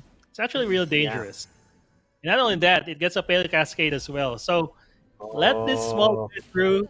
You take 14 to the face. Is that even right? So yeah. really, oh, there's a great answer in the form of what they call it. What's the name of the spell again? Minimorph. Is that right? Mini morph. Yeah. So either way, it Yeah. turns into a double slapping 5/5 otter instead. So still dangerous, Mhm. and still Mhm. Aphelios being added to the board means that Bright Future has an engine already going for it. So that offers him a lot of flexibility, opting to get that a weapon that fetches minions. But on the other hand, what does Chai have? Chai has the key champion in this deck. So that Oh goes wow. a long way into just throwing out the darkness and trying to control the board. But right now, he's a little bit undermanned. He needs all of those Oh, resources to. Oh, and he believe gets it or not, the stone stackers, man. It's like extra damage. wow! Oh, okay, Just okay. Like he, just when he you has don't want it. it, right? Yeah, just Yeah. when you don't want random damage to happen, Stone Stackers comes in. Oh my gosh, this looks like still it's going to be a bright future for bright future on the next turn. He has a possible enough damage to go in, but but let's not forget, Depchai actually can and will probably use double withering whale, or yeah, he might use that. This is gonna be quite a challenge. It's fast. He converted the ruination to fast. So this might be an answer right now for Depchai. That's the activation from the champion. That's why he tried to set up or tried to put down the center right there, and of course, going to be putting down one pokey stick just to deal one more damage. Oh my. And look at that. Look at the survivor. The hungry Owlcat. Amazing a play right there. And you can see Depchai survives one more turn, Mikopi. Wow, that's simply amazing. Clutch ruination for Depchai, and not only that, he saves up all of these withering rails in hand. Also has a stress defense in case needs that emergency. He needs to Mhm. reduce the someone into a more manageable attack. But that costed him his Senna, so he's gonna play it now. And the great news is that at least his darkness spells are getting stronger by the turn. But Mhm. again, it's that fizz. It's it's hard to remove. That's all you need to know about it, and that could be a problem Mhm. later on. So this darkness is going Uh, the target of this darkness will be crucial. Whether he wants to get rid of the Owlcat or that 5/5 with a double slap. So we'll see how it goes. And of course, Yeah. Bright Future spreading out all of his threats. He doesn't want to contain them into just one unit. So that Fizz also getting an elusive, as if it's not elusive enough, right? So just an Yeah. insurance to make sure the damage goes in. So it can still go either way. Either of them is not necessarily out of the running yet, out of the turn, out of the game yet. Yeah, and you can see Mikopi, like there's 9 damage, plus a potential 14 right now. But let's see, there's going to be there's a chance to use stress defense, possibly to just decrease the damage, or you can also use double withering whale, and that's non-targeting as well. So, but of course, there you go. Oh my gosh, it's gonna deal some damage, but it's not gonna be enough. And the wallop right there, I mean, that's going to be something that can be used, but I'm not sure if that's going to be enough to protect you. And it might stun. It's going to be able to stun, but he's like just preparing for just one just to survive that. And you can see, like, he wants to lure out the fizz proc right there. He has the withering whale to survive, and he's gonna do the wallop. So, what mind games is Depth Chai actually using right now? Oh, there you go. He converts it with the stress defense down to 1/6. Therefore, he's just gonna take 1 damage. Now it's going to deal 4 damage. So near, Mikopi. That's right, and that's at the cost of Santa dying too. So with that, he's pretty much ran out of any strong units. Over the Mhm. course of the match, what do you call this? Bright Future just played so many spells that Fizz is now also a value generator with that. Oh But yeah. again, Vagar coming down into play. Let's see Hmm. how much damage he'll be able to do. So I don't think Yeah. it's big enough to try to kill the Nexus outright, but at least it's damage that grows. So it. Oh wow, Oh. a third Senna for Oh Dapchai. Now yeah. there's a lot of hope for him. Yeah. I mean, okay, go go. Yeah, go for it, go for it. Oh yeah, yeah. Sorry. Yeah, and he can go like for double damage, man. It's like gonna be so much darkness. Mikopi. Oh, that's right. So this is a 6, and then Senna comes down. Wait, 3 times 6 is 18, right? Hmm. Hmm. Hmm. Hmm. This this definitely has this in hand. Okay, there's a second darkness. Okay, there's a great response from Bright Future. Doesn't want that Senna to attack whatsoever because he knows Mhm. that it is lethal if that happens.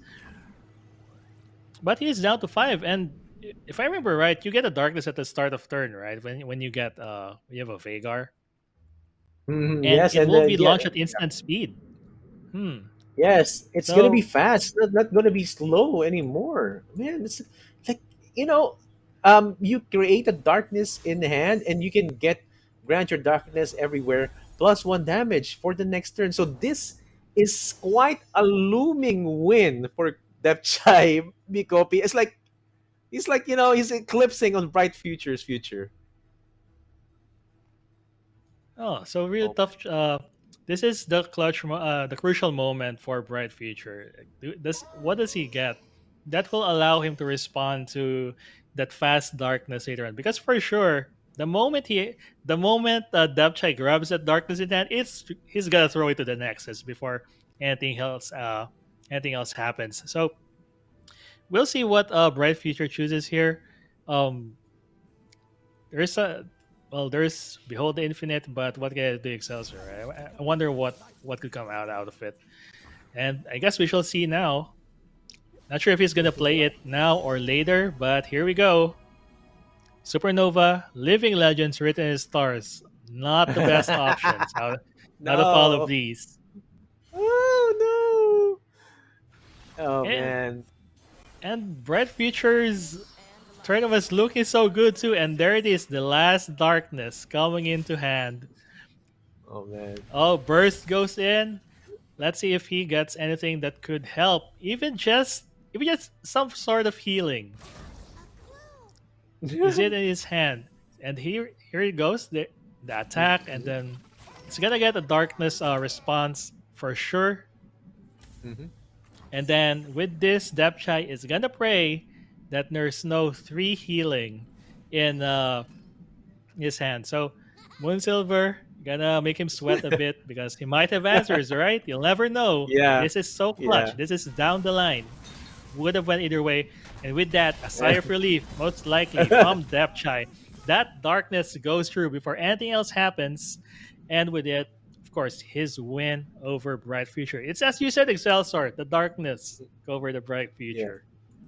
Yes, and that darkness play coming from Depchai was actually like nail biting. It's like you have Withering Whale right there. Why are you not using it? It's like he's laser focused on putting the darkness on Bright Futures. Like, okay, I got this, and even top decks Senna right there. That's the play of the game, or the top draw of the game right there, Mikopi. The right before he does the lethal right there, top decks the Senna, and like he already has one darkness from the Vagar, deals the 6 damage, gets the darkness from Senna, deals the 6 damage again, gets the round start darkness, and it's already on fast activation. Dude, that is the actual play setup right there. That's the start. That's how the darkness creeped into Bright Futures chances of moving on to the next round. So amazing play right there. Okay, and with that, we are gonna go on a short break. We'll say goodbye for a little while to Excelsior because back with me, going to the round of 4, the top 4 will be me and Moonboy casting for sure what looks to be a very great match. So guys, stay tuned.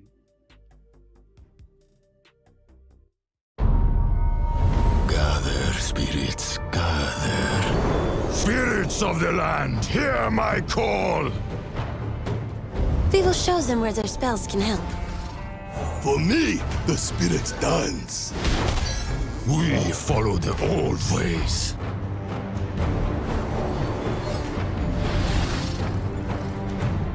Fire Ram!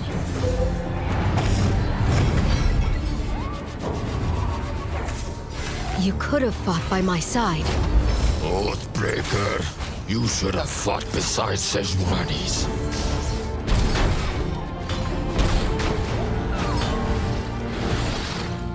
Iron Boar!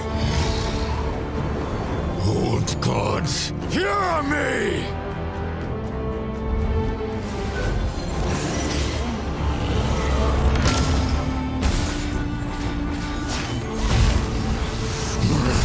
The spirits gather!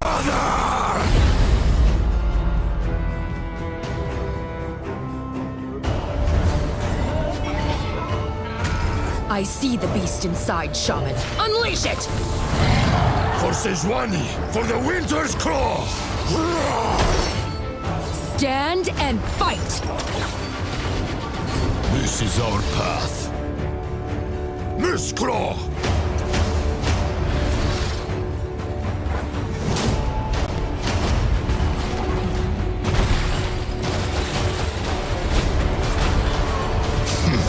The gods have spoken. We're off on a new adventure.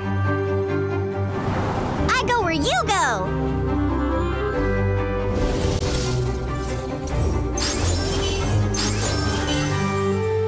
I'm Fizz! Your lunch! Check the book! Time to prowl!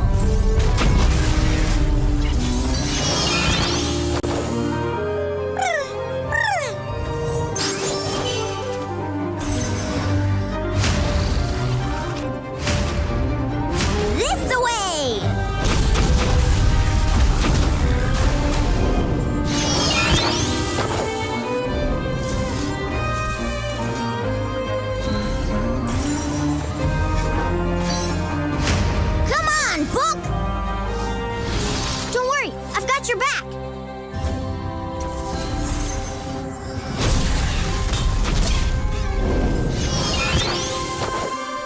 Today we say, Playtime!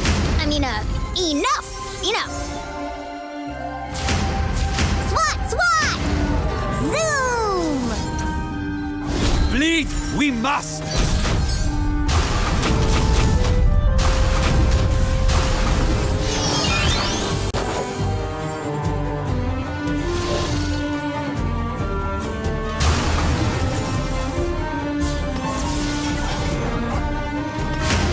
Let's find a new best friend!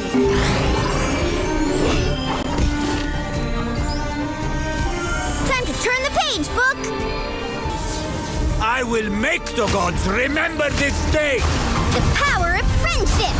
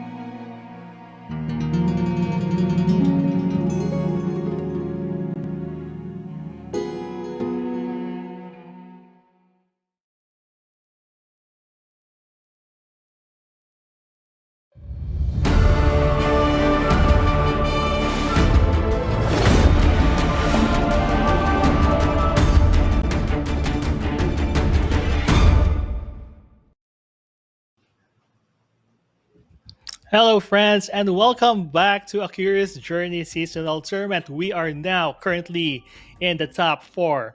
32 players have led to this, and of course, I'm Ikupi, and guess is back, guys. It's Moonboy. Moonboy, you saw earlier, right? Like super powered fizz, paper dragon, double slapping shenanigans, and more. What can you say about it? The power of friendship. What's there to say, Miko?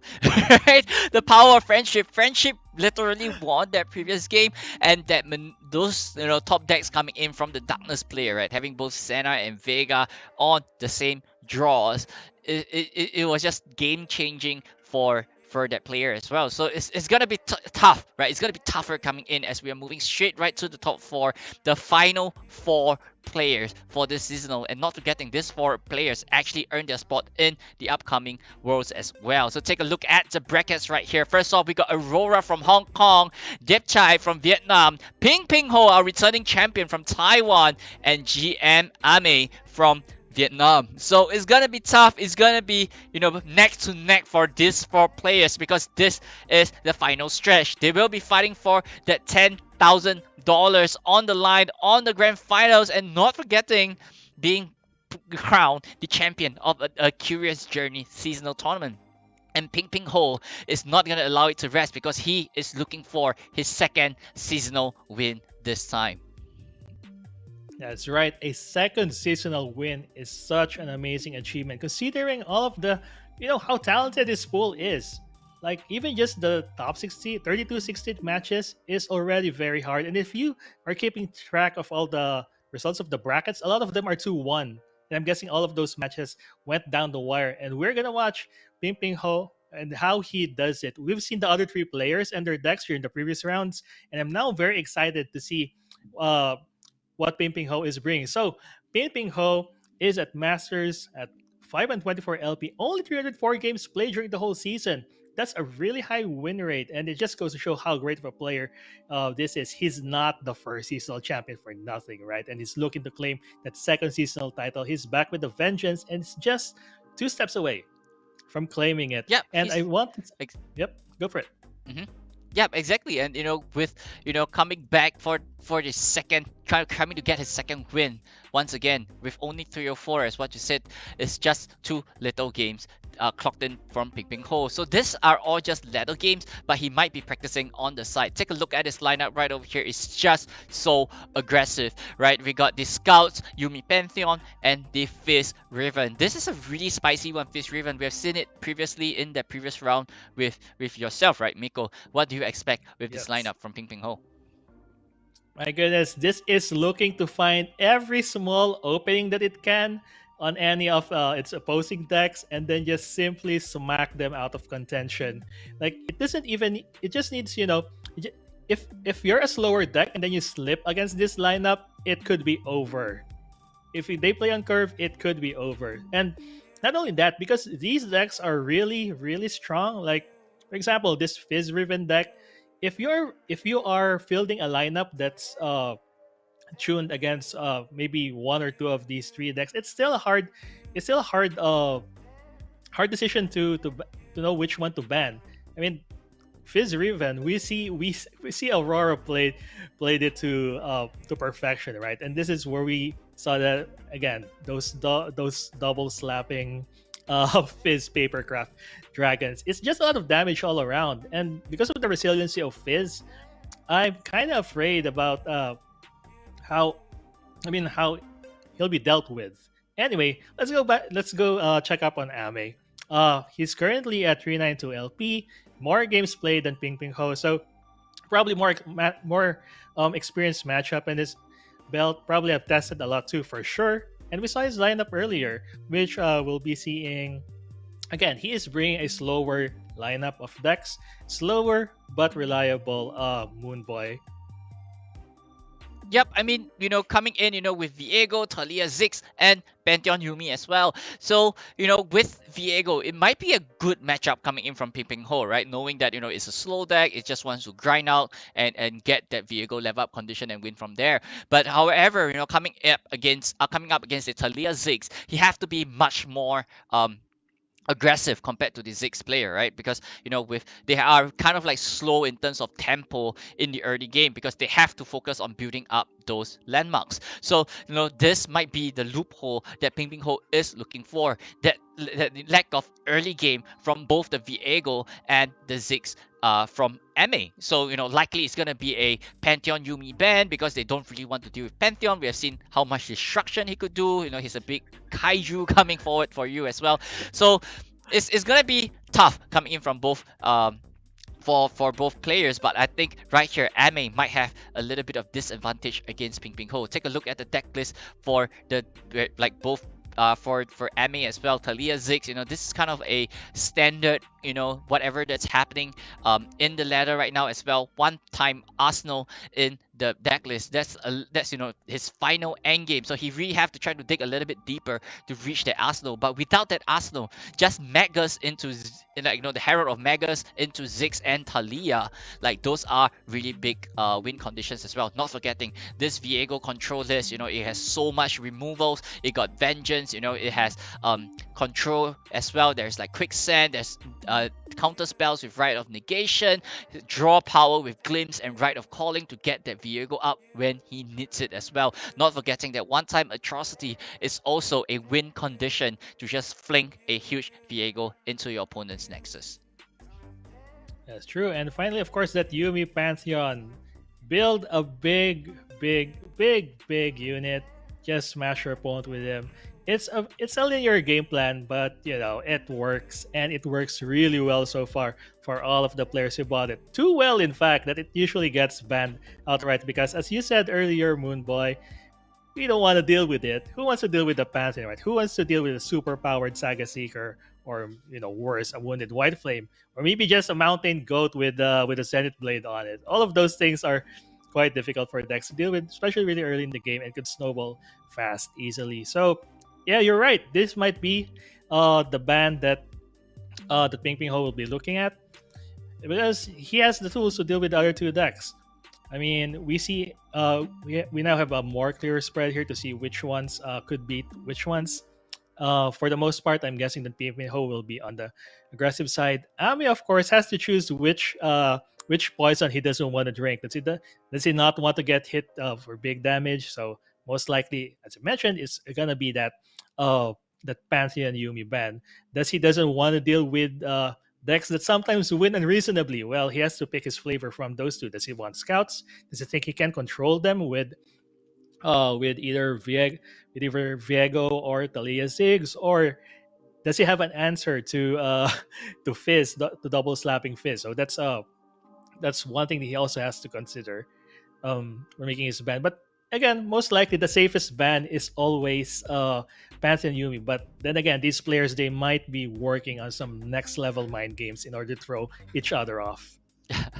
Well, I think it's gonna be Pantheon Yumi, right? For sure, Yep. because both decks don't really want to deal with Pantheon Yumi against each other. So just take away Pantheon Yumi out of the equation and let the aggression do the talking. Ping Ping Ho is just gonna be all out aggressive, right? Having scouts, having that Fizz Riven as well. Those overwhelmed tech is gonna be doing so much against their opponent, but they have to be a little bit wary of things like Quicksand, against the Fizz the Fist Riven from Ping Ping Ho, because both of the, if you're banning Yumi Pantheon, you're dealing with both Shurima decks, and Quicksand is probably one of the premium cards in the Shurima region right now. So that is something that you have to be a little bit careful with, especially going up against the lineup of MA.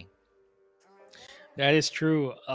Quicksand is just so flexible, so useful in all kinds of matchups. Not only does it, go at burst speed, it also manipulates combat in your favor. And not only that, not just for one target, it can be for two targets. So whether it has such a lot of use that I was wondering why it took a bit of time for it to catch up. Maybe it doesn't have a place during the previous metas, but now it's its time to shine. Of course, along with it, it's really pulling Shurima up in the ranks. So we are gonna start now. What's this? Why is there a wounded white flame on one side of the board? Apparently, apparently, Amit thought that okay, maybe we can, can just let Pantheon pass through, and we have the tech for it. So it's gonna be Pantheon Yumi versus solo Viego Shurima. So we will see, of course, that ever reliable Quicksand. And of course, Ame having early plays goes a long way into establishing his board. But on the side of Ping Ping Ho, look at this. He has the Saga Seeker. He has the Wounded White Flame earlier. He even has a 2-drop if needed. Or, he may want to save it for later. So both players can play on the curve. So it's interesting to see how this will develop. On the side of Ping Ping Ho, he needs the buffs, right? There's no Yumi in sight, so probably not much gonna happen in the early game, Moonboy. Yep, that is exactly right. No Yumi in sight, but right here, all you have to just focus on is just grow up this Saga Seeker, right? Just attach as much spells onto it as much as possible, grow it as big as possible. But looking at his hand right here is not looking exactly great, right? The only thing that's usable for Ping Ping Ho right here is gonna be that single combat, and you don't really want to do a single combat this early, this preemptively against a deck like Viego, knowing that 3 mana is open.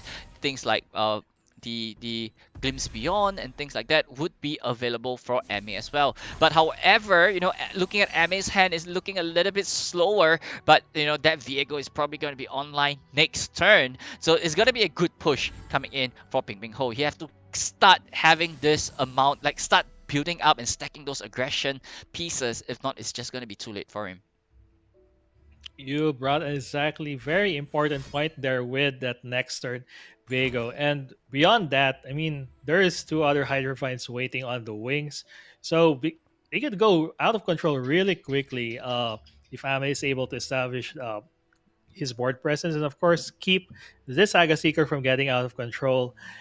I don't think that Pantheon will play such a big role at this stage of the game. He has yet to level up as well, but at least it's great to know that Ping Ping Ho has a bit of an ace in his hand. The same also goes for that Golden Ages. But right now, just a little bit of combat happening. Single combat. He's thinking about using a single combat to just negate some of that card advantage, but opted not to use it instead. There are far better targets, or not better, but more important targets in the later turns is probably what he is thinking. So right now, turn goes back to Ame. And there it goes. There's the Viego, and now there's a prime target for a single combat. And I want to check if Ame has tools to solve this. And yes, he has the Quicksand if needed. He also has a second copy of Viego, so it's not too bad if this guy dies. At least he deals 5 damage to that Saga Seeker, and then maybe kill it outright somewhere in the later turns. But he opted instead to what's this? He is gonna use something. Hey, it's Quicksand, right? No, it's another. It's the draw 2. Okay, wow, interesting decision here, Moonboy. He just opted to let the Viego die. Yep, taking, letting this Viego go is totally okay for Ame. He got a second Viego as well. So there's no rush, for Ping Ping Ho for MA to just deny that singles combat in that particular turn, because right here the only one using resources is Ping Ping Ho, and MA being the control deck, he have to be a little bit more careful of his resources at hand. And with two quicksand is in his hand right now, it's just looking great, right? So he could just deny every single Zenith Blade or every single overwhelm unit coming in from Ping Ping Ho as well. So it's looking pretty okay as of right now. So MA could be safe to just play down that Viego right now and just see what Ping Ping Ho got to offer. But he's still got to be a little bit wary of a concerted strike coming in from Ping Ping Ho. That's true. And of course, he has to deal with all of this incoming damage. I mean, Viego deck doesn't have that much in the way of healing. So he has to control combat and make really good decisions in order to stay alive. Look at this. Overwhelm doing great work for Pimping Ho's side. This units will deal a lot of damage simply because Ame doesn't have much in the way of health for his blockers. I mean, one health will just trample over them and then just hit the Nexus with it. So damage piling up gets very dangerous, especially in the later turns when Ame won't be able to solve one big unit or a couple of other units that can go through. It adds up real quick and could put him at a disadvantage. Yep, here the big question for MA is likely going to be, am I going to be quick sending these two units? But I think, Ping Ping Ho is not going to allow that Sega Seeker to go as of right now. So it's now the priority is back to MA. Is he going to be going in for the quicksand to deny this amount of damage? But no, instead bringing him straight right to 9 HP on the Nexus, and that is the swing. That's the amount of damage that he don't want to take. But right here, he have to protect that Viego with his life, right? So Ping Ping Ho just widening his board, just being a little bit chill as of right now, because he got the upper hand, he got that health advantage as well, and a Vengeance coming in from Ame from the top deck is going to be doing quite a bit against Ping Ping Ho, right? And knowing that, he have to be really careful of incoming Pantheon. That is true. Finally, Ame was able to grab a hold of a couple of great answers. I thought this would be the Hydrovine turn, but I'm not sure if he'll be willing to play that. Opted instead to summon the 5/2 Soldier. On the other hand, on Ping Ping Ho's side of the board, you're right. All he has to do is just try to go wide. It's actually kind of weird to see a Path and Yumi deck go wide, but in this case, that seems to be the most viable strategy at the moment. And not only is going wide, each of these units are getting more powerful by the turn. And Viego has to do his best to catch up. He's still 5-4, and those enroaching mists aren't going to grow anytime soon, not unless there's a Hydrovine in play. But again, I'm guessing Ame is looking to try to save up on some resources to see what's going to happen next. Yep, that is a good pass coming in from Ping Ping Ho, right? Not committing anything at that point in time, just not allowing MA to do anything. And MA is trying to, save up a little bit of mana for that Vengeance, so that, there is no way, if he plays a Hydrovine, he could not Vengeance whatever Ping Ping Ho comes his way. So, with this Pantheon coming down, it has Spell Shield as of right now, so that Quicksand or even the Vengeance is not going to be doing too much to the Pantheon. So it's down to Ame. How is he going to react to this one? Because he's going to be using a lot of resources just to take this Muscle Man out of the board.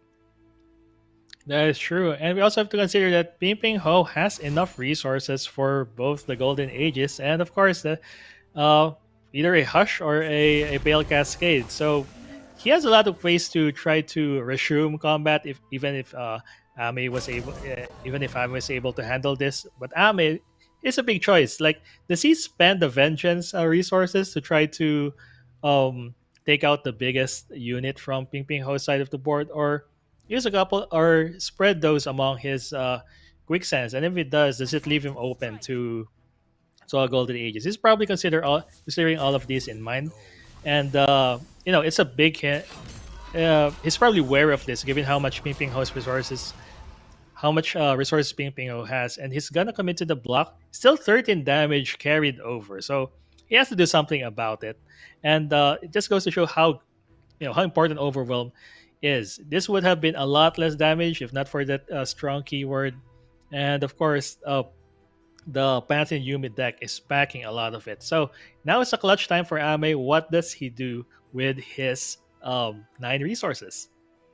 Yep, like this is gonna be a quicksand, right? You have to try to preserve his unit as much as possible. Just have a little bit of quicksand, just drop the quicksand down and just deny those overwhelm damage. This just put the damage sheet right to only 5 damage for Ame. But at the same time, Ping Ping Ho is trading the rest of his board just to push in 5 damage. So it's down to Ping Ping Ho right now. What is he gonna do? Is he gonna try to remove that Viego off the board? With 6 mana opened, you have to be careful of things like another quicksand or that vengeance that Ame have ready to fire.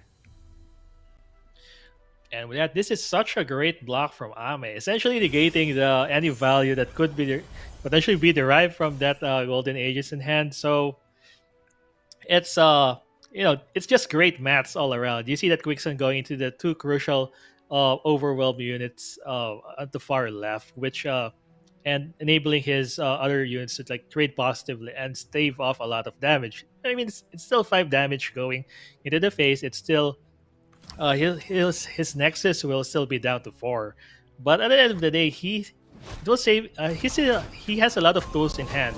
So there's again that vengeance. He saves on that quicksand, even as a merciless hunter if he wants to manipulate combat later in the turn. So while Ping Ping Ho is at full HP right now, his nexus is at full HP. He's slowly running out of options with his best play currently just slapping that Yumi on the Pantheon. Yep, I think it's over right here, Miko, because here we have a Golden Aegis firing off from Ping Ping Ho. There's nothing to be able to stop this. There's nothing that's able to stop this Pantheon from coming forward. There's impact on the Pantheon as well. There is the overwhelm damage coming in also. So probably the only way to stop this is probably gonna play a Merciless Hunter and then block the Pantheon with it. And with that, I think it's down to Ame. How is he gonna block this one? Because quicksand is not gonna work, vengeance is not gonna work, but instead he takes the damage straight to the nexus, taking the game 1-0 for Ping Ping Ho. Wow, I totally didn't see that. I was doubting Golden Aegis for a while and I thought it lost value, but yeah, it just as you pointed it out, it's actually the key to Ping Ping Ho's victory. And with that, there's probably a little bit of regret for Ame in that he allowed that Pantheon deck to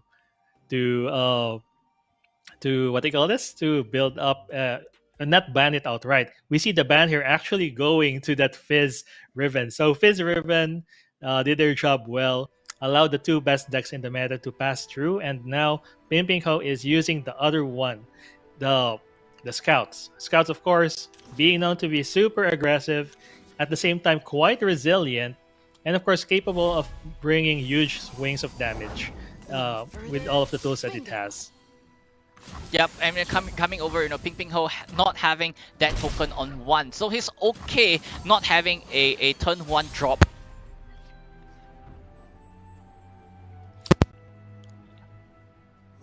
At that turn 1 drop, but I think he's able to free up his board as fast as possible. Having MF on 3, right? Going on to the Navigator on 4. Like, these are all key timing for Ping Ping Ho to meet, and he got this all this under his wing, and I think he's ready to go. He's ready to just bring on the aggression onto Ame, and right here is down to Ame. How is he gonna react to this one? Because that quick, like, he don't really have a lot of answers to whatever Ping Ping Ho is gonna be throwing at him. That's true, and those Merciless Hunters and Ame's hand, well, they can manipulate combat with vulnerable.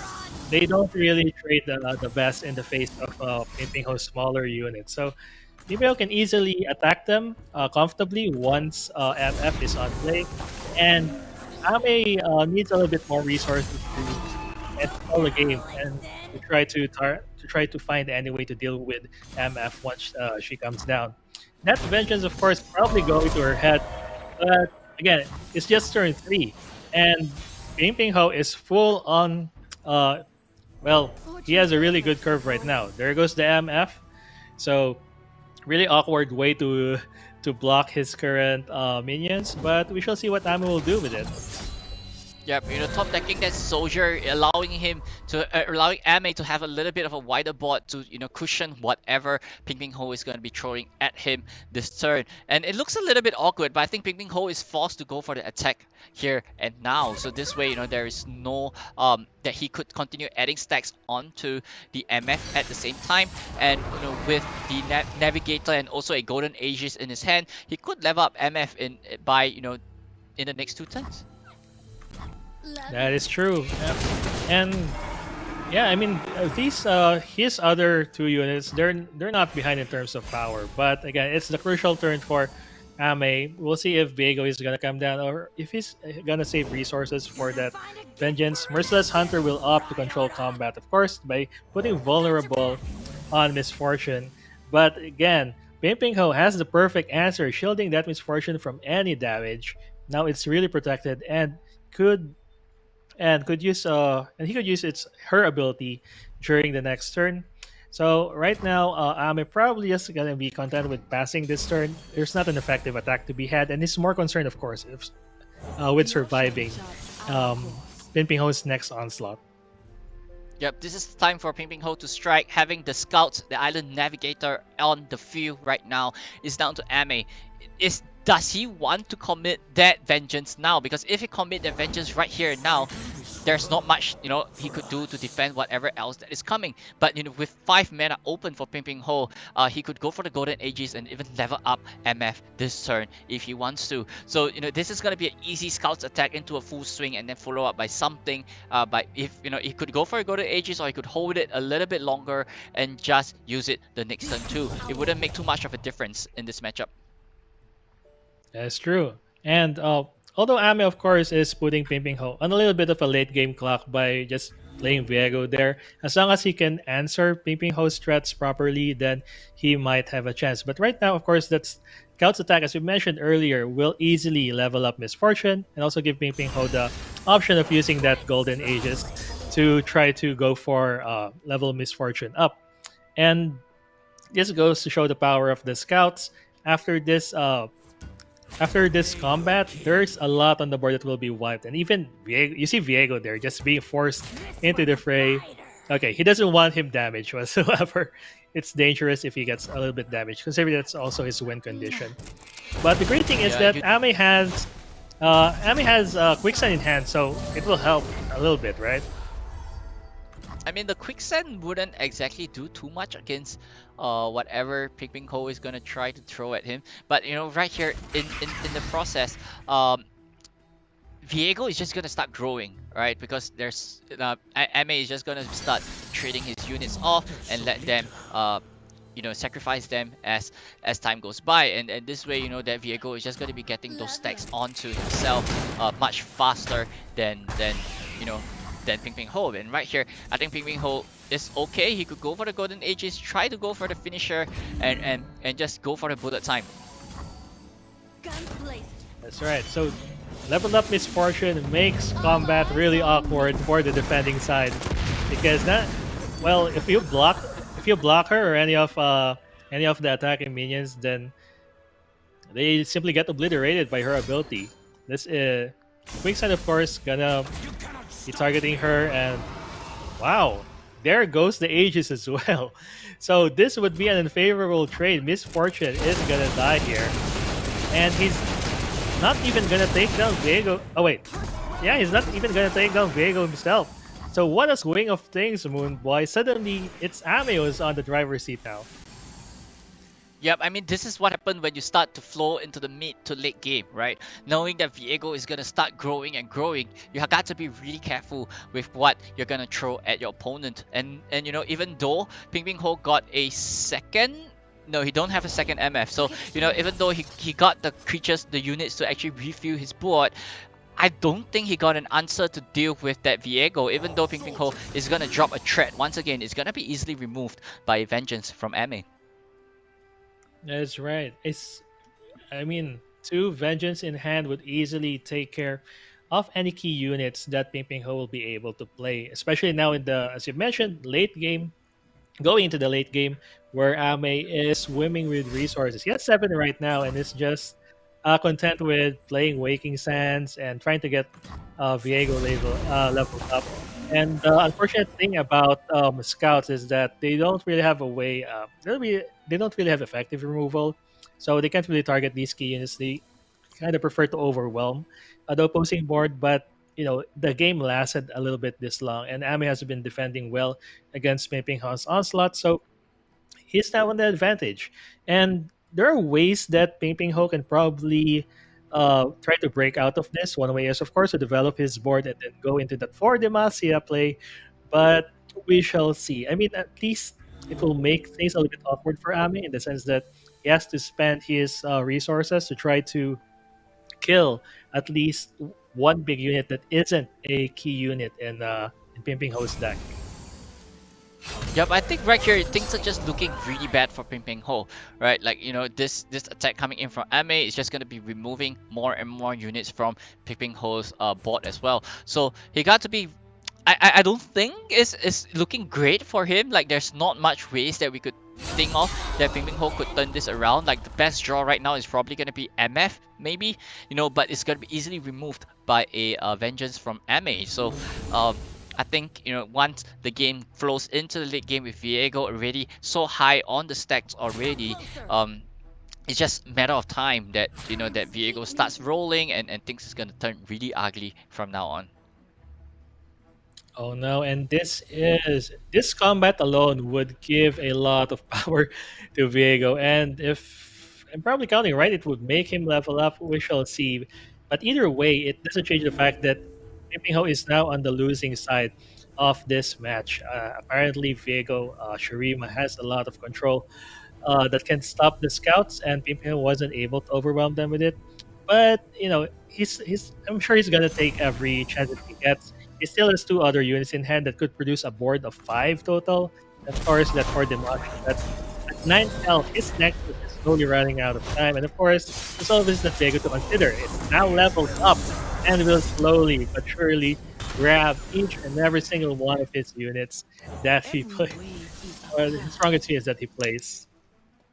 Oh wow, a Oh 0-1 wow, that is scout. the best scout unit coming in 0-1 with scout. Without an MF on board, that thing is just close to useless for Ping Ping Ho right now. So it's down to this, right? It's down to the wire. Like I don't like as what you said. Viego is already level up. He's gonna be stealing his strongest unit again and again every single turn. Sharp side is not gonna cut it. I think this is gonna be GG. Maria Warden. I mean, he got himself an elusive unit, but 2 damage is just not enough to take out Ame right here and now. That is true. So for now, maybe I guess the best play for Pimpinho is to take some time to relax a little bit and collect his thoughts in preparation for their third match. So it will be, I mean, another 2-1 match for him. If you saw his history of his run during this last few rounds, it's all 2-1. So I guess neither of them are strangers to like things going down the wire and victory just usually one play ahead. But here it is. This is the 4 Demasha play, and Ame just opted to put down a couple of chump blockers because they're bigger anyway. And what he's concerned with now is just trying to have Viego take control of the board. Other than that, he has 6 resources for vengeance, so it really is like it's really hard luck on Pimping Ho's game plan. Yep, it's totally over, ladies and gentlemen. It's just waiting for Ping Ping Ho to go for the concede. I think just scoop it up, go to the next set, have a little bit more time for game number 3 so that you could play it a little bit slower, you can have more time to think because right here the clock is still ticking for you, right? Just scoop it up early, go to the next game and just focus on game number 3. You should not be wasting time right here because look at the shot clock, it's ticking down and it's not looking good for Ping Ping Ho. Actually, that's a very good point. And oh wow, that vengeance. Yeah, I mean, Am sparing more resources, just killing that unit outright. He doesn't want his Nexus to be damaged any further, and with that, that's off in. Of course, Am takes this over Pimping Ho. It's now 1-1 for both players. Again, it's another down the wire situation, and it just goes to show how great everyone has been playing so far in this tournament. Yep, I mean we have seen really clean plays coming in from both players as well. So yeah, I think Ping Ping Ho is only left with the scouts, so it's down to how is the scout will be able to deal with the Talia Ziggs, right? As long as he is able to get his units on time, he could just get into the MF on 3 and just survive and not play into those roiling sands against Eme. He would be able to just take the win. Take a look at this. Take a look at this, ladies and gentlemen.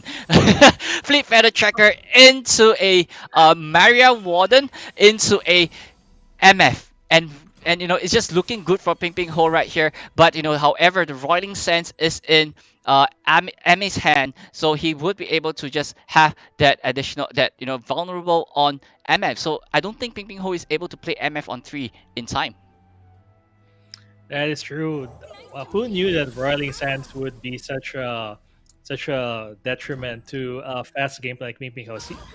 Any other situation, like against any other deck, you'd be very happy to have this kind of starting hand. But once Roiling Sands comes into play, misfortune kind of stops a little bit. The good news is that Ping Ping Ho has 2 copies of her and also 2 copies of Golden Ages. But the thing is, once he burns over all of these options, if Ame is able to control combat effectively, then he's actually gonna start running out of gas. But scouts being scouts, sometimes they just find ways to get in and pile on the damage. The interesting thing about these 2 decks is that while the Six Thalia seems to be the controlling one, they just actually want to implement both of their game plans. It just so happens that what they call this the Six Thalia deck's early game plan just simply coincides with the scouts. But later on, you will see somewhere toward the mid game and a little bit of the late game, uh, Ami will be fielding his own set of really powerful units, like that arsenal over there. But he has to wait for a while. On the other hand, Ping Ping Ho is just content to throw all of these other units into the Boiling Sands. That Scout Unit 2-4 was such a good draw right there, right? It totally answered those 2 Boiling Sands that would have gotten that misfortune. Definitely. And right here, I think Ping Ping Ho might be able to go for the Scout's attack, but it's all down to Ame. What is he gonna do? Unravel Earth immediately, and that means that Ziggs is open. The Ziggs is open for a sharp side into the Fleet Feather Tracker to be removed immediately. There's no protection for the Ziggs from Ame's side. So once that Ziggs goes down, it's gonna be really difficult for Ame to actually turn this thing around, right? Or else, it's gonna be a he's gonna try to get a Rocky Bear the next turn with, that is also a possible move coming in for Ping Ping Ho. And there you have, that sharp side going onto this unit, unable to kill Ziggs, but it's okay because that Fleet Feather Tracker would be able to remove it here and now. And he's just pushing 7 damage, and this is more than 50% than what he is currently holding. Oh wow, that is a really quick. That's really quick damage coming from Ping Ping Ho, and wow, just like that, that's Ziggs playing a really crucial role and finally went down. And yeah, you're totally right. The field is now open for Ping Ping Ho's units to march in, and that naturalist will need to play will play a really crucial part later on once Ame's turn comes up.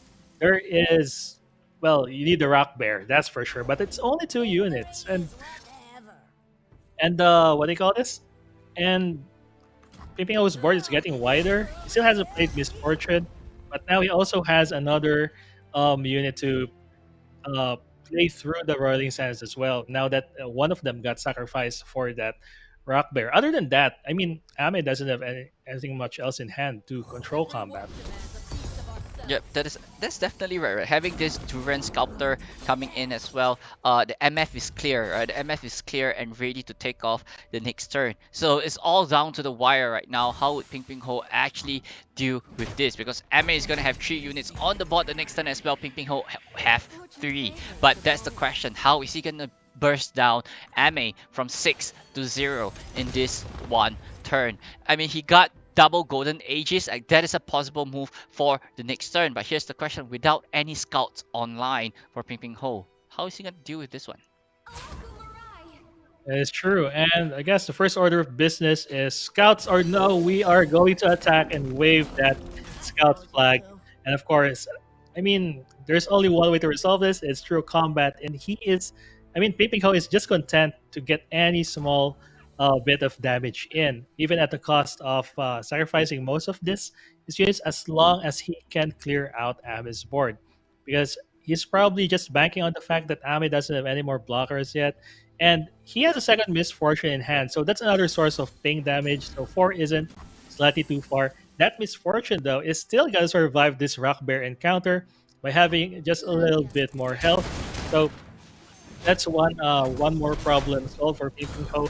Now he has the board advantage, and once again, the gates to Amis Nexus is now open again.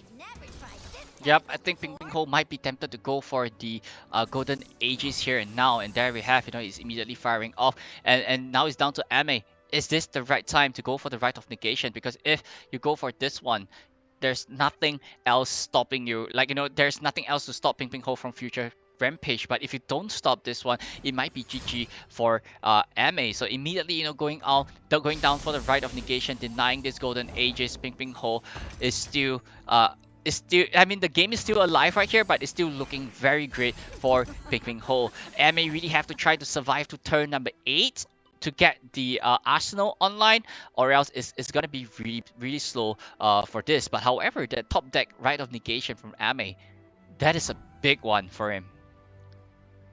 That is true. The same goes for that Devout, adding another body that can effectively block Ping Ping Ho's offense. I mean, we can't do really much about the Misfortune's attack, so you just gotta take those pings. But you're right, Rite of Negation is totally gonna negate that second Golden Ages. Ping Ping Ho probably smiling, thinking that, wow, this one's gonna go through. Okay, so great timing from Ping Ping Ho to use that as soon as possible, not waiting for his turn to come back. So this will give him one more attacking opportunity once his turn passes back, and not only that, he gets to preserve both of his units. So just great adjustment from Ping Ping Ho, recognizing that Ame ran out of resources. Now's a great time to go in. Yep, it's not just a great time to go in, ladies and gentlemen. I think this is it. Ping Ping Ho has Lethal on board. Ladies and gentlemen, with this bringing down to Ame to 2 HP. Next turn, he got a free swing to close off the game. Ping Ping Ho taking the semifinals 2-1, and he will be moving straight right to the grand finals. He's here to defend his title. He's here to take back the throne and call himself the seasonal champion once again. What a narrative! What do you think of that, Miko P? Oh my god. Yeah, one more step for Ping Ping Ho, and he's looking strong doing it. And of course, it's so nice to see, just wave the flag of Scouts, man. This is, I mean, he just showed how the power of the Scouts. Sure, that matchup with Viego Shirima is a little bit wonky, but when Scouts gets going, like what's earlier, and of course with some really tight play from Ping Ping Ho, he is able to power through. And of course, that I mean, I think that Fizz Riven ban also helped in the sense that you make your opponent grow a little bit more paranoid that you might not have answers to it. But we shall see. Ping Ping Ho's journey continue, and with that, I will for the grand finals, of course. Before we go to short break, it will be Moonboy and Excelsior. So stay tuned, guys. This will be such a great narrative and such a great conclusion to the Curious Journey seasonal playoffs. See you guys.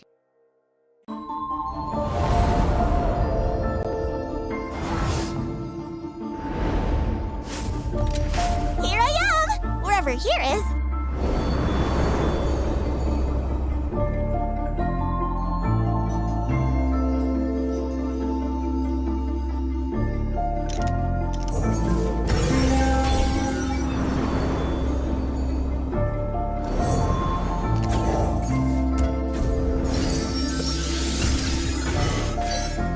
Let's use all the colors.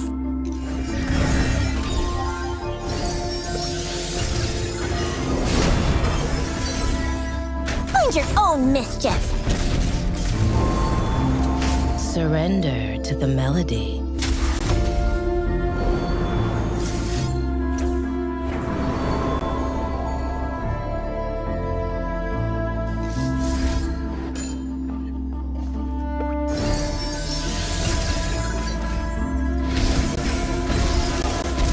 You should stay.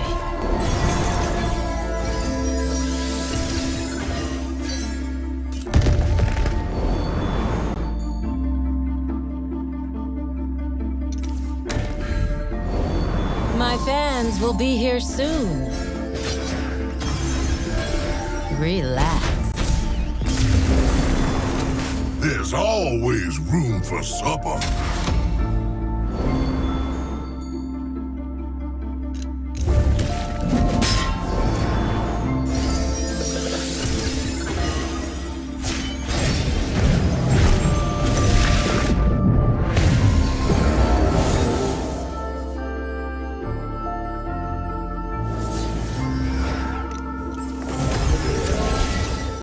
The river always provides.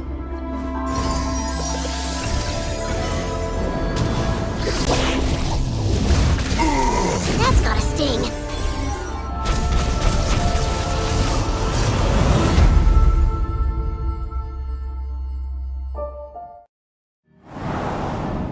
Life is too short for fear. Fortune favors the bold. Stand and be tested. Defend yourself. You know, I have always felt very fortunate. Meet me! Guns blazing.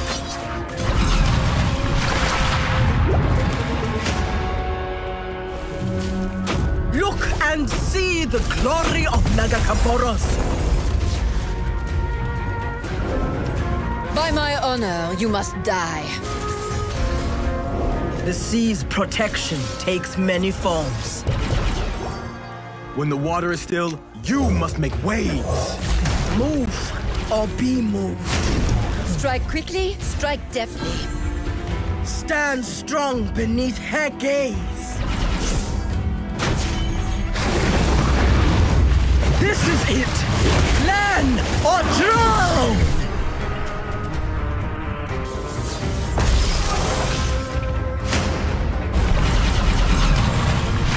We will regain what we have lost. Nagakaboros smiles upon victory!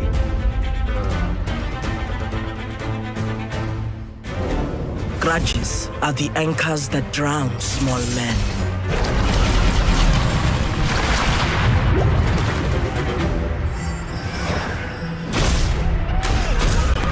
A life lesson! Duck! Oppose me and die!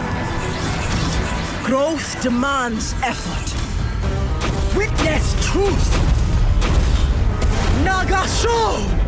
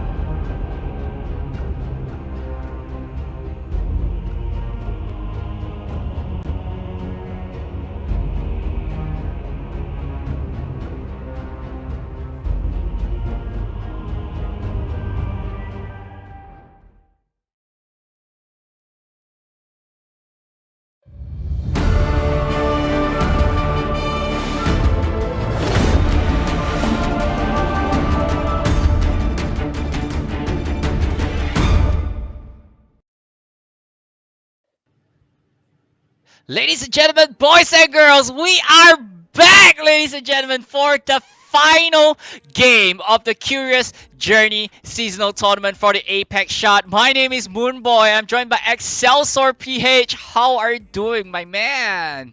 Yeah, I'm doing well, dude. And you know, I something singing in my mind. It's this song. Guess who's back? Back again. It's like Pin Ping Ho's back.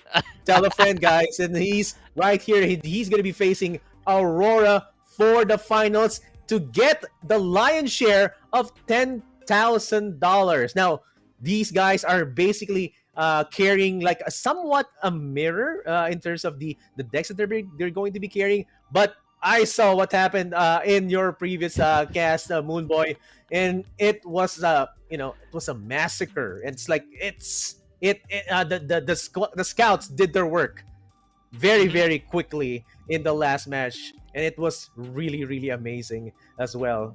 Good setup, Moonboy. So, in terms of these matchups, where you get the mirrors, what do you think is like the strategy right now? It's kind of confusing. How do they get over the other player in these kind of mirror matchups?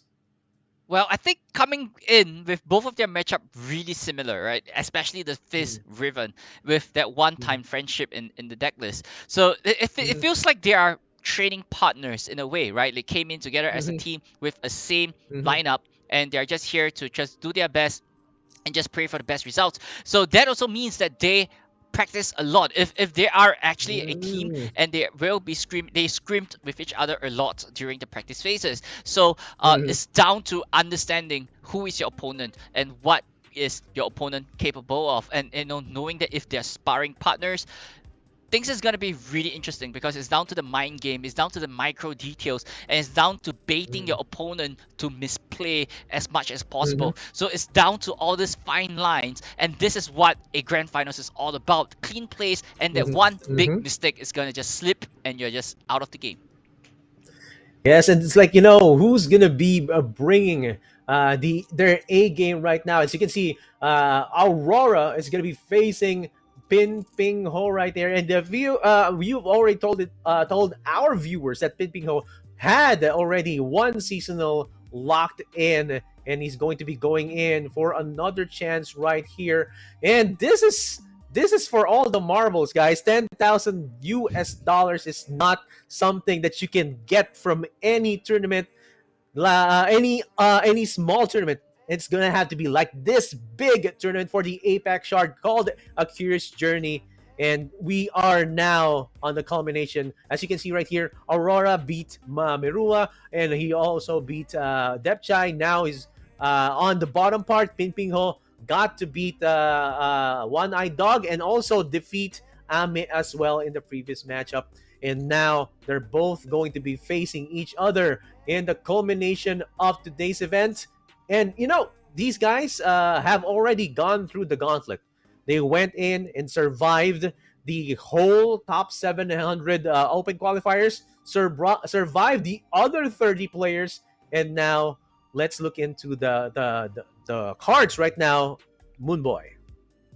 Yep, there we have, our very first player coming into the grand finals, all the way from Taiwan, Ping Ping Ho, with an open round seeding of number 19, qualifying with a 524 LP with 304 games played. That is very, very low numbers, ladies and gentlemen. It's not easy to clock this amount of LP with this little games. And take a look at the lineup right over here. First off, we got the Scouts, old school, all the way from Bilgewater. And next up, we got the Pantheon, Yumi, Kaiju deck, and last but not least, the spicy deck of this whole tournament so far, Fizz Riven. Yes, and looking at the deck that we were talking about right a while ago, is this Scouts, MF Queen Scouts, very very highly utilized, especially in ladder as well. You can see it's, and not just in ladder, of course, in the tournaments as well. Already been played in the previous tournaments, and it's shown resiliency out of all the balances that have been made. It's still being played, and it is up to the pilot on how they're going to play it to perfection. and if it's going to get them all the moolah. As you can see right here, dude, basic lineup right here, not much difference. And of course, Golden Ages being a very, very important card to bring up another attack token to your side of the board. And it also has the best utility, especially if you have scouts already activated on your side of the board as well with MF. So amazing right there, Moonboy. Then let's look into the next player. Yeah, for the second player coming in all the way from Hong Kong, Aurora, with a seed of 18, with an LP of 514 in the Masters rank, with 1.9k games played, and that is the number that is like, reasonable for a 500 LP player. But taking a look at the lineup right here is pretty similar, but however, the only difference right here is the scouts. That one is like that Garen addition onto into the scouts deck as well. It likely is going to be a one-off, but you could use him as a gen replacement, right?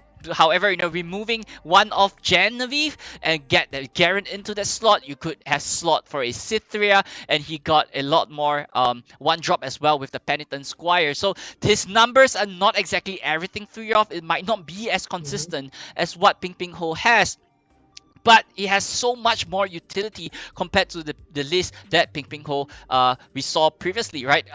One copy of Shield of Duran, one copy of Cataclysm, and one copy of Blinding Assault. So these are the kind of play that he's going in for a little bit of a tricky moves, having an additional Valor so that he could go for additional attacks again and again, right? There's lots of control, and it seems like it's going for a more challenger kind of build.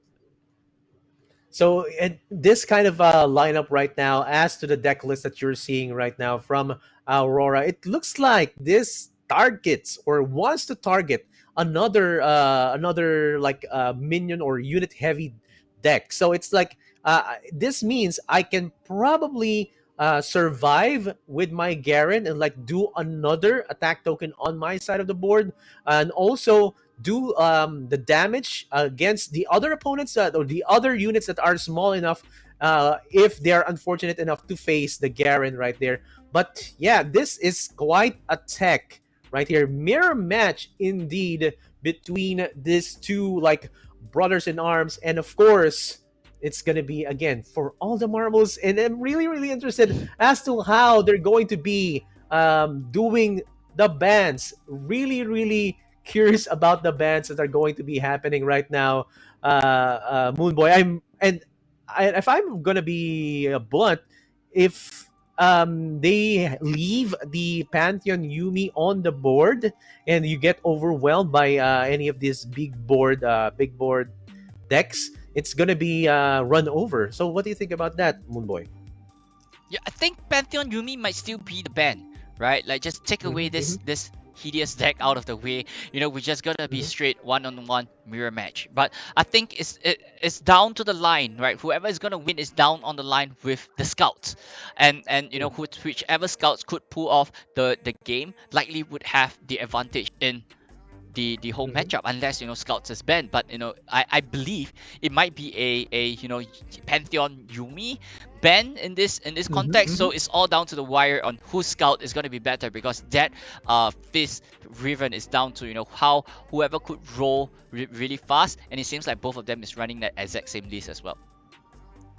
Yeah, and this is going to be, again, it's really exciting. It's not as often that you see that you can get like a really sort of mirror matchup right here in the finals of a seasonal playoff, and especially of course in the Apex shard as well. Sometimes you see the anti-meta deck that has been brought, but this whole lineup between these two players or pro players right now really shows how much or how strong these decks are. They went down and just decimated all of their opponents down the line in the playoffs with this lineup. And it proves that, of course, it's enough to survive until the finals. And they both use the same deck, and they both face them their opponent with the same lineup in the end. So they're all like for me,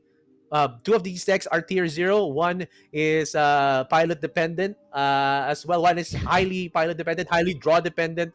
So this is going to be really, really interesting, Moonboy. Yep, I mean it's down to the line. Like whoever knows each other better is gonna have the upper hand. Whoever got the most experience might have the upper hand as well. So it's anybody's game at this point in time. So there's no clean favorites because it is a mirror matchup. There's no whoever is favorable and things like that. So this is straight up 50-50, right? And this is the type of finals that we want to see because it's not lopsided in any point. That's right, and we're going to go into the matchup right now. Straight into the action, we get into the MF Scouts. As you can see right here, Moonboy, it's going to be a better curve or for Pin Ping Ho right now, especially getting the turn 2 cards as of the moment. But looking at that, the side of Aurora, like pulling out all the champions, like all the needed champions, and going with a 3-4-5 curve right there. Yep, I think Pin Ping Ho got a really good curve, right? And right here, having that token on his hand, having that Broadwind already on the board right now, Pin Ping Ho is safe to fire off this MF, but Aurora's MF is not safe yet. So Pin Ping Ho got a good 7 damage coming in, but he could choose to just waste off all this mana from Aurora, just go for the pass and forces Aurora to not develop his board anytime soon. This is probably going to be in Pin Ping Ho's mind. Am I going to be allowing Aurora to spend mana to fill up his board just for 7 damage? Is that worth it? And it's down to this play right over here. Is he gonna just pass this turn or just go for the push? Yeah, so this is going to be a high damage opportunity, but no, he's not gonna let that mana float into a unit, right? So that's a good play coming in from Pin Ping Ho. Like he doesn't want Aurora to put out one more unit that will not be countered. And what's the answer? There's going to be Aurora putting out an Island Navigator, getting a 0-3 from Freljord, and that's going to be quite a unit because it just grows for each damage that it's going to be taking if it survives. Yep, especially with MF on board, right? That particular unit is going to be taking an additional damage from MF skills as well. So that unit might look like a 0-3 right now, but it's going to be really tricky to be dealing with against a MF because it's going to be growing again and again and again. But right here, Ping Ping Ho, the only play likely is going to be going for the Vanguard Sergeant. There's no scout unit on board. There's no way that Ping Ping Ho could add additional stacks onto the MF. So he could just play some old traditional LR, just widen up the board, play the tempo, and take advantage of this one and take out your opponent's Island Navigator in the process. Yes, and the Unscarred Reaver right there is really, really utilizable. But now going back on the side of Pin Ping Ho, he's just trying to build it up down the line, getting the poor Demasha right there on his side of the board. And now it looks like, okay, the Rand Sculptor yet again. So I would want to challenge the Island Navigator. It seems like a good option, but of course he goes on forward and gets the Rand Sculptor right there. And another one, of course. Oh yes, what a good attack decision right here, Moonboy. Yep, I mean, this is a great swing coming in from Ping Ping Ho. Taking the Duran Sculptor is the right choice, right? So that you could not allow any other units that's about to come up soon to get additional health, right? It could be an MF, it could be a Quinn in the future as well. So you don't want this additional health going on to this unit, so that it's gonna be in a really awkward number, especially when MF is at full health. So that is not where you want to be. Take that unit out so that this way you could have a little bit of breathing space when it comes to dealing with awkward numbers later on in the game. That's right, and you can see the Unscarred Reaver getting up to 3 after getting hit by MF's skill, and you can see now on the side of Aurora putting his own MF right there on the board, and you can see there's still enough mana for Pin Ping Ho to possibly go on and just deal extra damage with his own with his own Aegis right there. But of course, that's gonna be reserved down the line for extra. Oh, okay, he's just gonna make sure it survives, and this is gonna be like a back and forth match. They really know each other, so they really have to be careful as to how they're going to be playing this out down the line. So again, I mean, looking at the side of the board, 4 units on the side of Pin Ping Ho versus 2 units of Aurora. Both there's already an activation for the MF of Pin Ping Ho on the side of Aurora. A lot of utilities can be used, but not much in terms of the number of units that can be used. So, well, this can still go into Aurora's way next turn. Yep, I mean, right here, Aurora is contemplating on that Cataclysm because he knows that Ping Ping Ho still got 2 mana up. So using that Shoe of Duran right there instead of his Golden Aegis is probably the right call, right? So that he could play around a Cataclysm. And there we have Aurora, that one off Cataclysm immediately firing off, trying to take out the MF off Ping Ping Ho's board. Having 2 mana available, Sharp Side is online, he's able to defend himself against this strike, and at the same time taking down the Island Navigator as well. But right here, Ping Ping Ho is still on the advantage. He got 4 units against 1 unit against Aurora. He got the tempo game ready, and now he's just ready to roll. Yeah, it's like, he already has 20/20 sides, seeing that play from a mile away, and you can see he prepared enough mana just to make it happen. And now on the side of the board of Aurora, a Quinn putting out a Valor as well. 2 scouts already right there, and now, this is gonna be the pressure. The pressure is on with an Aegis on the broad wing Petricide, and this is going to be quite a challenge. Yep, there we have, Aurora going in for the swing as well. Ping Ping Ho still got an answer to this Valor. There is a Sharp Side in his hand, ready to fire right here, saving the MF, taking out the Valor, and he is ready to roll. He would still be able to remove your opponent's MF after this combat as well. So right here, Ping Ping Ho is on the roll, and once the MF is out of Aurora's equation, Ping Ping Ho is just going to be cruising on this one. Oh, this is gonna be quite a surprise. Like a 2 mana, it's like there's always 2 mana being floated by Pin Ping Ho, and now uses the Sharp Side. That's gonna survive. Sad Poro emotes everyone, and this is going to be the attack token turn. It's gonna be like, you did your attack, now it's my turn. I am the attacker now, says Pin Ping Ho, and now challenges MF on his side of the board. That's gonna be be destroyed. Yeah, who needs scouts in the scouts deck, ladies and gentlemen? This is what Ping Ping Ho is trying to say. You don't need those scouts activation to win with this deck. All you need to do is just play conservatively and at the same time be very disciplined of your mana usage. And this is exactly what he's trying to do. Those discipline coming in from Ping Ping Ho, being aware of every single counterplay that Aurora has. And there we have a Genevieve immediately coming down. No questions asked. The Gen is in. The Quinn from Aurora's side is going to have a very tough spot. Is going to be a target marked on his back on the Gen. Is going to be challenged, and a champion has nowhere to run. That's right. And we can see that there is a possible answer or a possible summon from the side of Aurora, but no, he's going to be trying to protect. This is going to be, there's a lot of damage is going to be coming in, but he's going to protect his Quinn. And oh wow, this is going to be interesting. Oh man, we are going to see a lot of damage go through, and that Quinn is going to be decimated with the misfortune, and the Genevieve is just, wow. It's protected with Sharp Sight.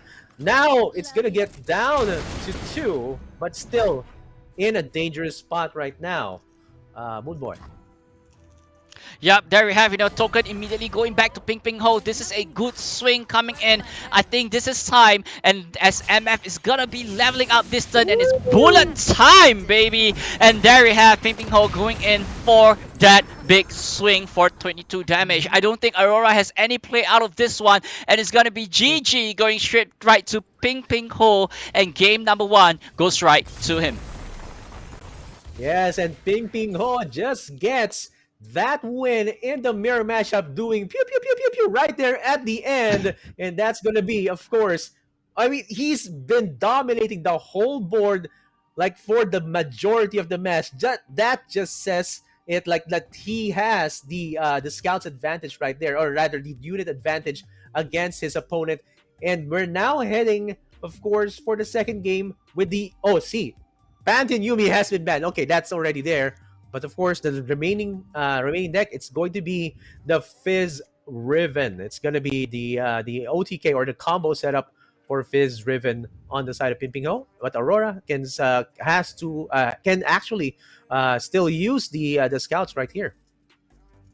Yep, the thing about this Fizz Riven deck, compared to what other Aphelios deck is gonna do, is it has so much more aggression, right? It got those overwhelm tags, you got Riven with those Blade Shot as well. So it's gonna be doing so much more aggression. But ladies and gentlemen, here we go. Game number 2, Ping Ping Ho going up against Aurora, with Ping Ping Ho 1 up against Aurora. This might be game point, match point, and championship point for Ping Ping Ho. Everything is on the line, $10,000 on the line, and his second seasonal win is also on the line in this round. Yes, and now on looking at the side of the board of Ping Ping Ho, there's already one fist right there. On the side of Aurora, looks like quite a good lineup. It's like there is the curve. The curve is right there. I can see it right now. I can see it from a mile away, and it's going to be quite an interesting show right here. We have Aurora if he plays his cards right. Oh boy. Yep, that is a really disciplined pass coming in from Ping Ping Ho. Aurora trying to bait, he got that Silver Wing in hand. He's trying to bait Ping Ping Ho to go for, to develop his board so that he could remove one of his units. So immediately sensing something is not right. Turn 2, you're not going to develop your board. I'm just going to take the pass. I got another unit on board. I got the upper hand against you. And right here, Ping Ping Ho got a good attack on Aurora. And I don't think Aurora is fit enough to defend against this attack.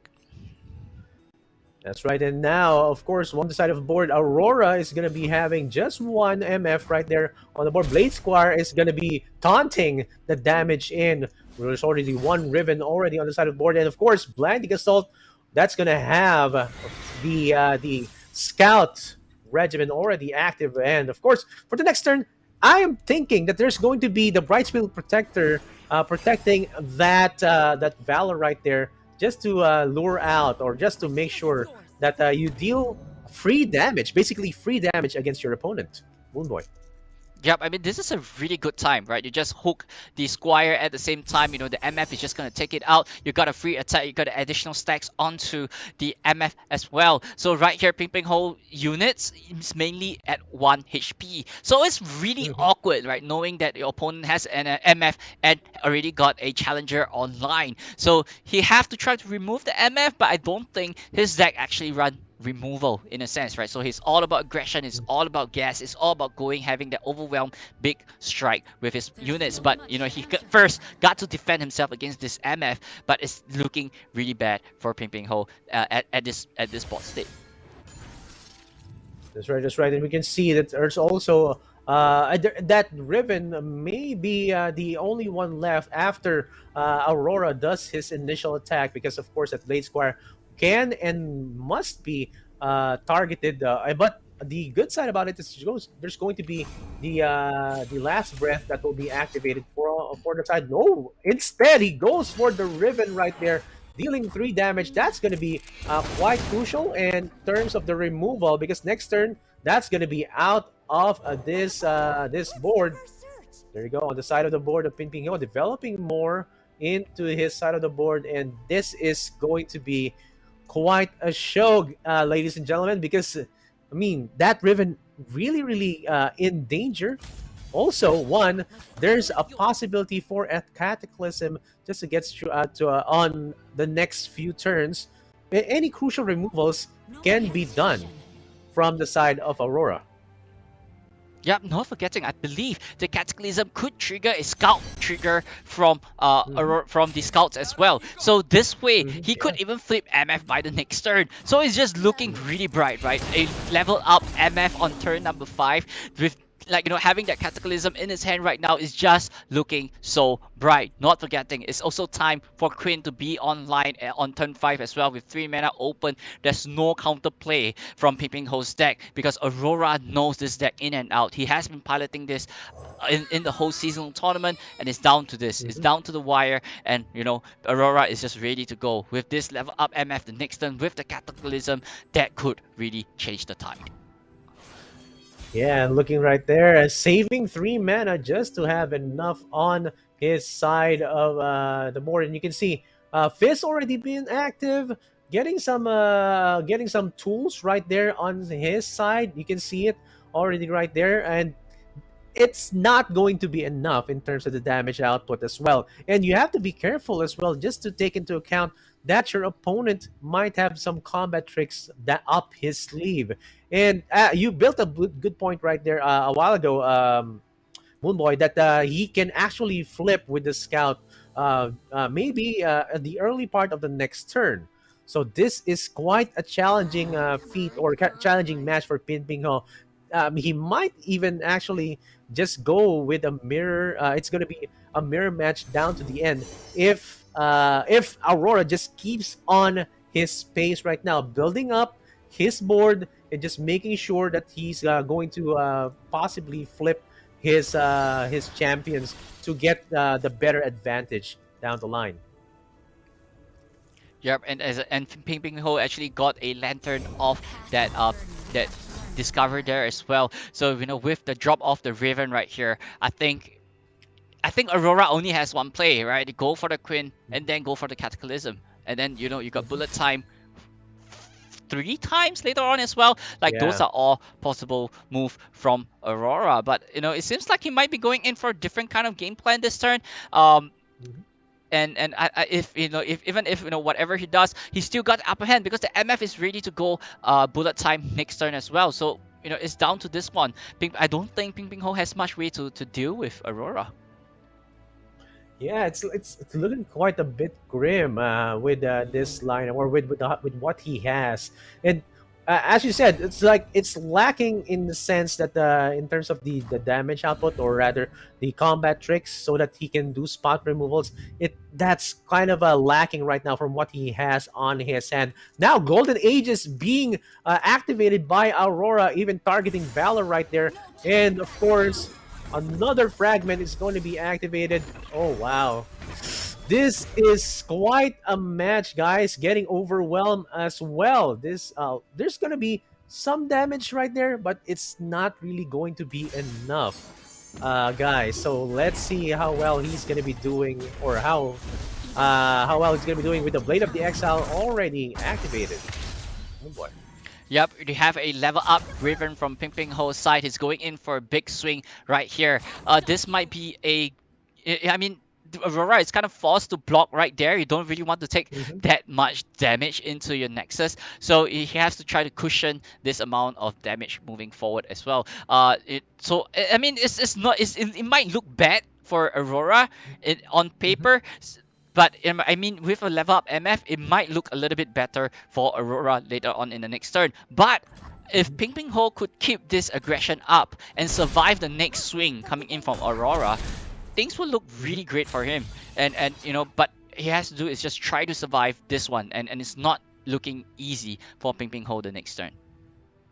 Yeah, it's going to be, again, pew pew pew, as you did to me, I shall do to you. That's what Aurora is thinking right now, because he's going to be able to flip his own guys, his own MF right now. Oh my gosh, this is such satisfaction. Even going with your own MF, hitting the Nexus on your opponent's turn. Amazing play right there coming from Aurora.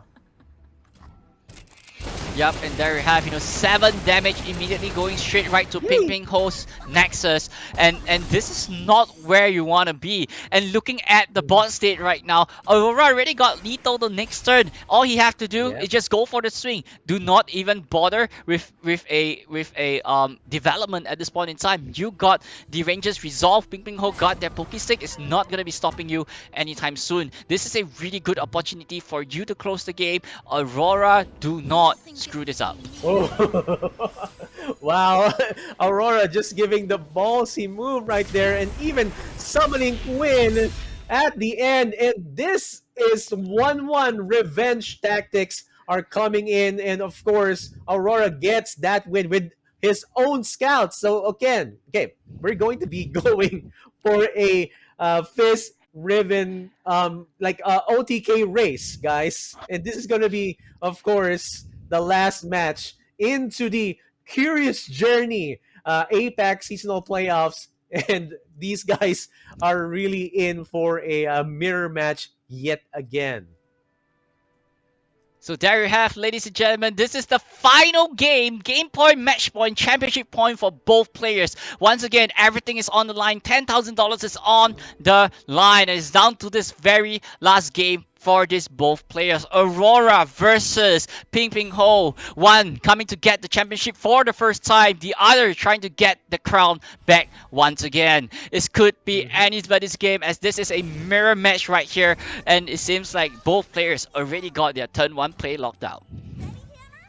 That's right. And we were talking a while ago with the whoever gets the papercraft dragon will probably convert it into real paper money into the $10,000 paper money. But both of these guys have the papercraft dragon right there on their hand. Of course, they're also building up as well, right on schedule. But you can see Ping Ping Ho developing more units right now, especially with the grandfather Fei right there, and of course getting a hungry Owlcat on his side of the board as well. So this is looking like a great match, Moon Boy, and double fist on the side of Aurora. Yep, I think this game is down to the line of whoever could put that overwhelm shot onto the unit with the origami dragon, right? So with that overwhelm, this is just gonna be how you guys gonna be closing the game, because the overwhelm tag is the game plan for this whole game, and Ping Ping Ho already got that shot in his hand from the Riven right here. So I mean, looking at the long-term game plan, it seems like Ping Ping Ho already got an edge based on whatever he has in his hand. Yes, and that's going to be quite a useful heavy blade fragment from either side of the board. Also, let's not take out the fact that they both have the wallows right there, Moon Boy, because this can actually give you a kind of a stall mechanic or a stall for your opponent. Thereby, if you don't have all the tools, or rather yet, you can use it to stall your opponent and just get it on the next few turns. And right now, Ping Ping Ho has 2 wallops, while Aurora has 1 on his side of the board. So this might actually be quite the advantage over at Ping Ping Ho's side, because he may be able to react for any chances or any one-turn kills that Aurora might set up. Yep, definitely. But I think, both the key targets for Aurora is definitely going to be that Fizz, right? It's going to be attaching the origami dragon onto that Fizz as well. But I think Ping Ping Ho is not out of the question yet. He got an Owlcat. Owlcat got the spell shield tag onto him as well. So this is his, insurance plan that he might be going forward with. But I believe he's going straight right for the Riven and just, trying to push a little bit more damage with Riven. I mean, it might not look as safe because the wallop is in play, but I think this is just going to be a race right now, with Fizz already got that double attack as well. Right now, it's just whoever is going to be getting down to 0 first wins. Yeah, and looking at the mana that they're pulling in right now, that's enough for a wallop. And you can see he's Ping Ping Ho is just trying to develop that Riven to perfection right now, and it's kind of a looming attack, especially getting the overwhelm as well and extra damage as well. Up to 9 double hit. It's going to be up to 18 and going all in right now. Now he's kind of, you can see that he's very, very courageous. That because next turn I have like a kind of an insurance with the wallops that I have on my side of the board. But if you try and cancel out or try to target the fist when it has the paper dragon, it can actually negate it if it has the spells. And looking at the side of the on his side, that might be the case. So that's gonna be quite dangerous for Pin Ping Ho. Yep, definitely. Like the Wallop is definitely going to be straight right onto the Riven as well. Not forgetting with the Fist available, in additional Fist in his hand, he got that Playful Trickster, right? So a rally opportunity is also open for Aurora during his next combat. I think this is it, right? This is down to the line where both players is saying, I'm just going to be, finishing here OTK, OTK, and OTK again. So it's down to this one. And and Aurora might be able to take this one. There we have Brave Fragment immediately onto the fist, bringing him up to 6. And that is 12 damage on with that fist. So he could just go for the attack and having the overwhelm just for insurance at the same time. And he still got that Playful Trickster to close off the game. Yeah, and this is going to be quite an interesting play right here. It's actually a play of mine. So you're getting mind games right here. I have 4 mana. I might have the burst spells. I actually have 3 mana right now. I still usually have burst spells on my hand. I'm also flipping my own Riven right now.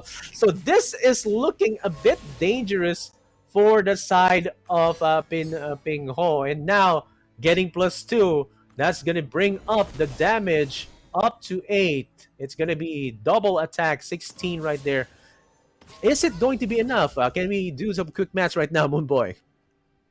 It's definitely enough, right? This is lethal. 16 damage plus 4 from the Riven. So it kind of forces Ping Ping Ho to go for the block. So as long as Ping Ping Ho go for the block, Aurora would fire off that elixir onto Fist to try to close off the game, right? So it kind of forced it, like the only way for Ping Ping Ho to get out of this one is that double Wallop in his hand, which I believe he's actually saving up his mana, right? 6 mana, just nice for a double Wallop to stop this Fist from doing its rampage. And there we have, Fist already leveling up right here as well. Big Shark animation. Fist is at 9 attack, including the Elixir of Wrath, and this is lethal. Ping Ping Ho is down to the wire, and the first Wallop is fired off. Yes, and unbeknownst to Aurora, there's going to be a second Wallop possible right there. That's gonna be negated. Oh my gosh, dude. I mean, that was quite a commitment for Aurora. I wasn't expecting him to do that. Like, I was expecting him to wait for a possible second Wallop, and that just, that was played very, very well by Pin Ping Ho. And now it's his turn to get into the attack. Oh my gosh, dude. And looking at the hand of the board of on the hand of Aurora, I don't know, man. Yeah, but we are down to this final stretch, right? This is the final moment. Ping Ping Ho has to close this game now and then. This is the final turn. If Ping Ping Ho can't close this one, it's Aurora's game to close this. So I think Ping Ping Ho right here has to form up the Blade of Exile, put it onto Riven, and just go for that all in. You can't play around Wallop anytime soon because that Fist is already online. There we have Blade of Exile immediately coming in. Riven is leveled up, and this might be the final attack, ladies and gentlemen, as the Blade of Exile is immediately going straight right to Riven. Yeah, and that Riven is going to be so buffed up and gets double attack, double hit as well. It's going to be total 26 plus 2. That's going to be 28. Now, of course, it's time to deal some damage. And of course, let's not forget that there's still a Might on hand on the side of Pin Ping Ho. Now, he is going to be quite, he's thinking, oh, he might have his own Wallop. But now, he packed a Wallop. And with that match, that's already going to be Pin Ping Ho getting the championship, getting the $10,000 with his own Papercraft Dragon OTK setup Amazing, amazing play right there, Moon Boy. Wow, I mean, big congratulations to Ping Ping Ho, our 2 times champion, and he is proud to say he has won, came and conquered seasonal tournament twice, and there we have a Curious Journey champion, Ping Ping Ho, with that great, with that big, massive win. Those big attack from that Riven really closed it out. It's down to that wire, right? Like both mirror games, it's down to whoever could bring burst down each other from 20 to 0 as fast as possible, but Ping Ping Ho managed to win that one with that double wallop to stop that fist from Aurora to take the win. And there we have, ladies and gentlemen, Ping Ping Ho from Taiwan.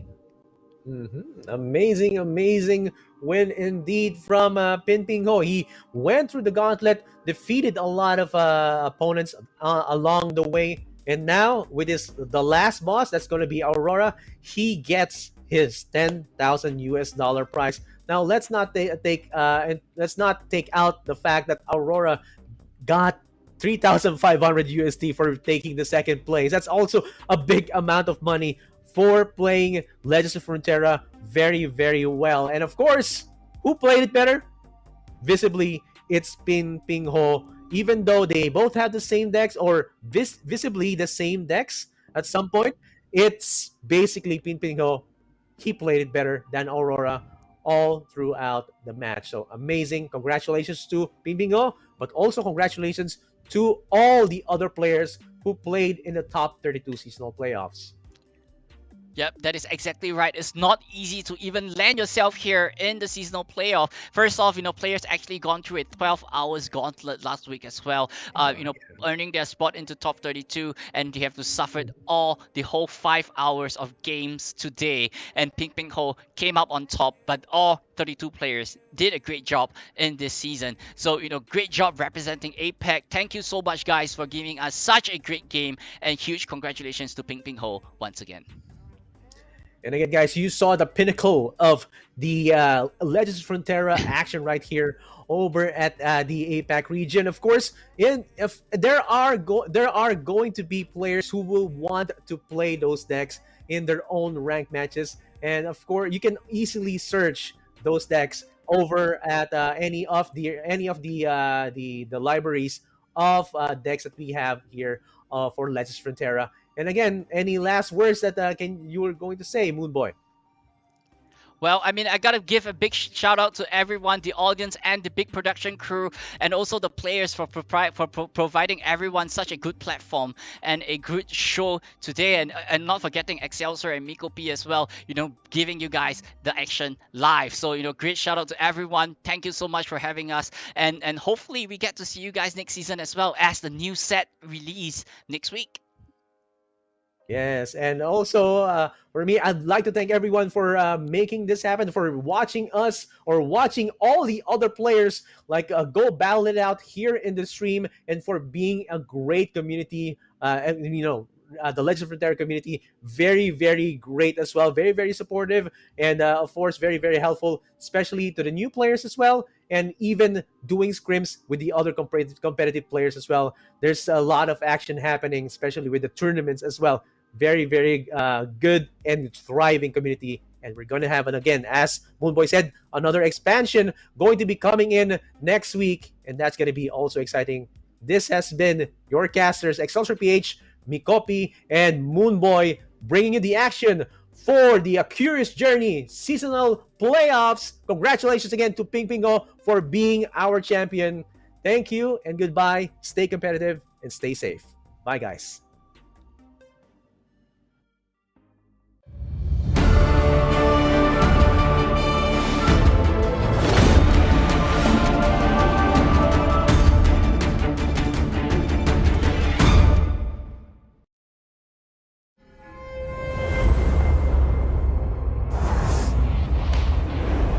In carnage I bloom like a flower in the dawn. The stage is set.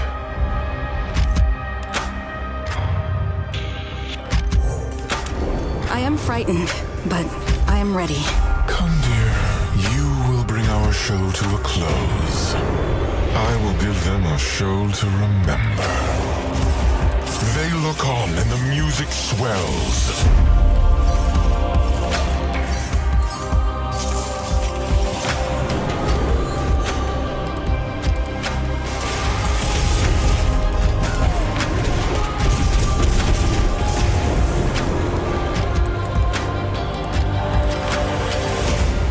patrol to close in on this location. Art requires a certain cruelty. A splash of crimson to elevate the scene.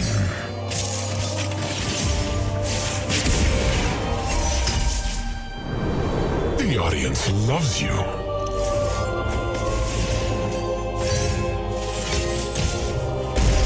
A shame your art is appreciated by so few.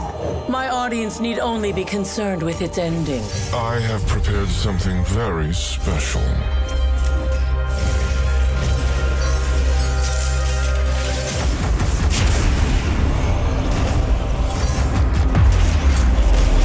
Through my work, you shall transcend.